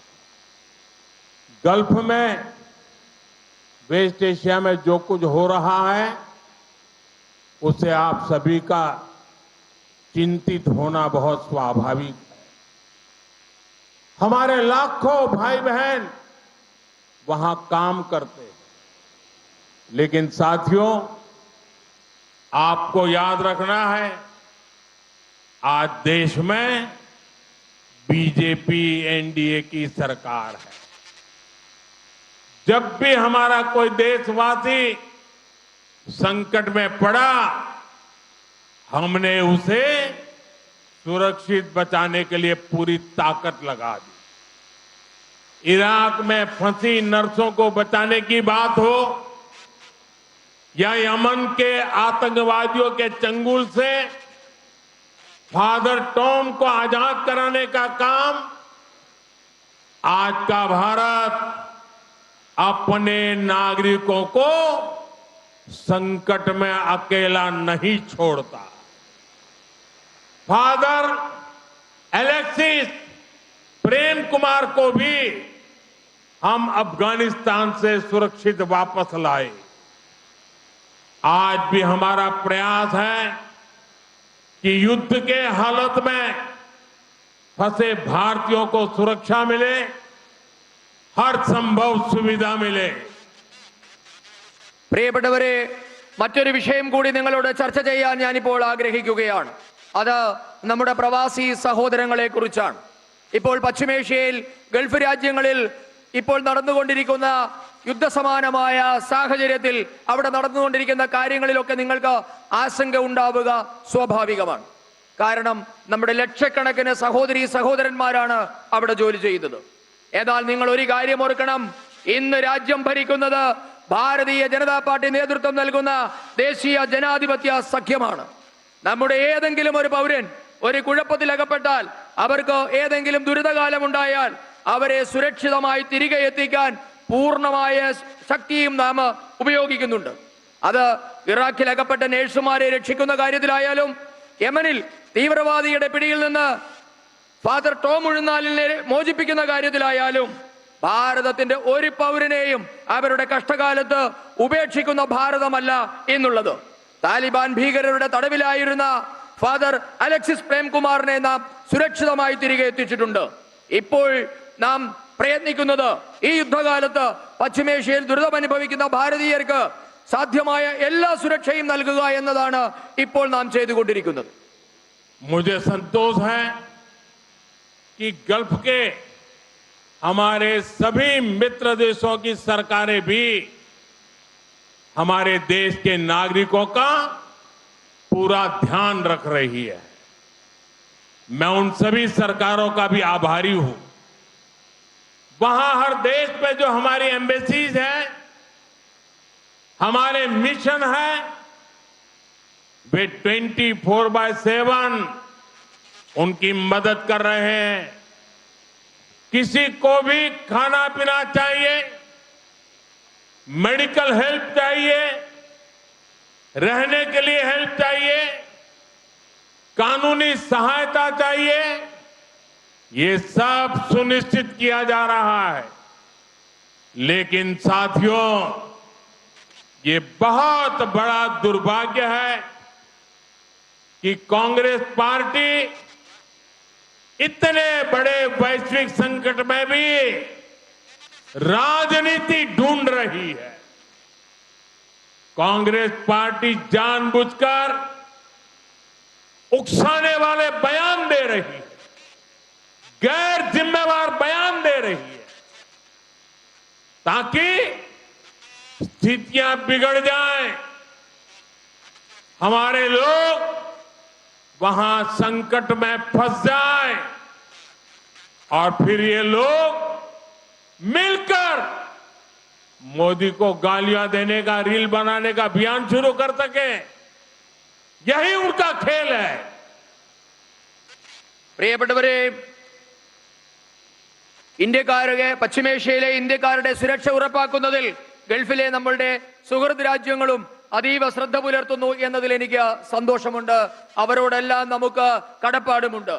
ഇന്ന് എല്ലാ രാജ്യങ്ങളിലും നമുക്ക് നയതന്ത്ര ഓഫീസുകളും എംബസികളുമുണ്ട്. അവർ 24 മണിക്കൂറും ഇന്ത്യക്കാരുടെ സഹായത്തിനായി പ്രവർത്തിക്കുന്നുമുണ്ട്. അവിടെയുള്ള ആർക്കെങ്കിലും ഭക്ഷണമോ കുടിവെള്ളമോ വൈദ്യസഹായമോ താമസ സൗകര്യമോ എന്തിന് നിയമസഹായമോ വേണമെങ്കിൽ പോലും അത് ഉറപ്പായും കിട്ടും. അതിനുള്ള വ്യവസ്ഥ നാം ചെയ്തിട്ടുണ്ട്. എന്നാൽ ഏറ്റവും സങ്കടകരമായ ഒരു കാര്യമെന്നുള്ളത് ഈ വിഷമസന്ധിയിലും കോൺഗ്രസ് ഇതിൽ രാഷ്ട്രീയം തിരയുകയാണ്, രാഷ്ട്രീയം കളിക്കുകയാണ് എന്നത് വലിയ ദൗർഭാഗ്യമാണ്. അവർ മനഃപൂർവ്വമായി പ്രകോപനപരമായ പ്രസ്താവനകൾ നടത്തുകയാണ്. സ്ഥിതിഗതികൾ വഷളാകട്ടെ എന്നാണ് അവരുടെ ആഗ്രഹം. നമ്മുടെ സഹോദരങ്ങൾ പ്രയാസത്തിലകപ്പെട്ടാലും അവർക്ക് ദുരിതമുണ്ടായാലും നരേന്ദ്രമോദിയെ വിമർശിക്കാനുള്ള അവസരം കിട്ടുമോ, മോദിയെ വിമർശിച്ച് റീൽസ് ചെയ്യാനുള്ള അവസരമുണ്ടാകുമോ എന്നാണ് നോക്കുന്നത്. അതാണ് രണ്ടു കൂട്ടരുടെയും ലക്ഷ്യം. एनडीए सौहृदगढ़े गल्फ में चल रहे युद्ध में हमें आत्मनिर्भरता का महत्व भी फिर से समझाया है। एनर्जी हो या फिर अन्य सेक्टर, भारत हर क्षेत्र में आत्मनिर्भर बनने का प्रयास कर रहा है। आत्मनिर्भर होना कितना जरूरी है, ये हमने कोरोना के दौर में देखा है, यूक्रेन संकट के दौरान देखा है, और वर्तमान संकट ने एक बार फिर इसे सिद्ध किया है कि आत्मनिर्भर होना कितना जरूरी है। പ്രിയപ്പെട്ടവരെ, പശ്ചിമേഷ്യയിൽ ഇപ്പോൾ നടക്കുന്ന യുദ്ധം നമ്മുടെ സ്വയം പര്യാപ്തതയുടെ മഹത്വം ഒരിക്കൽ കൂടി നമുക്ക് മനസ്സിലാക്കി തരികയാണ്. ഊർജ്ജ മേഖലയാകട്ടെ മറ്റ് ഏത് മേഖലകളുമാകട്ടെ ഭാരതം സ്വയം പര്യാപ്തരാകാനുള്ള ശ്രമങ്ങളാണ് കേന്ദ്ര സർക്കാർ ഇപ്പോൾ നടത്തിക്കൊണ്ടിരിക്കുന്നത്. സ്വയം പര്യാപ്തരാവുക എന്നത് എത്രമാത്രം ആവശ്യമാണ് എന്നുള്ളത് നാം ആദ്യം മനസ്സിലാക്കിയത് കൊറോണയുടെ കാലഘട്ടത്തിലാണ്. ഉക്രൈൻ റഷ്യ യുദ്ധകാലത്തും നാം അത് കണ്ടുകഴിഞ്ഞു. ഇപ്പോൾ നടക്കുന്ന പ്രതിസന്ധിയിലും നാം സ്വയം പര്യാപ്തർ ആകേണ്ടതിന്റെ आवश्यकता हमें बोध्यപ്പെടുത്തുകയാണ്. एनडीए सौहृदगढ़े एनर्जी सेक्टर में हमारी निर्भरता दूसरे देशों पर कम से कम हो, इसके लिए बीते सालों से लगातार कदम उठाए गए। भारत ने अपनी सोलर पावर कैपेसिटी बढ़ाई है। अभी कुछ देर पहले केरलम में भी एक सोलर प्रोजेक्ट का काम शुरू किया गया है। पेट्रोल डीजल पर निर्भरता कम हो, इसके लिए बहुत बड़े पैमाने पर इलेक्ट्रिक बसों और अन्य इलेक्ट्रिक गाड़ियों पर बल दिया जा रहा है। रेलवे का 100% इलेक्ट्रिफिकेशन किया जा रहा है। പ്രിയപ്പെട്ടവരെ, ഊർജ്ജ മേഖലയിൽ നാം മറ്റു രാജ്യങ്ങളെ ആശ്രയിക്കുന്നത് തുലോം കുറവാണ്. ഇതിനായി കേന്ദ്ര സർക്കാർ നിരന്തരമായ നടപടികൾ കഴിഞ്ഞ കുറെ കാലമായി സ്വീകരിച്ചതിന്റെ ഫലമാണ് ഇത്. നാം നമ്മുടെ സൗരോർജ്ജ ശേഷി ഇന്ന് പല മടങ്ങ് കൂട്ടിയിട്ടുണ്ട്. അല്പസമയം മുൻപാണ് കേരളത്തിലും ഒരു സൗരോർജ്ജ പദ്ധതിയുടെ പ്രവർത്തനത്തിന് തുടക്കം കുറിച്ചത്. എന്നാൽ പെട്രോൾ ഡീസൽ മേഖലയിൽ നമ്മുടെ സ്വയം പര്യാപ്തത അല്പം കുറവാണെങ്കിലും നാം ഇന്ന് ഇലക്ട്രിക് ബസ്സുകളും മറ്റു വാഹനങ്ങളും വലിയ തോതിൽ നിരത്തിലിറക്കി അതിനെ മറികടക്കുകയാണ്. നാം ഇലക്ട്രിക് ബസ്സുകളെ പ്രോത്സാഹിപ്പിക്കുകയാണ്. ഇന്ന് രാജ്യത്തെ 100% റെയിൽവേ ലൈനുകളും വൈദ്യുതീകരിക്കപ്പെട്ടിട്ടുണ്ട്. एनडीए सुहृदगणे, एक तरफ बीजेपी एनडीए देश को आत्मनिर्भर बनाने के लिए अनेकविध काम कर रही है, वहीं दूसरी तरफ कांग्रेस और लेफ्ट के लोग आत्मनिर्भर भारत अभियान का मजाक उड़ाने में ही जुटे रहते हैं। कांग्रेस और लेफ्ट ने मिलकर सरकारें चलाई है। इन्होंने देश को विदेशों पर ज्यादा से ज्यादा निर्भर ही बनाया है। और आज देखिए, ये लोग मिलकर अफवाहें फैलाने में जुटे हैं। आज युद्ध के समय, इस समय में भी कांग्रेस लेफ्ट और उसका इकोसिस्टम देश में पैनिक क्रिएट करने में, भय पैदा करने में पूरी ताकत खपा रहे हैं। मैं देशवासियों को कहूंगा, कांग्रेस लेफ्ट और इनके इकोसिस्टम द्वारा फैलाई जा रही अफवाहों से सतर्क रहे, सावधान रहे। പ്രിയപ്പെട്ടവരെ, ഒരു വശത്ത് നമ്മുടെ രാജ്യത്തെ സ്വയം പര്യാപ്തമാക്കാൻ ഭാരതീയ ജനതാ പാർട്ടിയുടെ നേതൃത്വത്തിൽ ദേശീയ ജനാധിപത്യ സഖ്യം എൻഡിഎ കഠിനമായി പരിശ്രമിക്കുമ്പോൾ, അതിനായി നിരവധി നടപടികൾ കൈക്കൊള്ളുമ്പോൾ, മറുവശത്ത് കോൺഗ്രസും ഇടതുപക്ഷവും ആത്മനിർഭർ ശ്രമങ്ങളെ ഇന്ന് പരിഹസിക്കുകയാണ്. കോൺഗ്രസും ഇടതുപക്ഷവും ചേർന്ന് നമ്മുടെ രാജ്യം ഭരിച്ചിട്ടുണ്ട്. അന്ന് കൂടുതലായി വിദേശങ്ങളെ ആശ്രയിക്കുന്ന തരത്തിലുള്ള പദ്ധതികളാണ് അന്ന് അവർ നടപ്പാക്കിയത്. എന്നിട്ട് ഇപ്പോൾ അവർ നമുക്കെതിരെ അപവാദ പ്രചരണത്തിൽ ഏർപ്പെട്ടിരിക്കുകയാണ്. യുദ്ധത്തിന്റെ ഈ സമയത്ത് പോലും രാജ്യത്ത് ആശങ്ക പടർത്താനാണ് കോൺഗ്രസ് ഇടത് സംവിധാനങ്ങൾ, അവരുടെ ബുദ്ധി കേന്ദ്രങ്ങൾ ശ്രമിച്ചുകൊണ്ടിരിക്കുന്നത്. ഞാൻ ഈ രാജ്യത്തെ ജനങ്ങളോട് പറയുന്നു, കോൺഗ്രസും ഇടതു പാർട്ടികളും അവരുടെ ബുദ്ധി കേന്ദ്രങ്ങളും പ്രചരിപ്പിക്കുന്ന അപവാദങ്ങളിൽ നിന്ന് നാം അകലം പാലിക്കണം, जागृत पालिकणम।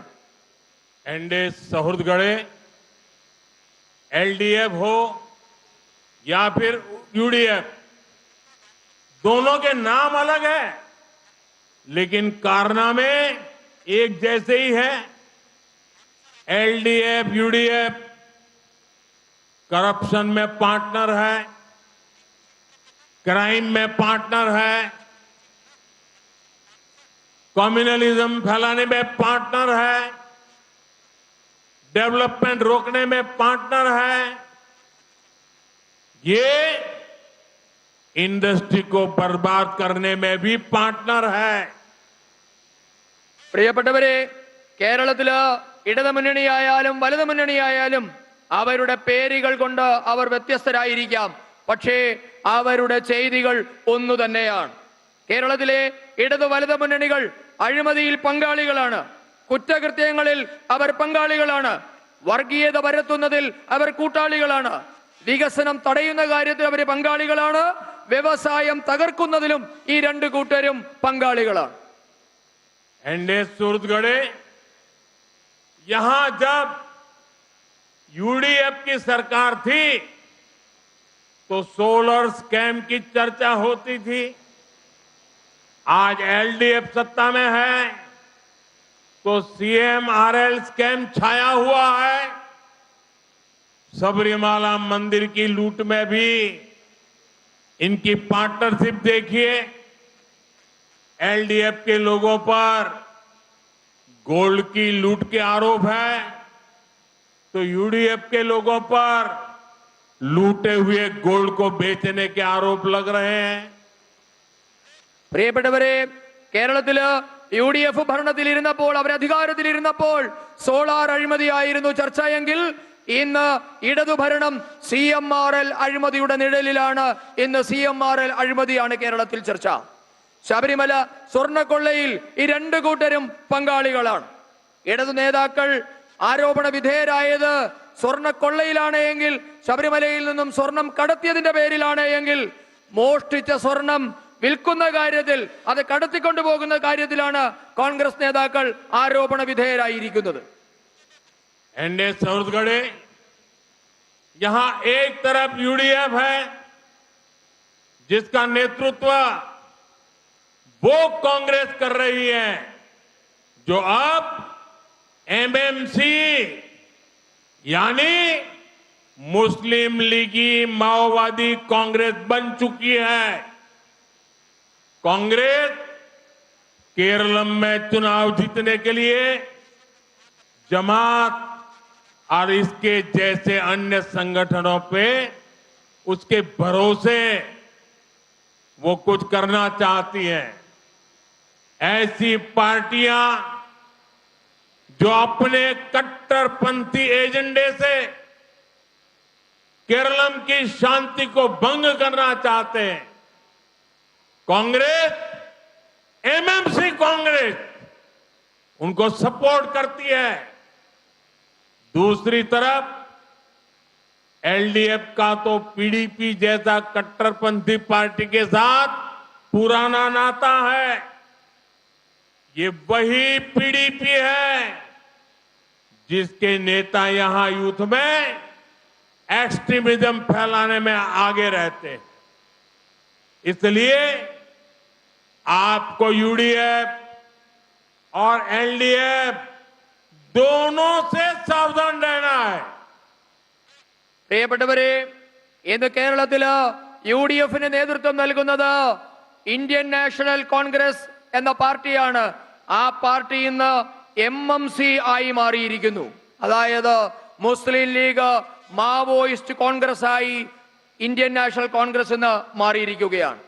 കേരളത്തിൽ അധികാരം പിടിക്കാൻ, തിരഞ്ഞെടുപ്പ് വിജയിക്കാൻ കോൺഗ്രസ് ഇന്ന് ജമാഅത്തെ ഇസ്ലാമിയെയും അതുപോലെയുള്ള തീവ്രവാദ സംഘടനകളെയും കൂട്ടുപിടിക്കുകയാണ്. ഇത്തരം പാർട്ടികൾ തങ്ങളുടെ വിഘടനവാദ അജണ്ടകൾ കൊണ്ട്, വിഘടനവാദ രാഷ്ട്രീയം കൊണ്ട് കേരളത്തിന്റെ സമാധാനമില്ലാതെയാക്കാൻ നോക്കുന്നവരാണ്. ഇന്ന് അവർക്ക് എംഎംസി കോൺഗ്രസ് അവർക്ക് പിന്തുണ നൽകുകയാണ്.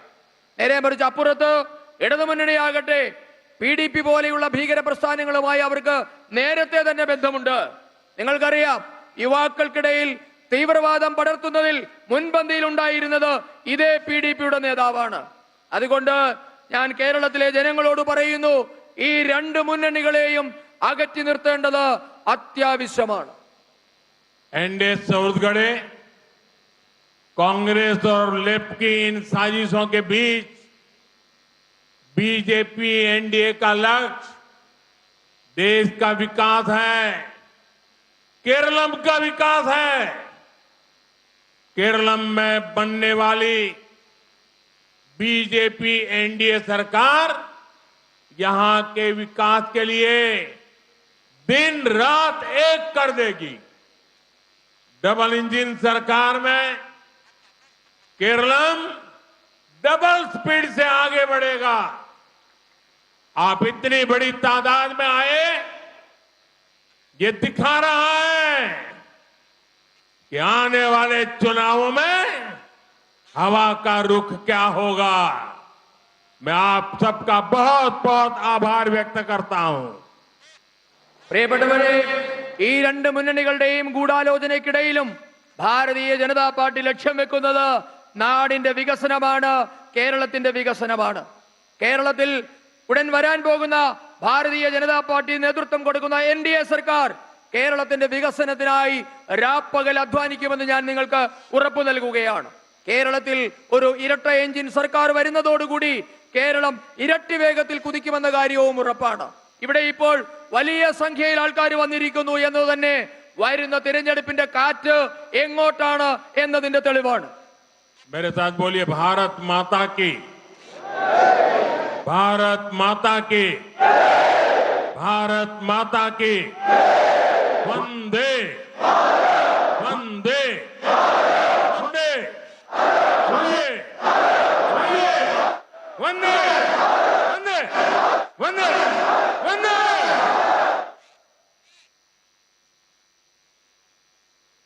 that is the breaking news we have right now. The Prime Minister speaking in Kerala, and this is the Prime Minister also speaking about the Indians in Gulf region, and Prime Minister taking aim at the Congress party at Ernakulam in Kerala.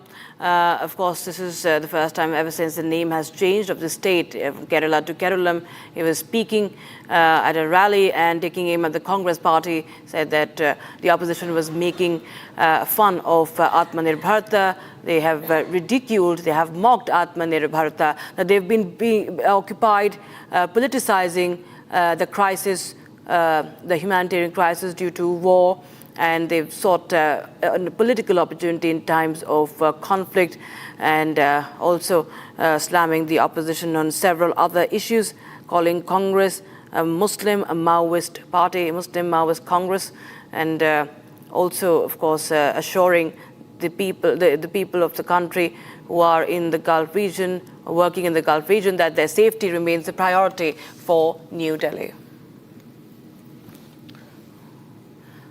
All right, viewers, now we shift our focus to the war situation that's unfolding. In the latest report, we understand that Iran is issuing a warning now that banks could be targeted in West Asia. So after the energy infrastructure and the desalination plant, now Iran warns of targeting banks. Reports suggest that Iran could target banks and financial institutions.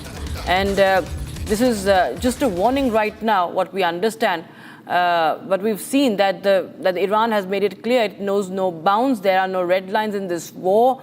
So from the oil refineries to the water plants, we've seen them being targeted. The oil refineries, the energy infrastructure has been on the target of the IRGC, and now they say that it's going to go after the financial institutions, so crippling the countries financially. It could target banks, Iran says. And this is all this is as per report. And this is a warning that has been issued by Iran now. And that's, of course, a very, very dangerous sort of, the statement that is coming in. Iran says that it will target economic centers and banks after the attack in Tehran. And IRGC vows to strike US and Israeli economic targets in the region that includes banks. This, of course, coming in after overnight attacks hit a bank in Tehran. So it killed, reportedly has killed the employees of that bank as well, what we understand as per reports. And after the bank in Tehran was hit in the US-Israeli strikes, now Iran says that the enemy has given it free rein.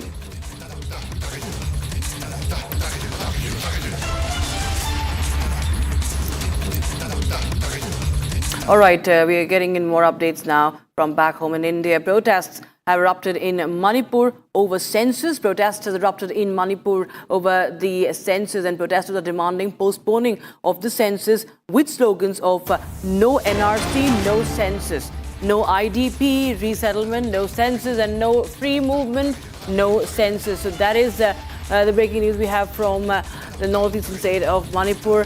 Protesters demanding postponing of the census with the slogans of no NRC and no census. So they're making demands, saying that there are conditions if you want to carry out the process, the census. These are the shots coming in from Manipur. And you can see the mounting pressure on the administration also due to the census. And from Imphal to other cities. Imphal, of course, being the epicenter of these protests and agitation against census without illegal immigration identification. So tensions are escalating in Imphal over the census and delimitation issue. You can see the tear gas being unleashed by the security forces. Several people also injured in this agitation, and this is after the announcement for the census was made. The protest is demanding the identification of illegal immigrants, and that's why they're saying no NRC, no census. My colleague Linto has filed a ground report from Manipur. Listen in. Tension escalated at Khairamban Ima Market in Imphal. The campaign for just and fair delimitation has recognized that protest. They are demanding to postpone the census and for a proper delimitation process. They have been demanding to implement NRC or the similar mechanism in Manipur to identify the illegal immigrants. During the protest, tension has escalated. Police has fired several rounds of tear gas, where around as many as 6 individuals were injured. Women vendors from the Imam Market has also joined the protest and demand for the free movement, resettlement of IDPs and the implement of NRC, along with that the postponement of census. They also demand the ongoing budget session to discuss about this issue.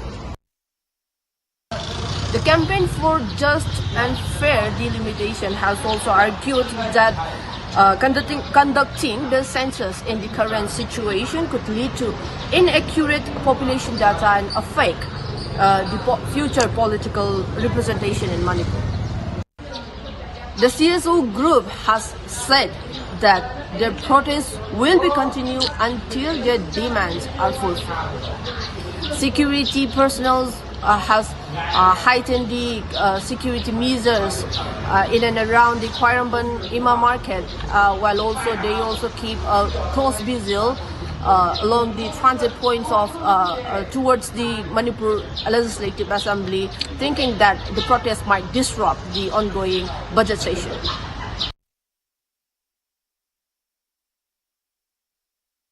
Shifting focus back to the war in West Asia, White House Press Secretary Caroline Leavitt has said that the U.S. military has made tremendous strides towards achieving its military objective in Operation Fury. She claims that more than 5,000 enemy targets have been struck so far. She also spoke on the global energy crisis and that the U.S. President Donald Trump has reiterated his commitment towards keeping oil flowing through the Strait of Hormuz so the United States and the allies can receive their energy and meet their energy needs. Listen in.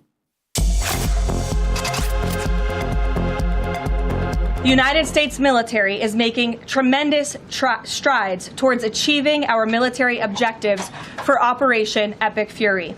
10 days in, this campaign has been a resounding success thus far, and America's warriors are winning this important fight at an even faster pace than we anticipated.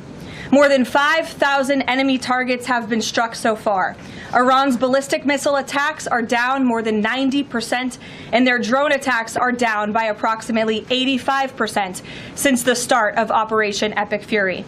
The United States is also annihilating the Iranian regime's navy, and we have destroyed more than 50 Iranian naval vessels, including a major drone carrier ship. None of the regime's vessels are operating in major regional waterways, and the Iranian Navy has been assessed as combat ineffective.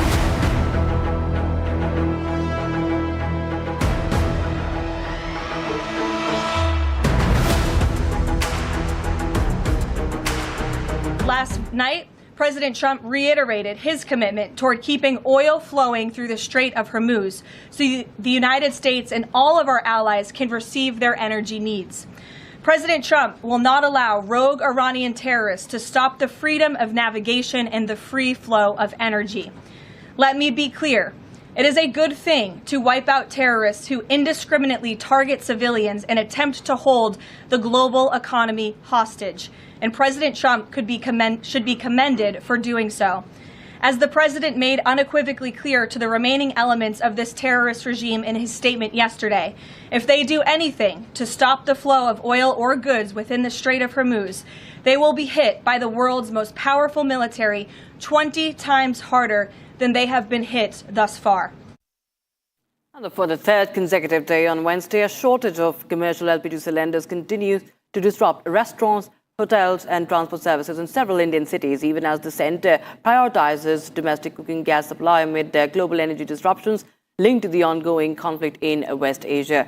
The shortage is being reported for cities including Mumbai, Bengaluru, Kolkata, with restaurant associations saying supplies have become irregular over the past few days.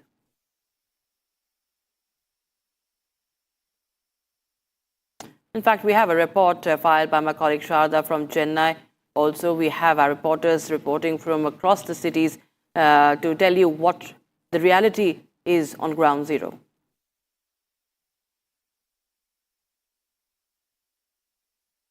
Because there's a continuous shortage of supply in the commercial LPG gas to restaurants, especially in the state capital of Chennai.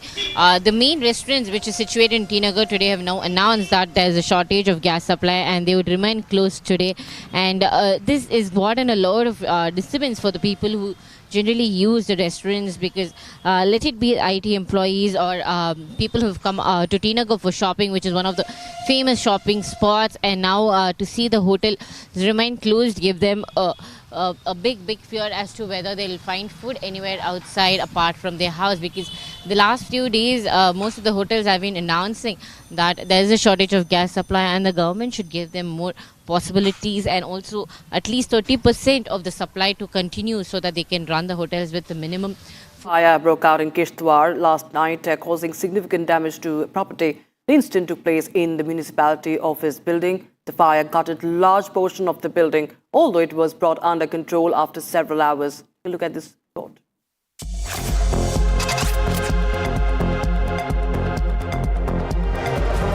A massive fire broke out in the municipality office building last night. The blaze erupted suddenly and quickly spread through the nearby structures. Locals immediately alerted authorities after noticing thick smoke rising from the building. Fire and emergency services teams rushed to the spot and launched a firefighting operation. After several hours of effort, the fire was finally brought under control. But by that time, a large portion of the structure had already been damaged in the blaze. The exact cause of the fire is still under investigation.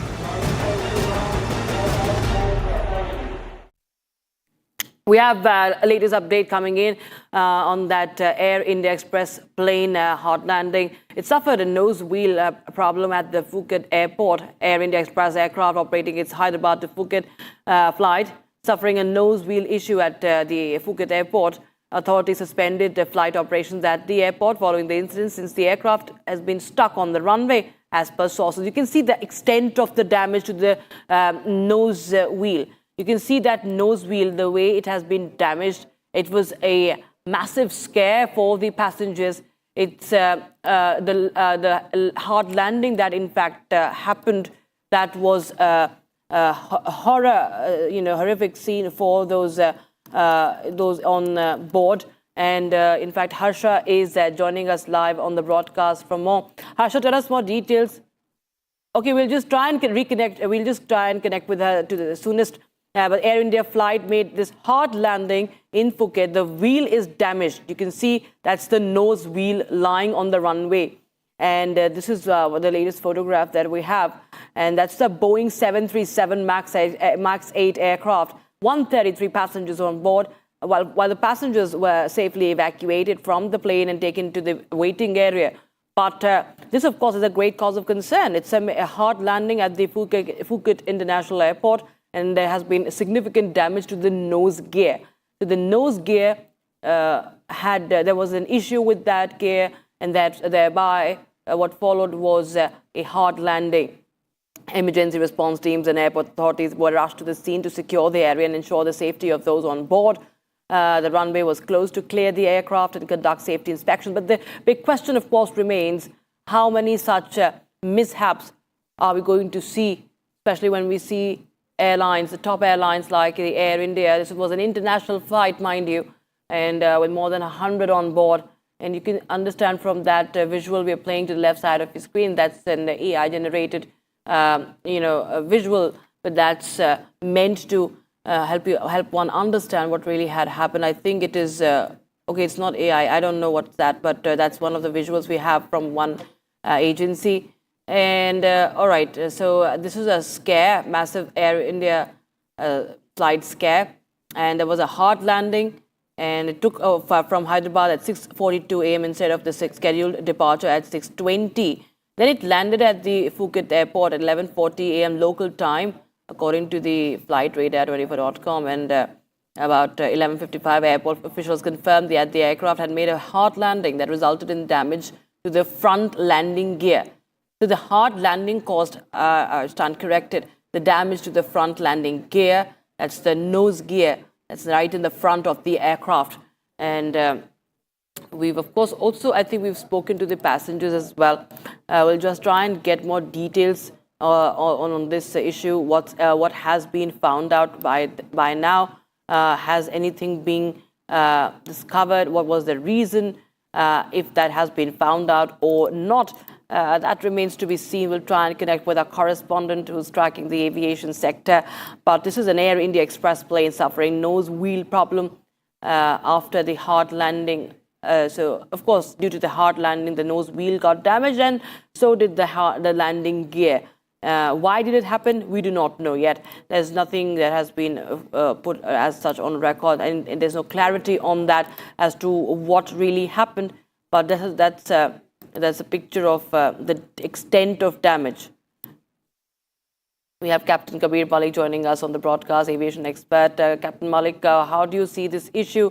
What could have caused this as far as this issue is concerned, the hard landing that caused the damage to the landing gear? So first of all, in the first, if you see, in the first stage, it's definitely it was some mistake by the pilot, or maybe the weather problem might be there on the runway at the time of the landing, and the plane is also landed before 20 minutes at the expected time. So I think he was in hurry, he isn't able to calculate, or maybe some reasons also. There is one more reason which we can say, there is a partition layer which he was not able to fix the transit layer land of elevation, which is every runway of elevation is different.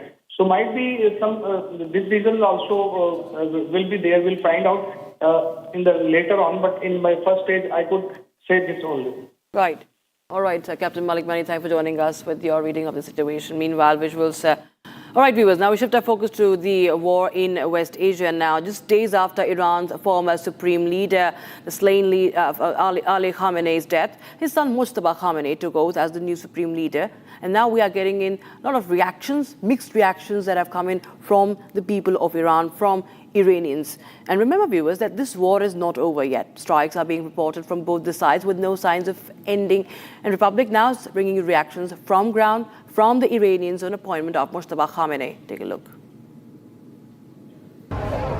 Hello, I'm Sepper Salami, CGTN correspondent. Today I'm here at Englava Square, where people have started gathering this afternoon following the announcement that Mujtaba Khamenei has been chosen as Iran's new supreme leader.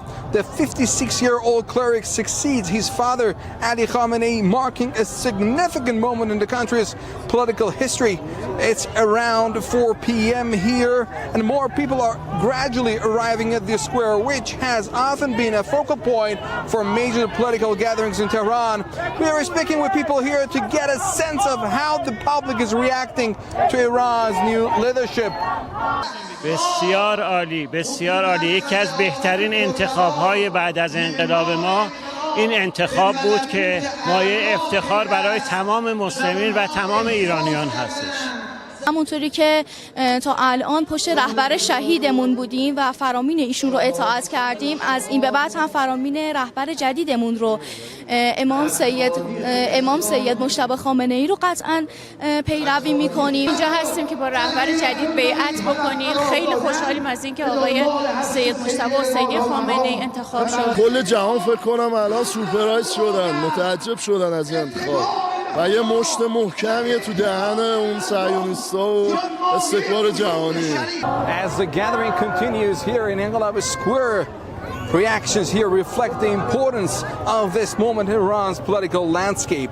People are closely watching how this leadership transition may shape the country's future. All right, with that, it's a wrap in this edition, viewers. But on the other side, we continue to get you more updates from the war zone. And now, the update coming in is that the American B-series bombers operating from UK's Fairport base now, and the B-1B bombers were seen taking off for the operations in Iran. We'll be getting you more on that. Stay tuned.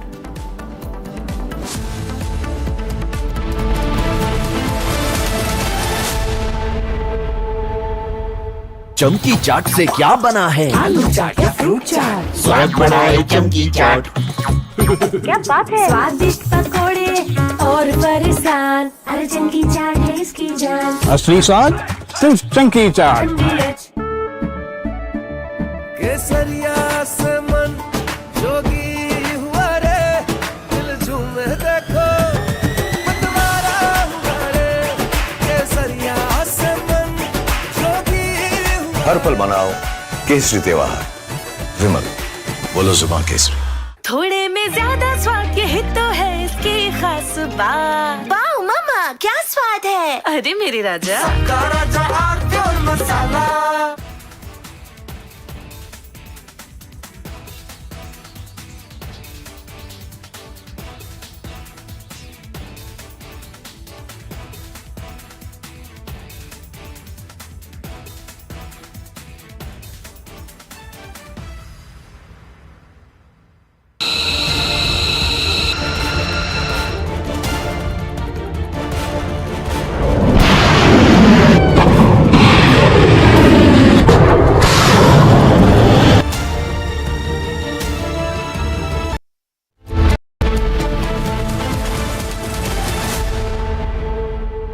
चमकी चाट से क्या बना है? Sandwich, लस्सी और छाछ। हर घूंट में चमकी चाट। ड्राई फ्रूट और दही बड़े, चमकी चाट से स्वाद बढ़े। असली स्वाद सिर्फ चमकी चाट। केसरिया से मन जोगी हुआ रे, दिल झूमे देखो मतवारा हुआ रे। केसरिया से मन जोगी हुआ। हर पल मनाओ केसरी त्योहार, विमल बोलो जुबान केसरी।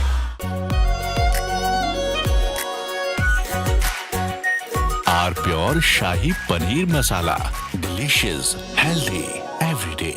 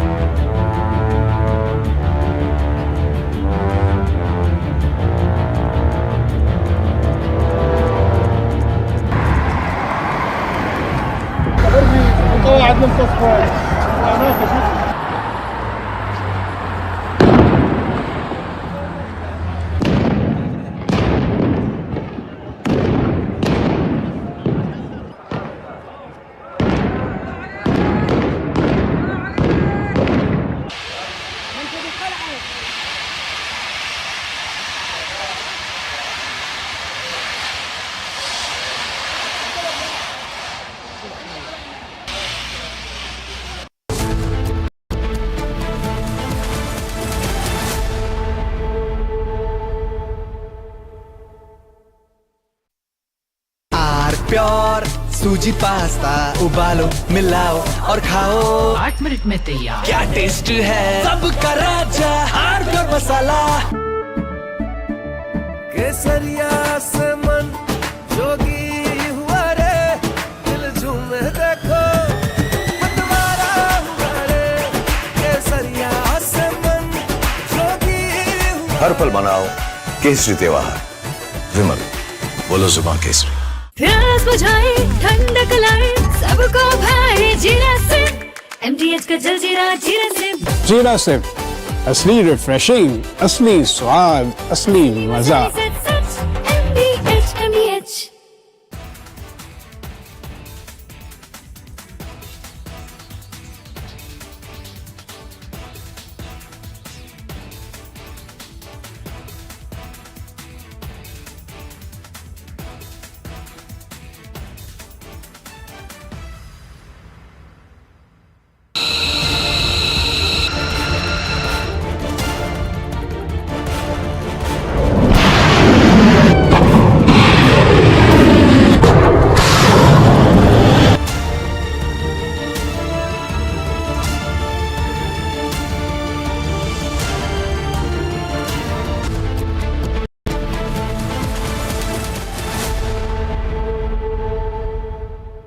चमकी चाट से क्या बना है? सैंडविच, लस्सी और छाछ हर घूंट में चमकी चाट। अब बताओ स्वाद आया? असली स्वाद सिर्फ चंकी चाट। Amity has been ranked India's #1 not-for-profit private university for 11th year, with top 10 ranked institutions in management, engineering, biotech, law, masscom, telecom, hospitality, fashion and more. Yet another top ranking for Amity University. थोड़े में ज्यादा स्वाद, यही तो है इसकी खास बात। वाओ मम्मा, क्या स्वाद है? अरे मेरे राजा, सबका राजा आरती और मसाला।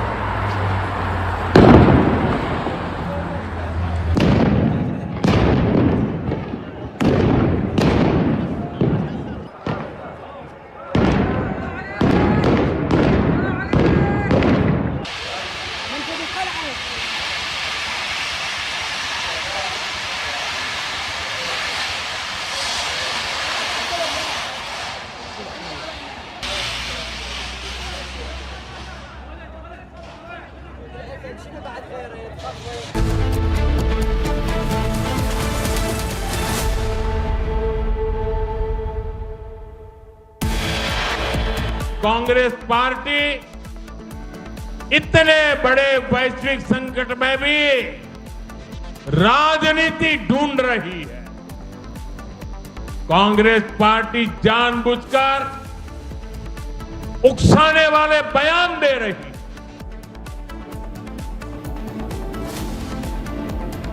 All right, Prime Minister Narendra Modi slams the opposition in Kerala for spreading fake news over LPG issue amid the war in Iran.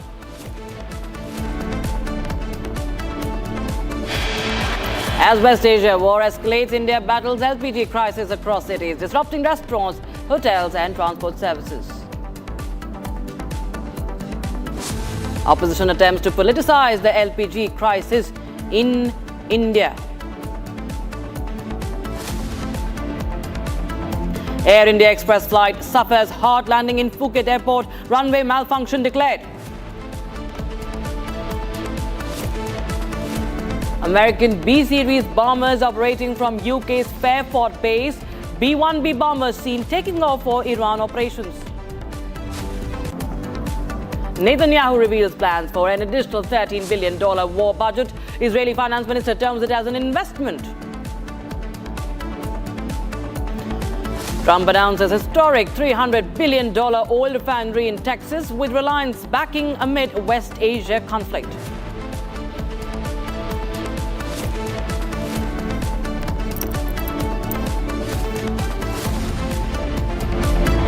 Very warm welcome viewers. You're watching live and breaking. I'm Rakshita Mishra with you, getting you the latest from UAE now. 2 drones fell near the Dubai International Airport on Wednesday. That is today. That injured 4 people. And it also includes an Indian national, as the conflict involving the US, Israel and Iran continues to show no signs of abating and affecting infrastructure across the region. But yes, Dubai International Airport is one of the busiest, and that has witnessed a drone landing just nearby. Authorities in UAE are saying that the drones came down in the vicinity of the airport, but air traffic continues to operate normally.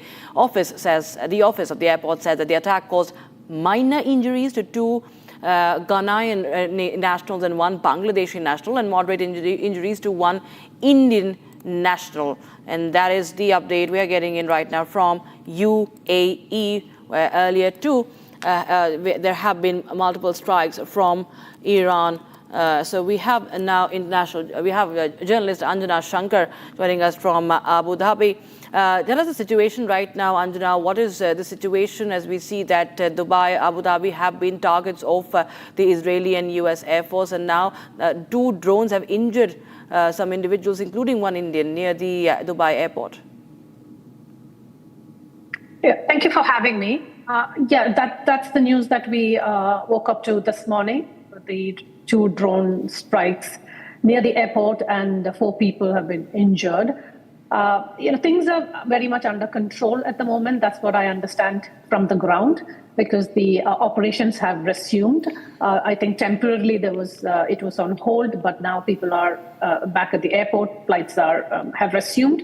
But since the escalation started with Iran, flights from the airport, not just in Dubai and Abu Dhabi, across the Gulf countries have been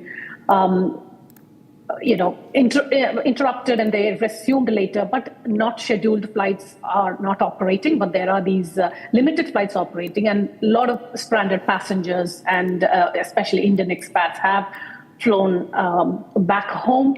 So situation still remains under control. The only worry is these attacks are not on military targets. These are not on Iran's, as what Iran says, these are not on the US military bases across the Gulf countries. These are aviation hubs, and these are business hubs in the UAE. As you know, the UAE is, especially Dubai, is a huge aviation hub, big on transit point for world airlines.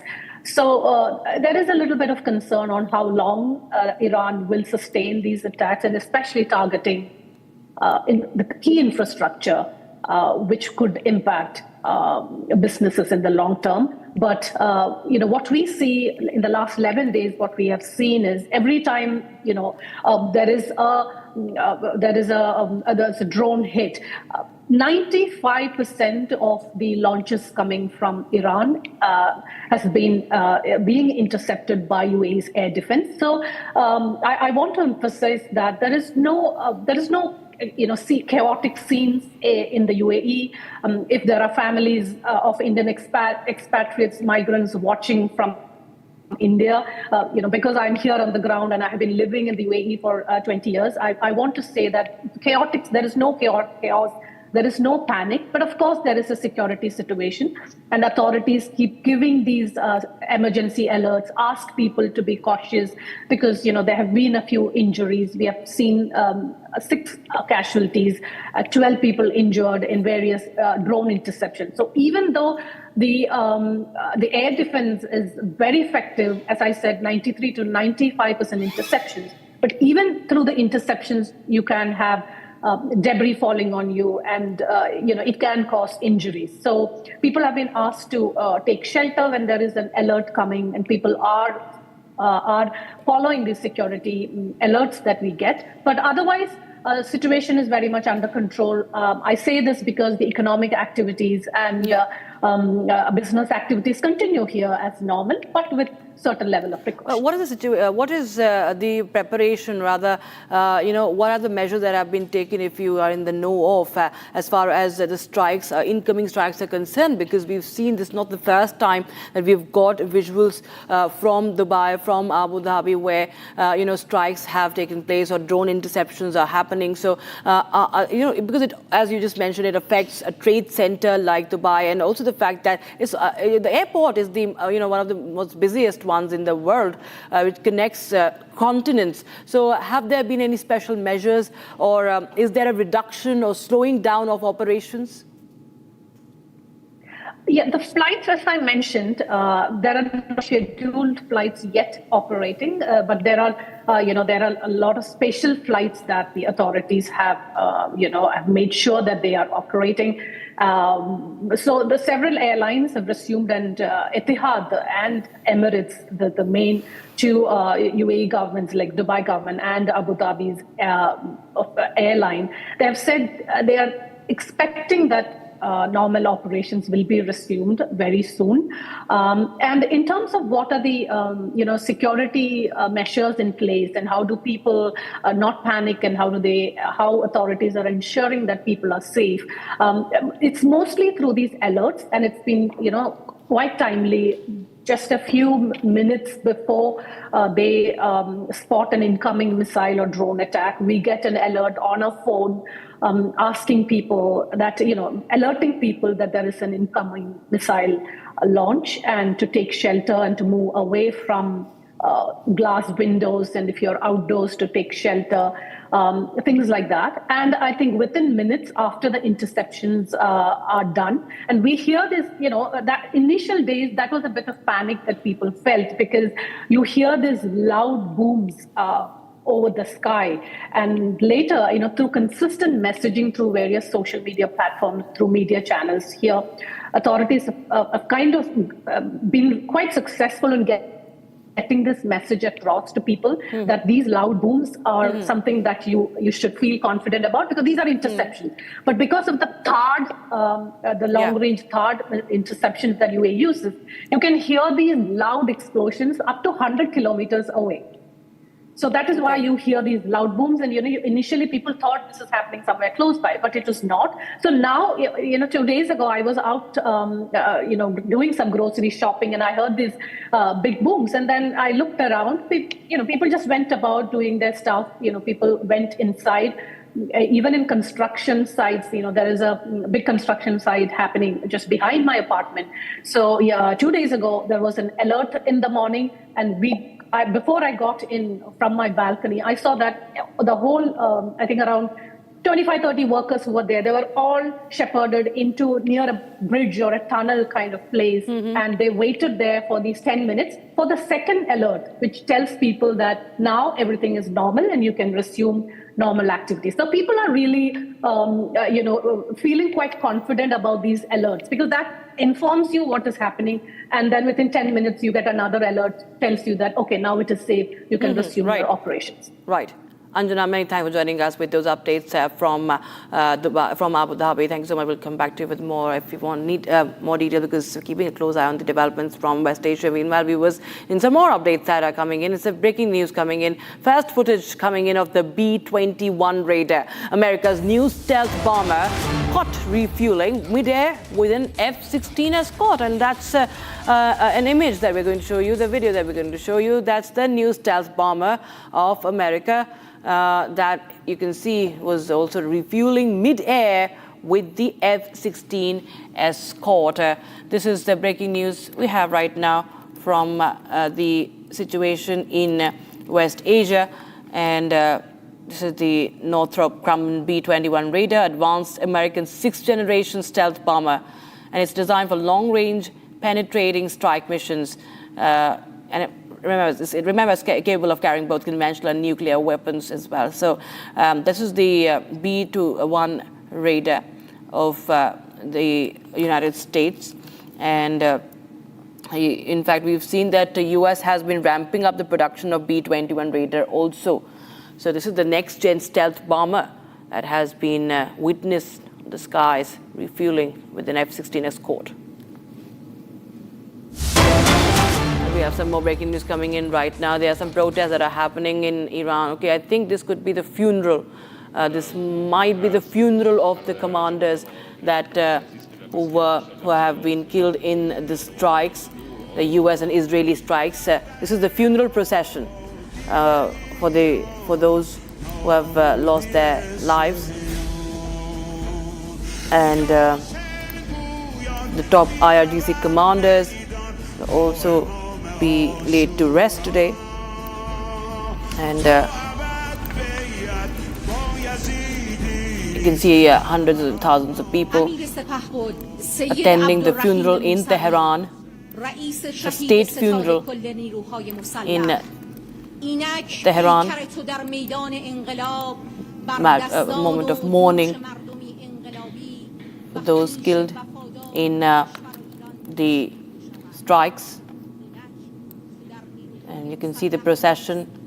The IRGC commanders who lost their lives, and the ministers also, and they had laid down their lives, as they say. They were remembering the people, remembering all those the commanders of the IRGC, the fallen Iranian commanders, and the top leaders who lost their lives in the US-Israeli strikes in Iran, Tehran.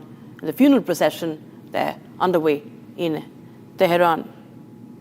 Among those who will be buried today will be buried Mohammad Pakpor, who headed the IRGC, Lieutenant General Abdul Rahim Musavi, who was Chief of Staff of Iran's Armed Forces, Admiral Ali Shamkhani, who led the National Defense Council, the former Defense Minister Major General Aziz Nasirzadeh, and Mohammad Shirazi, who headed the Military Bureau. And this is the live images, live visuals coming in from Tehran. And among those, it's the funeral of Mohammad Pakpor, the head of IRGC, Islamic Revolutionary Guard Corps, Lieutenant General Abdul Rahim Musavi, Chief of Staff of Iran's Armed Forces, and Ali Shamkhani, the Admiral Ali Shamkhani. He led the National Defense Council. He was the one behind, said to be one behind the Iran's nuclear program as well. The former Defense Minister of Iran, Major General Aziz Nasirzadeh, and then Mohammad Shirazi heading the Military Bureau will be laid to rest today. And tributes from the people of Iran with the flag of the regime in Tehran. Thousands of the Iranians gather to pay the last respects in Tehran. So this is the visual coming in from Iran, and Gesu joins us on the broadcast from the newsroom. Well, of course, a solemn moment for the supporters of the regime, Gesu, and those the commanders, top military leaders who have lost their lives in the strikes to be laid to rest today. Right, Rakshita. In fact, these are the visuals on your screens, and the crowd, the pool of people that have come to attend the funeral processions, that's enough to tell you that the support for the Iranian regime has not finished in Iran yet, and that is exactly what the aim of this Operation Epic Fury was supposed to be, in the beginning at least. Now, of course, the goalposts continue to shift. But let me also tell you that among those who will be buried today, we also have Mohammad Pakpor, who headed the Islamic Revolutionary Guard Corps, a very important member of the IRGC. We also have Lieutenant General Musavi, who was the Chief of Staff of Iran's Armed Forces, another very senior official. We also have Admiral Ali Shamkhani, who led the National Defense Council and was the former Defense Minister as well. In fact, we also have Major General Aziz Nasirzadeh and Mohammad Shirazi, who headed the Military Bureau. Now, from intelligence to IRGC to, in fact, standing military generals, everybody, their top brass has been hit in the US-Israeli strikes on the Iranian regime. Now also remember, while a lot of these senior commanders from the IRGC have been killed, there are still no major signs that the US and Israeli strikes have been able to fracture Iranian regime to a point that they were expecting to when the Operation Epic Fury was launched first. In fact, if you look at the visuals closely, the civilians in Iran, camping right behind the funeral procession, this is a very telling visual, Rakshita. This shows that the support for the Iranian regime in Iran has not died yet, and US has not reached its operational goal, if that was to finish the Iranian regime to begin with. Now also the fact that Mojtaba Khamenei has been brought to the realm. He's now the supreme leader of Iran. He's the second son of Ayatollah Khamenei, who remains the slain supreme leader of Iran, and he was killed in the US-Israeli strikes. Now that also talks volumes about the fact that the regime has been re-established. And while major military commanders were killed as part of the Operation Epic Fury, that Israel and US boast about, the reality on ground remains extremely different. Look at the people, look at the sea of people that have arrived for the funeral processions. This does not seem like what the Western media is trying to tell everybody, that the Iranian regime is losing popularity amongst the masses inside Iran. Rakshita. Right. Okay, so many thanks for joining us with details on that development coming in from Tehran. Viewers, in the meantime, we'll slip into a very, very short break, but we will be continuing to get you more and more updates from West Asia.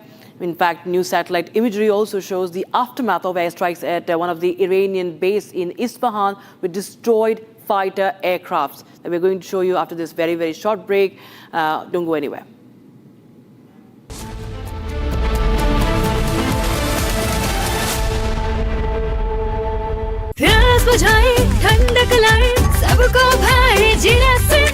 MDH का जलजीरा जीरा से जीरा से असली refreshing, असली स्वाद, असली मजा।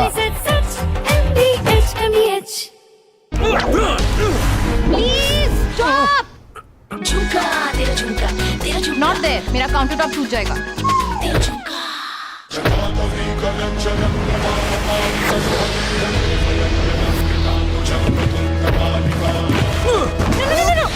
मेरी चिमनी टूट जाएगी। What are you doing? रानी, इस घर में कुछ है जो टूटता नहीं। ये पिलर कभी नहीं टूटेगा। रुंगटा स्टील TMT से बना। रुंगटा नहीं तो घर स्ट्रॉन्ग नहीं। रुंगटा स्टील TMT बार एकदम solid.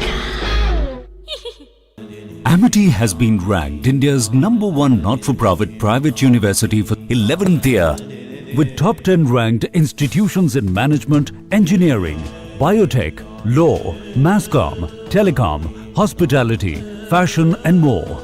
Yet another top ranking for Amity University.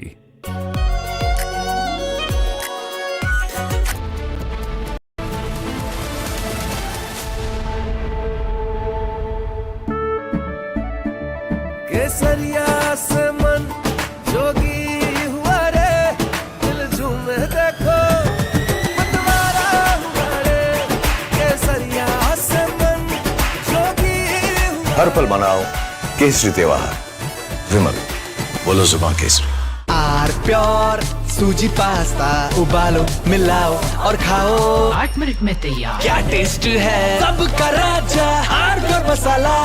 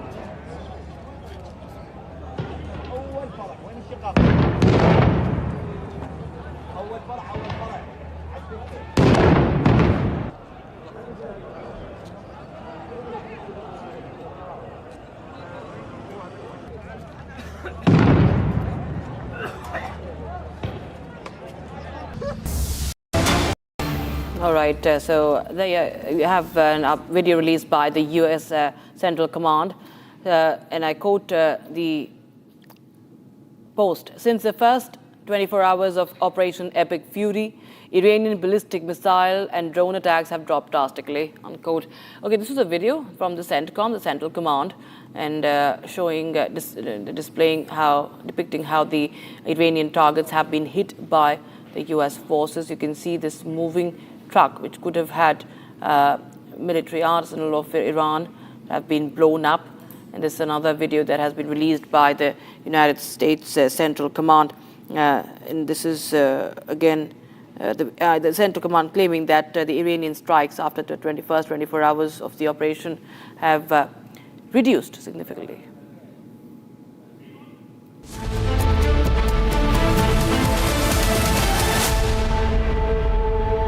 चमकी चाट से क्या बना है? आलू चाट या फ्रूट चाट, स्वाद बनाए चमकी चाट। क्या बात है? स्वादिष्ट पकोड़े और फरसान, अरे चमकी चाट है इसकी जान। असली स्वाद सिर्फ चमकी चाट।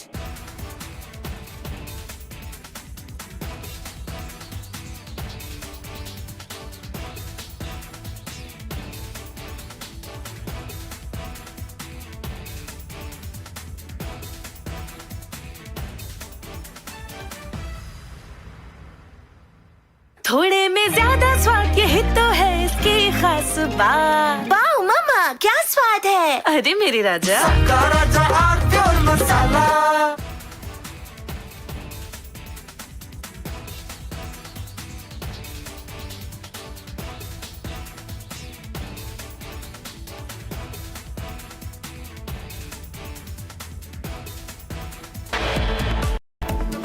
Viewers, the Home Minister Amit Shah is all set to speak in the Lok Sabha at 4 p.m. today evening, just any time from now. Getting you all the details on that right after this short break. Stay tuned to Republic TV.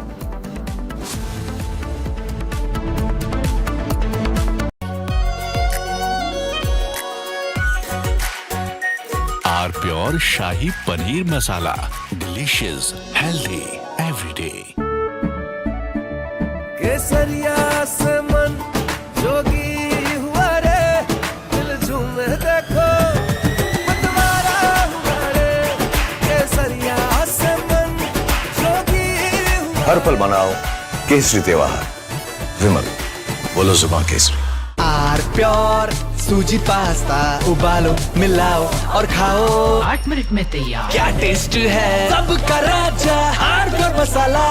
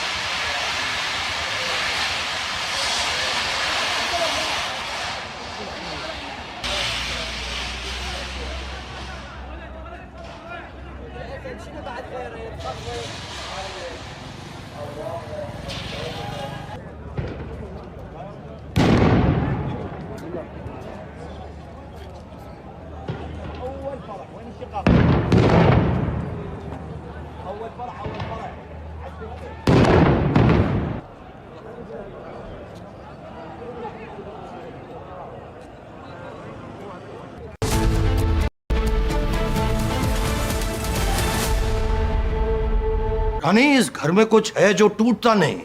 ये pillar कभी नहीं टूटेगा। Rungta steel TMT से बना। रुंगटा नहीं तो घर strong नहीं। रुंगटा स्टील TMT बार एकदम सॉलिड। थोड़े में ज्यादा स्वाद, यही तो है इसकी खास बात। वाओ मामा, क्या स्वाद है? अरे मेरे राजा, सबका राजा और pure masala.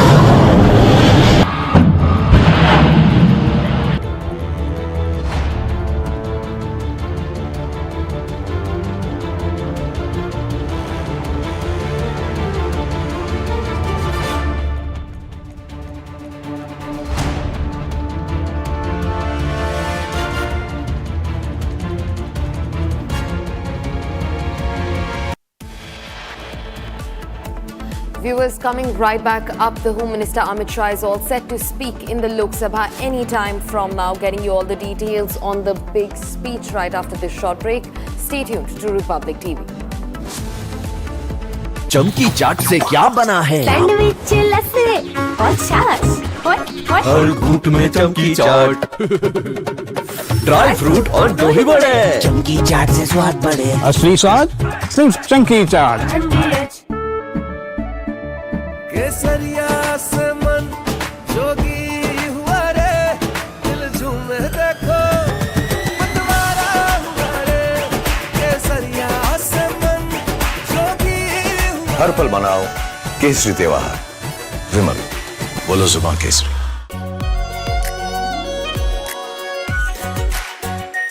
R pure shahi paneer masala delicious healthy everyday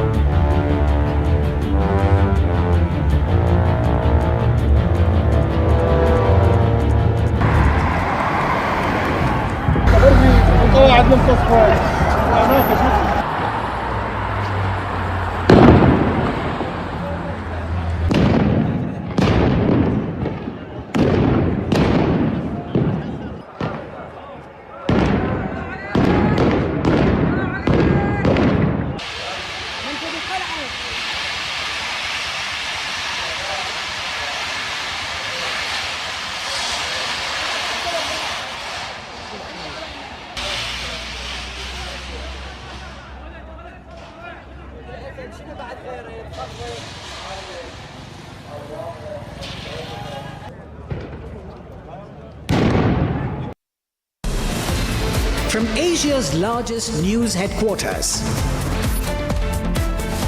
setting the agenda for Bharat.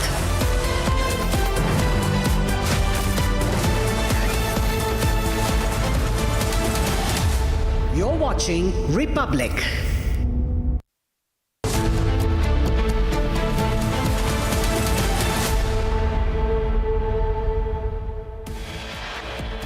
Congress party इतने बड़े वैश्विक संकट में भी राजनीति ढूंढ रही है। कांग्रेस पार्टी जानबूझकर उकसाने वाले बयान दे रही। Prime Minister Narendra Modi slams opposition for spreading fake news over LPG issue amid the Iran war. As West Asia war escalates, India battles LPG crisis across cities, disrupting restaurants, hotels and transport services. Opposition attempts to politicize the LPG crisis in India.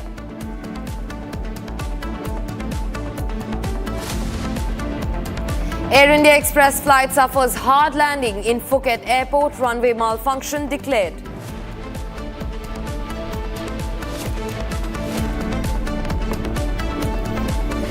American B-series bombers operating from UK's Fairford base, B-1B bombers seen taking off for Iran operations.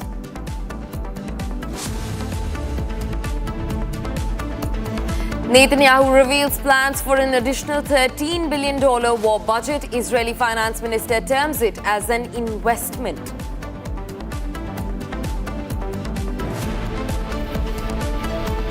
Trump announces historic $300 billion oil refinery in Texas with Reliance backing amid West Asia conflict.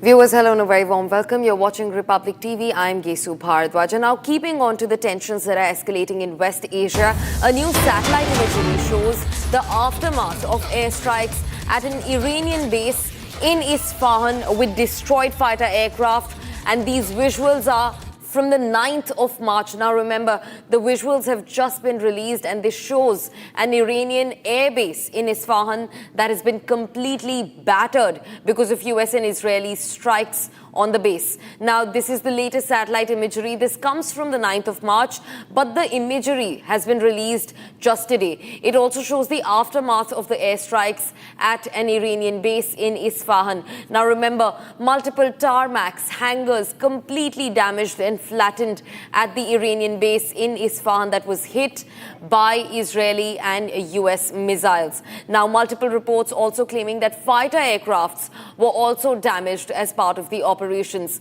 Now, remember, Israel just a few days back sounded its resolve, saying that they are going to strike the military establishments and infrastructure of the Iranian regime. And this is one testament to that resolve. The Iranian base in Isfahan completely flattened, with reports pointing out to fighter aircrafts being destroyed, tarmacs being damaged, and hangars being flattened.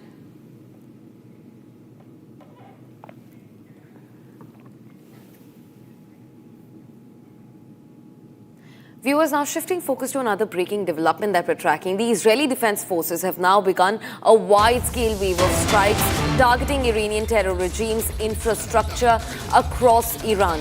Now, the western Tehran, that area has been targeted in the latest strikes that have come in. In fact, airstrikes in Iran have also hit police units in Tehran, Qom, Sanandaj, Shiraz, and other cities. Western Tehran has now been targeted in renewed strikes by the Israeli Defense Forces, which has now begun a wide-scale incursion and waves of strikes targeting Iranian terror regime infrastructure. Now, Israel once again going after the Iranian regime's infrastructure, their military assets deep inside Iranian territories. Now, Western Tehran has been targeted. Now, also remember, Tehran has been carpet bombed by the Israeli Defense Forces at least thrice since the beginning of the West Asia conflict between Israel and US on one side and Iran on the other. Now, Western Tehran has been targeted in the latest airstrikes by the Israeli Defense Forces. In fact, these airstrikes have also hit Iranian police units in Tehran, Qom, Sanandaj, Shiraz, and other cities. These are the live visuals on your screens. On one hand, where Western Tehran has been targeted by the Israeli Defense Forces. On the other, these are the live visuals of the funeral processions of various top brass commanders of the IRGC, the Iranian Revolutionary Guard Corps. Now remember, top brass of the IRGC has been wiped out as part of Israeli and US strikes that have rained down on Iran when the war started, and today the war has entered its 12th day, and some of their key military assets have been flattened by the Israeli Defense Forces.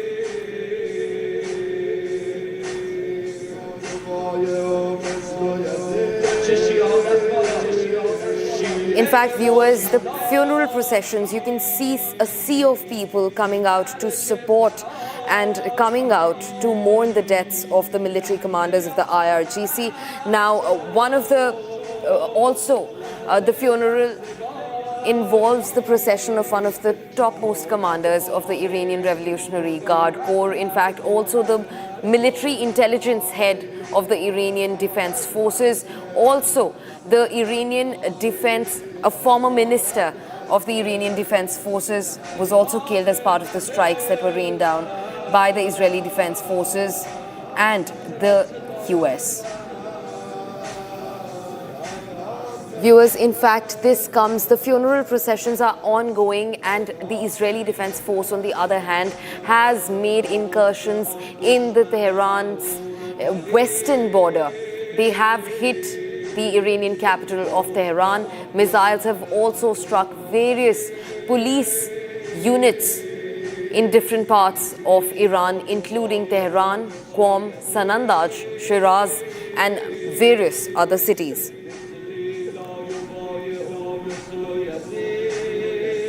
In fact, viewers, among those who've been killed and are going to be buried in a short while from now are Muhammad Pakpur, who headed the Islamic Revolutionary Guard Corps. There's also Lieutenant General Mousavi, who was the Chief of Staff of Iran's armed forces. There's in fact also Admiral Ali Shamkhani, who led the National Defense Council and was also a former defense minister of Iran. In fact, there's also Major General Aziz Nasirzadeh and Mohammad Shirazi, who jointly headed the Military Intelligence Bureau for Iran. As Israeli defense forces and the US continue to batter the Iranian regime infrastructure and military targets, on the other hand, there is a full-blown funeral procession that's ongoing in Iran.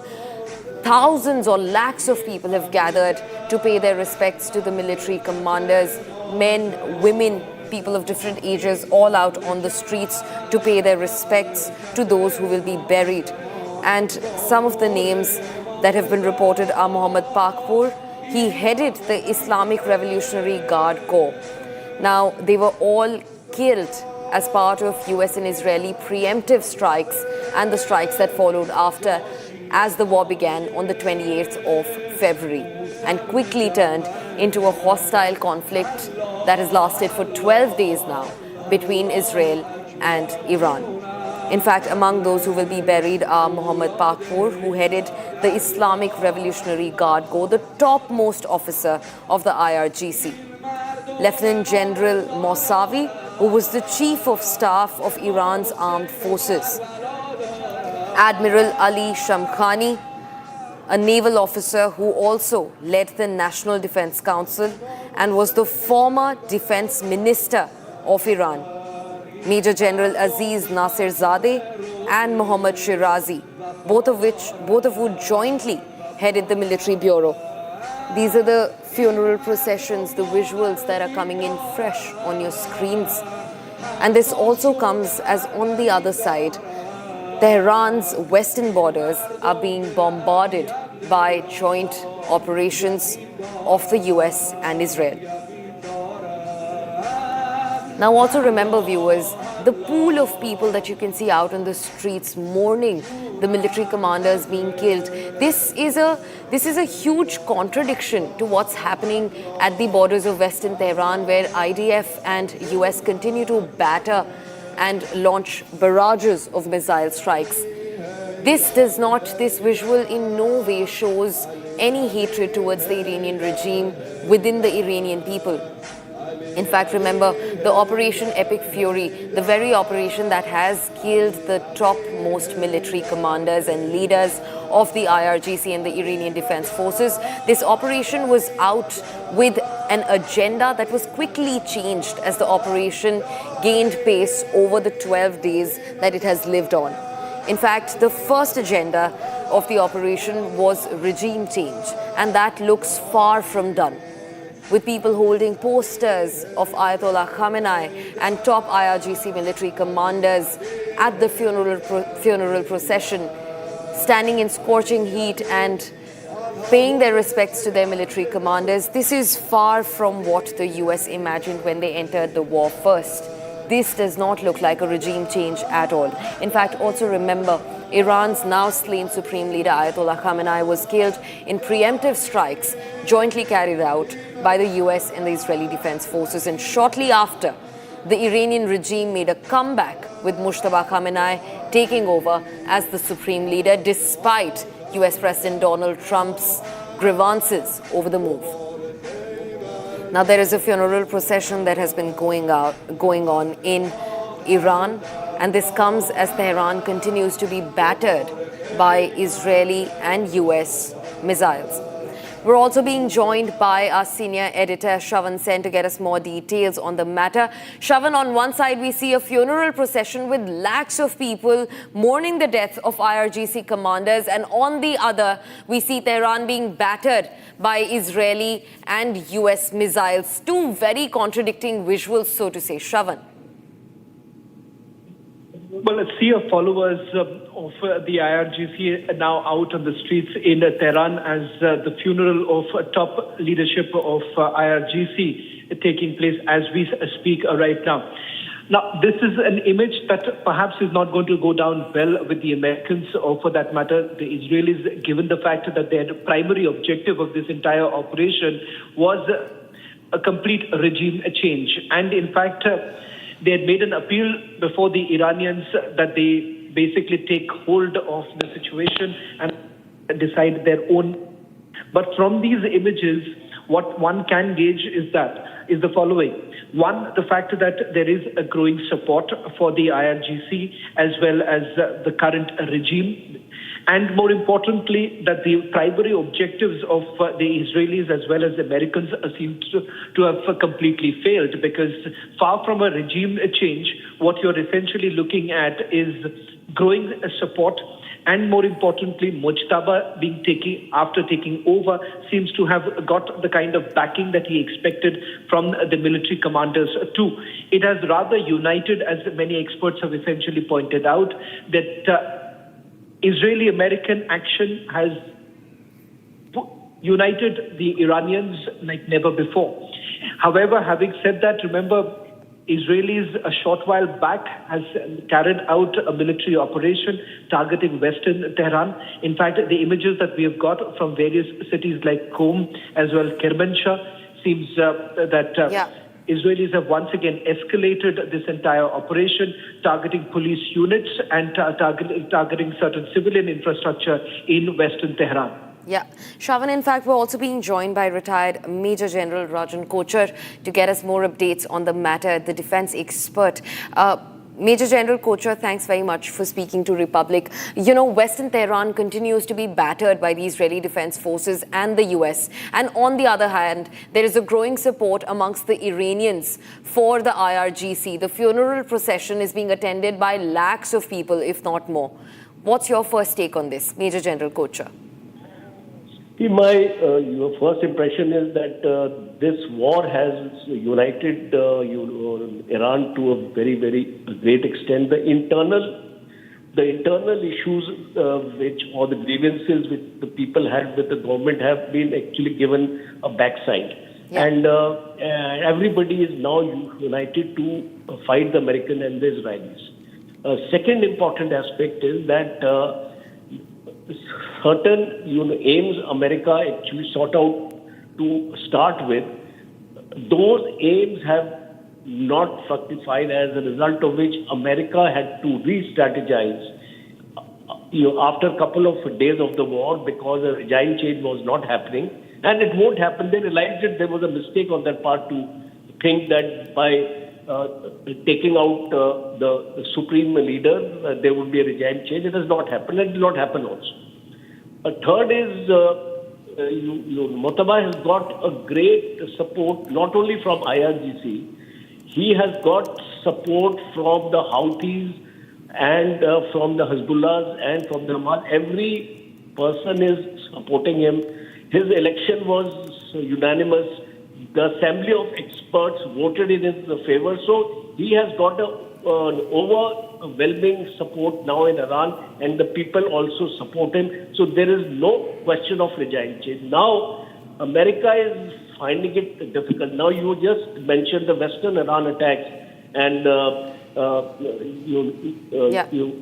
Kermanshah area, all those areas, because that is the missile bases of Iran are located in these areas. It's a mountain area. Yeah. Zagros ranges are there of the mountains, and it's very, very difficult for either the Israeli munitions or the US munitions, even if you take GBU-57, to penetrate where they have kept their missiles as well as missiles. So I don't think they will be able to achieve that much, though they have tried on a number of occasions. Even today also, they have concentrated on that area. And you see, unless you get inside Iran, you will not achieve the kind of success in terms of missiles destruction or nuclear material destruction. So I think now America is looking for an exit strategy. Israel wants to continue the war. So now let us see how Netanyahu and Trump decide among each other when to end the war, because when they end the war, they have to tell the people, their own people, the people of the world, that we have won this war. How do they tell the people of the world? So some kind of narrative will emerge, I think, to suggest that, to tell everybody that we have weakened Iran to an extent we wanted it to be weakened, and now we want to put an end, to this war. Right, Major General Kochar, thank you very much for bringing this to round for us and for giving us such an accurate analysis of what is happening in Tehran, the double-fold situation that's unfolding in Iran. Now, also quickly moving, and we're also being joined by retired Major General G.D. Bakshi, who joins us on the phone line, our defense expert, to get us more updates onto the matter. Major General Bakshi, thank you very much for speaking to Republic. I want to understand from you, do you think that, with the funeral processions visuals, with a sea full of people actually coming out to support the IRGC and to mourn the commanders that have been killed as part of the Western strikes, do you think that somewhere or the other, the American motive behind Epic Fury has completely fallen face flat? And this is a testament to that. Major General Bakshi. No, absolutely. They thought that with the killing of Khomeini, Iran would come on its knees and kiss Donald Trump's boots, my foot. Nothing of that sort has happened. In fact, it has made the resolve of the Iranian people to fight much stronger. They are very angry that their Ayatollah, equivalent of the Pope, has been murdered, and they want to fight. They are refusing to stop or give in or even have talks. They are saying that twice we talked with you and each time you used the talks as a cover to attack. So you are the most unreliable people on the planet. It is, and this funeral could be of Khomeini's because Khomeini's funeral had been postponed. So they are out on the streets, and the Shia way of motivation, fighting is by a martyrdom. They keep saying that, they to this day they celebrate the martyrdom of Hassan and Hussein with such fervor. So I don't know all this business of regime change has gone through the window. I see it as the most crucial conflict of the 21st century, which will decide whether the world will be multipolar or unipolar. Yeah. The unipolar movement had passed about 20 years ago. Donald Trump was behaving as if America is still the sole superpower, that it is a unipolar power world equation. I'm afraid it is not. I'm afraid it is not. There are Russia, there are China, and they are backing up Iran with satellite targeting data, with equipment, with intelligence, and Iran is fighting away. Iran is giving it back. I'm told they have hit the Knesset Western Wing. They have tried to hit Netanyahu's office, and they have created mayhem. They have blocked the Gulf of Hormuz. In between, oil had hit $170 plus a barrel, which is the highest. It's at 132 today. How long will this last? Yeah. The world economy is going to collapse. Everybody is paying a price for the madness of Donald Trump. Right.